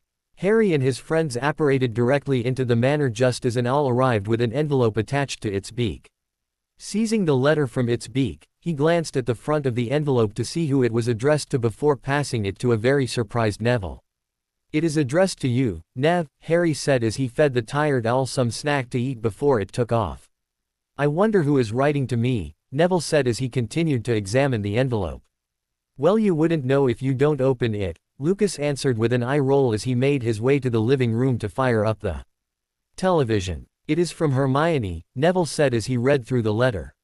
"She said she overheard Dumbledore saying that he has plans to get in touch with Harry Potter and his guardians to form some sort of alliance. She doesn't elaborate as much." "So why is she telling you this?" James asked, the expression on his face completely blank. "I'm not so sure myself," Neville answered with a shrug of his shoulders. "Maybe, to get on my good side. I had kind of distanced myself from her and Ron. I'm now just gradually trying to make up with them." Just then, loud video game sounds began to come from the living room. They both laughed out loud as they heard Lucas yell passionately at the television. "We should probably head in before Lucas takes out his frustration of beeping at the games on the telly," Harry said with a smile as Neville nodded in agreement. Unbelievable. Sirius thundered angrily as he clutched a piece of parchment tightly in his hand. Calm down, Padfoot, Remus said gently. You're going to wake up the boys. Too late, Harry said groggily, rubbing his eyes as he made his way down the stairs with Lucas in tow. What's going on? Lucas asked as he yawned. This letter is what is going on, Sirius answered as he waved the parchment in the air. Clearly, Padfoot is not ready to explain, so I will, Remus began with a sigh as he turned towards the boys. Dumbledore sent a letter to us suggesting an alliance. Oh, we heard about that from Neville, Lucas piped up from behind Harry. Why didn't you tell us, Harry? Sirius asked his son. I didn't because Neville had gotten the information from a friend. But the friend had not gotten the full details, so I did not want to give you an information that was not fully clear, Harry answered, yawning as he made his way to a couch. So how exactly is Dumbledore suggesting going about this aforementioned alliance? Lucas asked as he joined his best friend on the couch. Well, he didn't explain in much detail except that he is willing to meet up with us to come to some sort of arrangement, Remus replied as he also made his way to settle on a couch across from the boys. Do you think it is maybe another plot to get to Harry? Lucas asked, casting a worried look towards his best friend who was staying suspiciously quiet with a pensive look. It could be, Sirius began but was cut off when Harry got up abruptly. I think we should meet with him, Harry said. What? Sirius and Remus yelled out simultaneously. Hear me out, Harry began as he started to pace. We know if not now, eventually we are going to get dragged into this war. And like Mad-Eye Moody had once said, we are, especially me, smack right in the middle of it. He paused as he looked to his guardians and best friend for any opposition. When he got none, he continued. We don't have to trust Dumbledore, but we do need all the help we can get to put a stop to Voldemort. With a deep sigh, Sirius walked up to his godson and grabbed him by the shoulders. It beeps when your child is all grown up and making really smart decisions that I can't argue against. With a laugh, Remus got up and threw an arm around his friend's neck. Deal with it, Padfoot. With another resigned sigh, Sirius replied, Moony, I guess we have to reply and set a date to meet the old git. As Sirius and Remus headed towards the library, Lucas turned to Harry with a raised brow. What now? Harry asked with a questioning look. Don't you think if you are going to be showing yourself to Dumbledore of all people, Neville should know who you are? Lucas said as he folded his arms across his chest.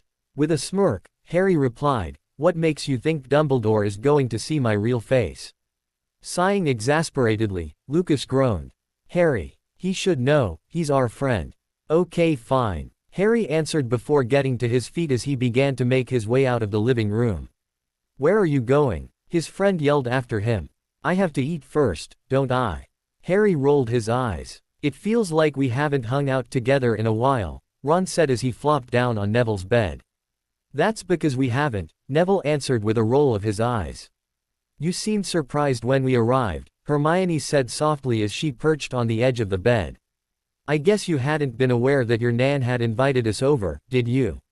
I wasn't, but it's all right, Neville answered as he grabbed a pillow and tossed it at Ron. I didn't think that she'd notice that we haven't been hanging out, but I guess she did. Just then, they heard his Nan call out for them to come down to eat lunch. As they settled down to eat, his grandmother began, Neville, I was going to invite those two sweet boys you were talking to the last time we visited Diagon Alley, but I couldn't remember their names.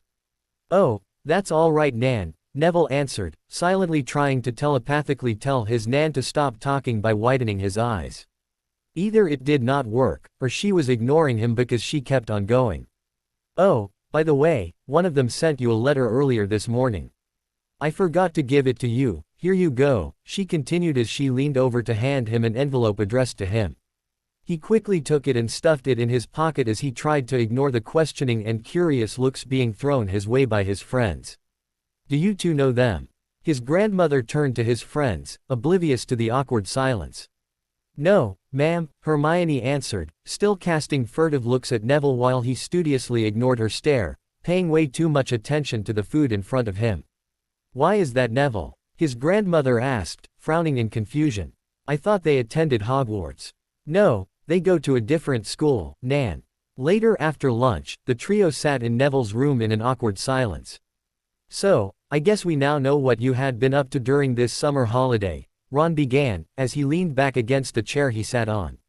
Yeah, and so what? Neville replied, defiantly as he folded his arms over his chest. He owed them no explanation. Realizing his friend had taken a defensive tone, Ron replied, "And no, I didn't mean anything by it."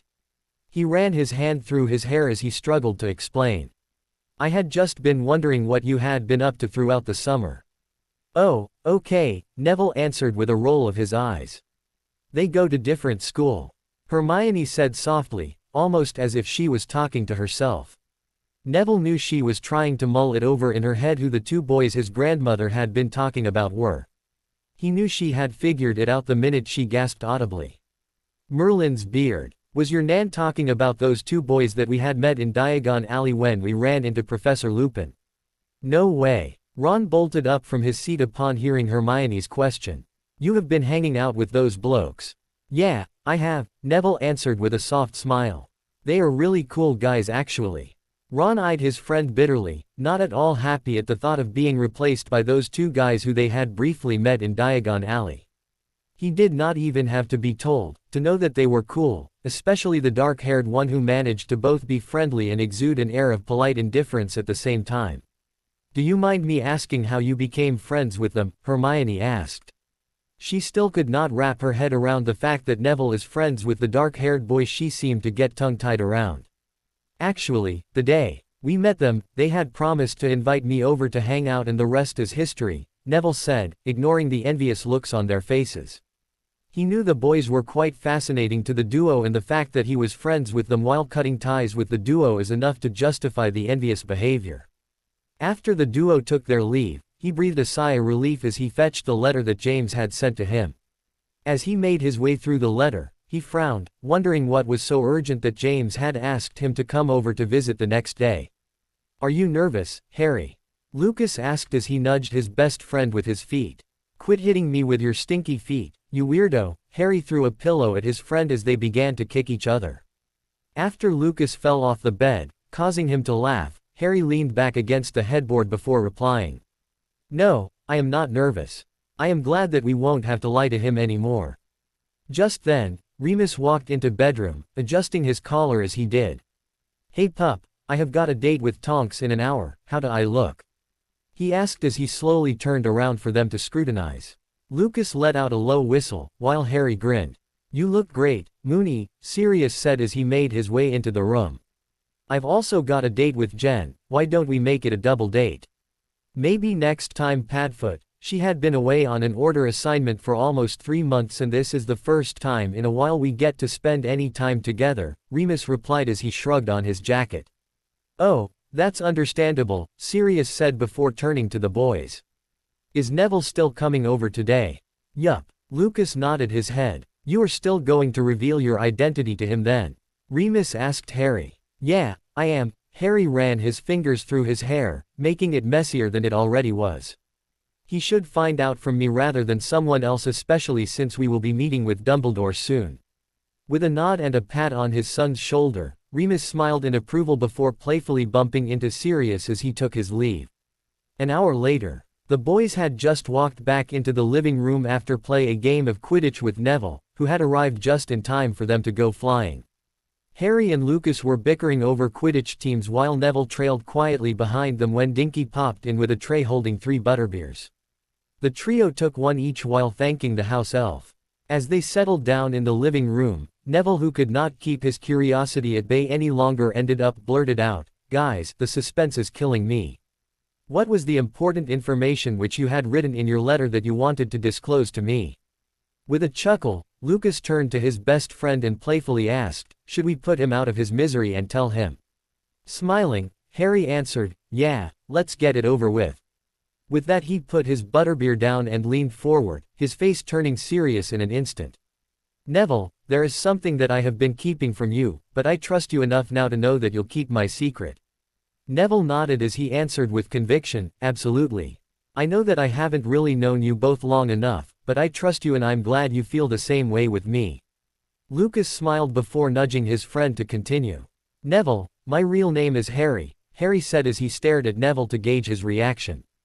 Neville stared in confusion. Not to be redundant, but why have you been going by James this entire time, and is that supposed to mean anything to me? He asked as he watched the duo exchange a look.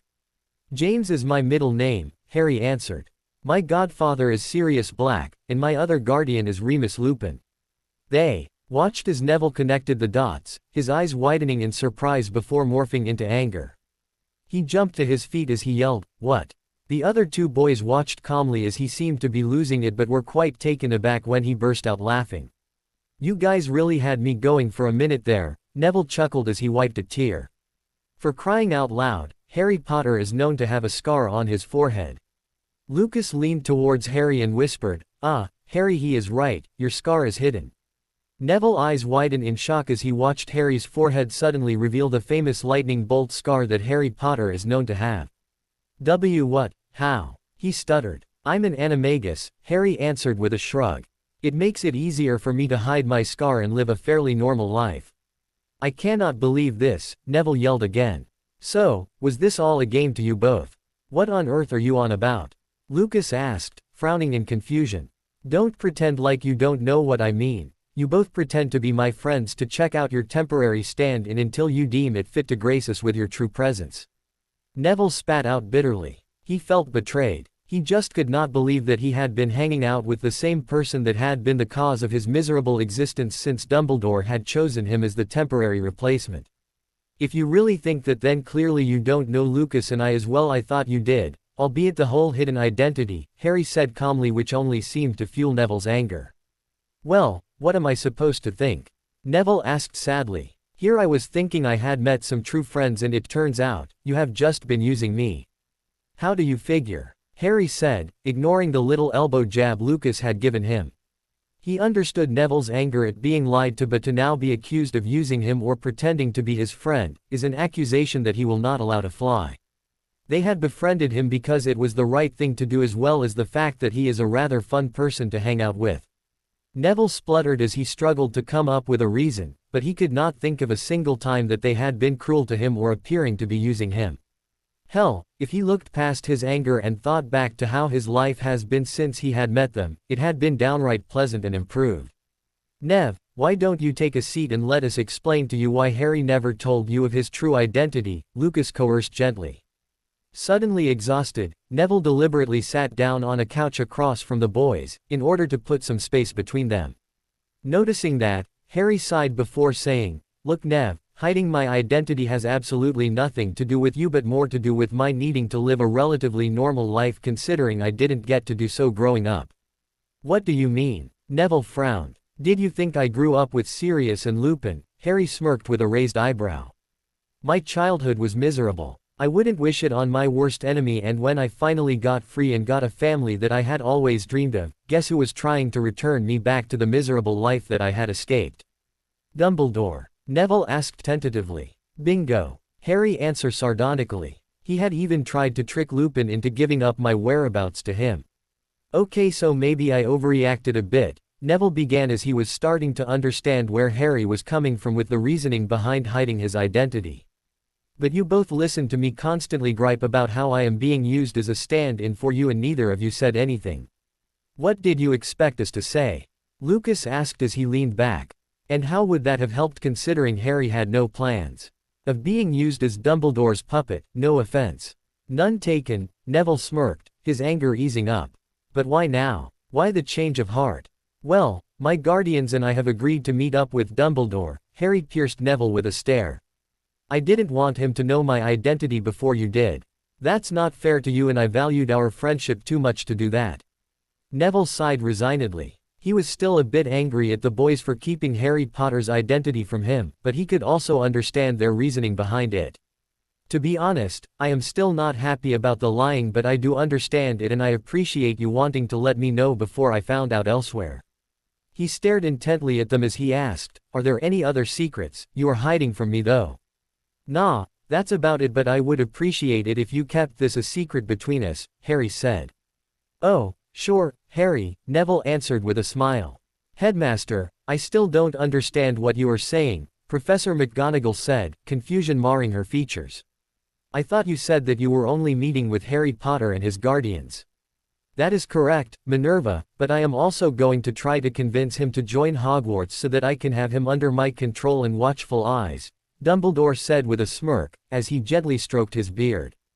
Do you really think that the boy and his guardians will go for such an idea? Minerva asked, doubt marring her face. I mean, they had gone to great lengths to prevent Harry Potter from attending the school in the first place. Oh, I will make them see reason, Dumbledore answered confidently. McGonagall looked at the headmaster dubiously as she was still very doubtful about his success. She decided not to reply and kept mute instead. In the burrow. When do you think Mum is going to settle down and take a break? Fred whispered to his twin as they watched their mother simultaneously prepare dinner while charming the dishes to wash themselves. Mum, don't you think you should take a break? Percy, their older brother said as he walked into the room. I can't do that. I need to make sure this house is spotless, their mum replied without looking up from stirring the food in the pot. We've got guests coming over, important guests. Just then, Hermione emerged from the fireplace, dusting the debris from her robe. Mum, Hermione is here, Ginny yelled to her mum as she went to greet Hermione. Hello, Mrs. Weasley, Hermione greeted, just as Ron bounded down the stairs. Oh hello, dear, Mrs. Weasley replied, sparing her a quick glance and smile before turning back to the chores. What is going on? And why does your mum look so frazzled? Hermione whispered to Ginny and Ron. Ron put a finger to his lips and gestured with a jerk of his head to indicate that she follow him. Upon reaching his room, Hermione settled on his bed and asked, what is going on around here? Dumbledore sent a letter to Mum and Dad last night to let them know that there is going to be an Order of Phoenix meeting today with, wait for it. Ron paused excitedly for dramatic effect. Harry Potter, Professor Lupin and Sirius Black. Wait what? Really? Hermione asked, eyebrows raised in surprise. Yes, apparently Sirius Black had agreed to meet with Dumbledore but only with the Order around since they are going to form some sort of alliance. Wow. This is good news, we should let Nev know. Hermione excitedly jumped up and began looking around for a parchment. Calm down, Hermione, Ron replied with a roll of his eyes. I already sent Nev a message. He is on his way. What I don't understand is why they had wanted to meet with the Order around, Ron mused out loud. According to what I heard, they don't seem to trust Dumbledore, Hermione answered with a shrug. That's nonsense. Why wouldn't they trust Dumbledore? He is the only one, you know, who fears. Ron said, as he took a seat across from his friend. That might maybe be because he had abandoned Harry Potter with his Muggle relatives or. But what is wrong with Dumbledore leaving him with his relatives? That's a good thing, right? Ron asked confused. I overheard Professor McGonagall once in our first year telling another professor that they weren't the nicest people. Apparently, they had mistreated Harry Potter and Dumbledore didn't find out until he escaped from them, Hermione replied with a shrug. Maybe Dumbledore didn't know that he was being mistreated, Ron mused aloud, a frown marring his face. It is hard to believe that Dumbledore would have been aware of Harry Potter's mistreatment and would have let the boy would stay with his relatives. Hermione merely shrugged in response and was able to speak when Neville walked into the room. Nev, I'm so glad you're here, she beamed. Yeah, well I got Ron's message, he replied as he perched himself at the edge of the Ron's bed. Hermione frowned at his response. He seemed almost uncomfortable. Neville, are you okay? You don't seem too happy to be here, she prodded gently. Before Neville to reply, Ron piped up. Geez Hermione, leave him alone. In his shoes, I'd be stressed out too. She opened her mouth to defend herself when Ginny burst into the room excitedly. Dumbledore just arrived, she said, plopping herself down beside Neville. Ron rolled his eyes in exasperation. Ginny, we've seen Dumbledore before. We are more interested in meeting Harry Potter. Just as soon as he made the statement, George apparated into the room with a pop. Harry Potter and his guardians just arrived and he was unable to complete his announcement before his intended audience were rushing past him excitedly as they ran down the stairs. Harry looked around the living room, he and his guardians had just entered via the Flow network. He smiled at how cozy and lived in it looked, even though it seemed a little small. He was still looking around when a small plump woman bustled into the living room excitedly. Oh, my stars, Sirius Black and Remus Lupin.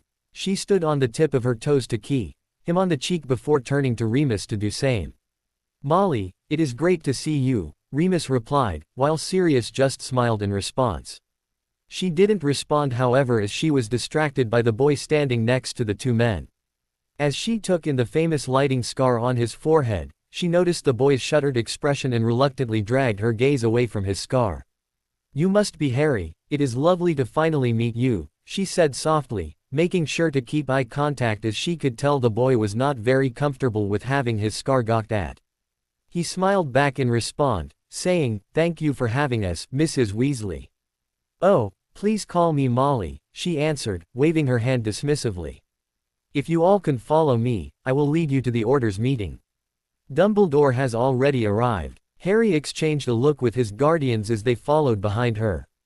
She stopped in front of a door and was about opening it when they heard running. Next thing, a bunch of teenagers came barreling down the stairs excitedly but stopped short upon seeing Mrs. Weasley, who looked furious. "Where on earth do you think you are going?" she addressed the children, who all simultaneously began to talk over each other. Harry glanced disinterestedly at the red-haired siblings who were still talking over each other and stopped short when he noticed Neville's friends, Ron and the bushy-haired girl Hermione. She blushed, her eyes widening in surprise as she saw him looking at her. Just then Neville walked out of the room near the top of the stairs, causing Harry to smile.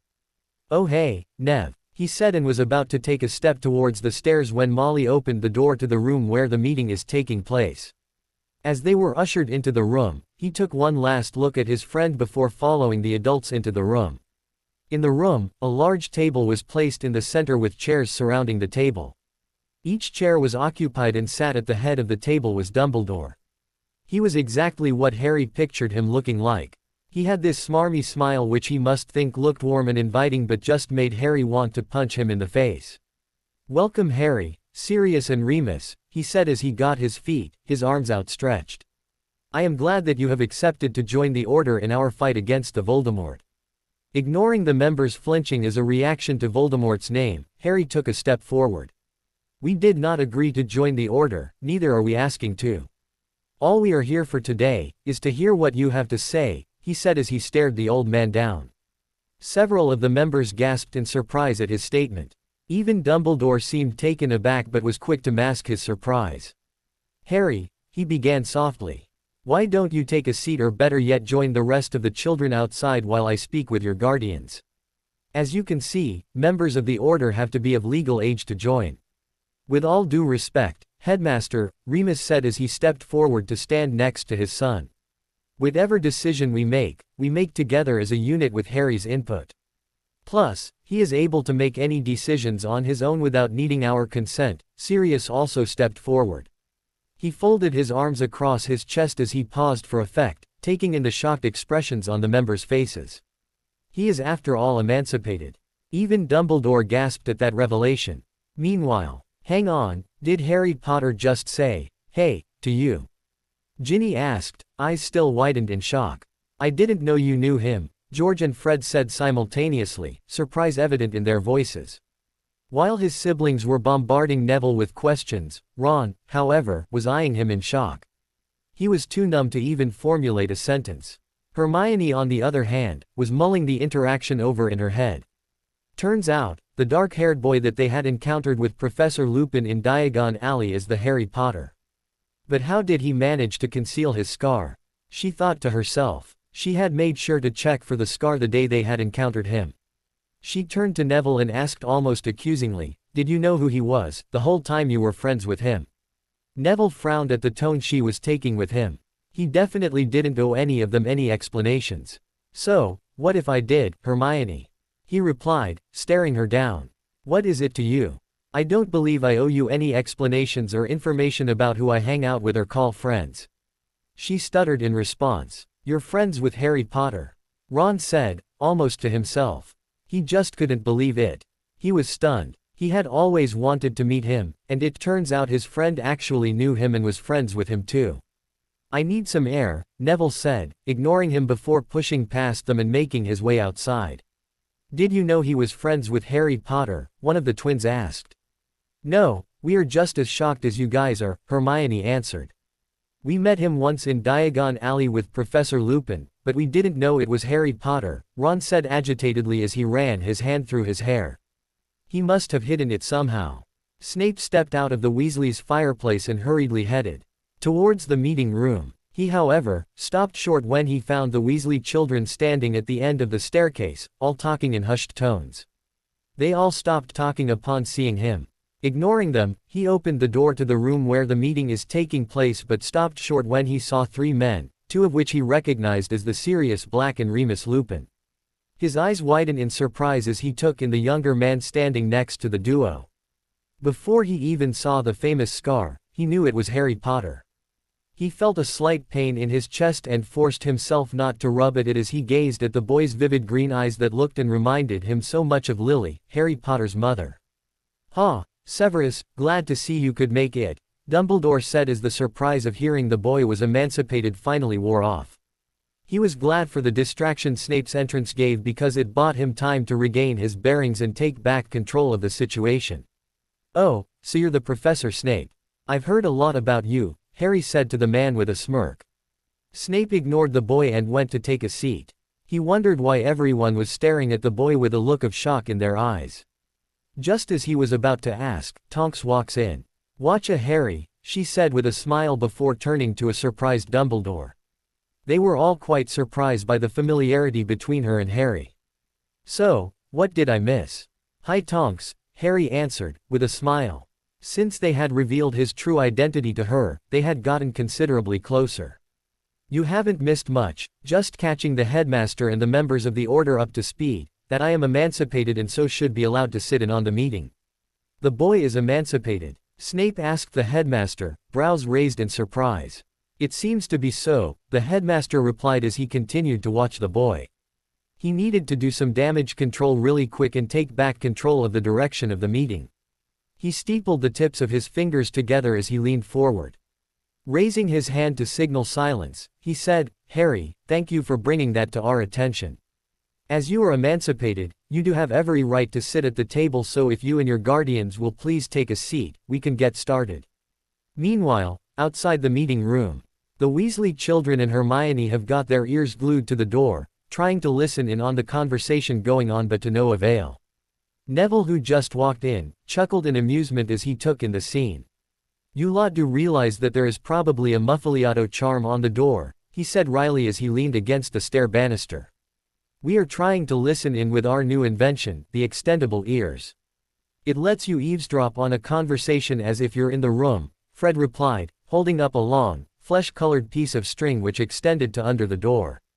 "Is it working?" Neville asked, his interest now piqued. "No, for some reason, it is not working," George answered, looking perplexed. "They might have cast an imperturbable charm in the room," Hermione stated as she gave up on trying to eavesdrop and pulled away from the door. The others followed her lead and pulled away from the door too, but this now meant that their attention was directed and focused on Neville. He began to fidget as he noticed them staring at him. "What? Why are you all staring at me like that?" he asked with a scowl. "How come you are friends with Harry Potter and you never said a word about it?" Ron asked, sounding almost angry. "Ron, please," Hermione began, sensing that if they pushed too hard at Neville, especially with the tone Ron seemed to be taking, any semblance of a truce they had with him would come to an end. "No, Hermione," Ron answered, slashing his hand in the air. "We have been his friends, best friends since our first year at Hogwarts, and all of a sudden, he makes friends with Harry Potter and decides that we are no longer good enough for him." "Ron," Hermione began again but was cut off, when Neville got up in Ron's face. "No, I did not stop being friends with you two because of Harry. I stopped being friends with you because I realized how terrible you both were as friends to me. Being friends with Harry made me realize that I deserved better than the way I had been treated when we were friends." He glanced briefly at Hermione before turning back to smirk at Ron. "Admit it, you're not mad that I stopped being friends with you because of Harry. No, you're angry at the fact that we met Harry at the same time but he chose to be friends with me and not you." Ron visibly flinched at this, confirming Neville's suspicions. With that, he stepped away from him and turned to face Hermione and the other children. "Look guys, I didn't come here to fight. Ron literally invited me over since there was an orders meeting and Harry was invited. But I am not in the mood to deal with unnecessary drama, so I'm going to go sit at the table in the dining room." He began to walk away but stopped when Hermione spoke up. Nev, please don't leave, she turned to Ron and poked him at the side. Ron didn't mean to yell at you like that. Yeah, we all know he has been dying to meet Harry Potter since we were taught tales of the boy who lived. Ginny looked around at the other children in the room and shrugged. I mean, we all are. Look mate, I'm sorry I yelled at you, Ron began, his ears turning pink from everyone directing their attention to him when he spoke up. Gathering his resolve, he looked at Nev straight in the eye and said, I was jealous, just like you said, but I shouldn't have taken it out on you. Blimey, you don't owe Hermione or me any explanations. Yeah, Ron's right Nev, Hermione said stepping forward. And I am glad Harry Potter was a good friend to you, when we couldn't be, and if you continue to give us the opportunity to be your friend again, I promise we will do better to be better friends to you just like you have always been to us. To be continue, I hope you enjoyed this story. Also remember to subscribe and like this video. See you in the next video.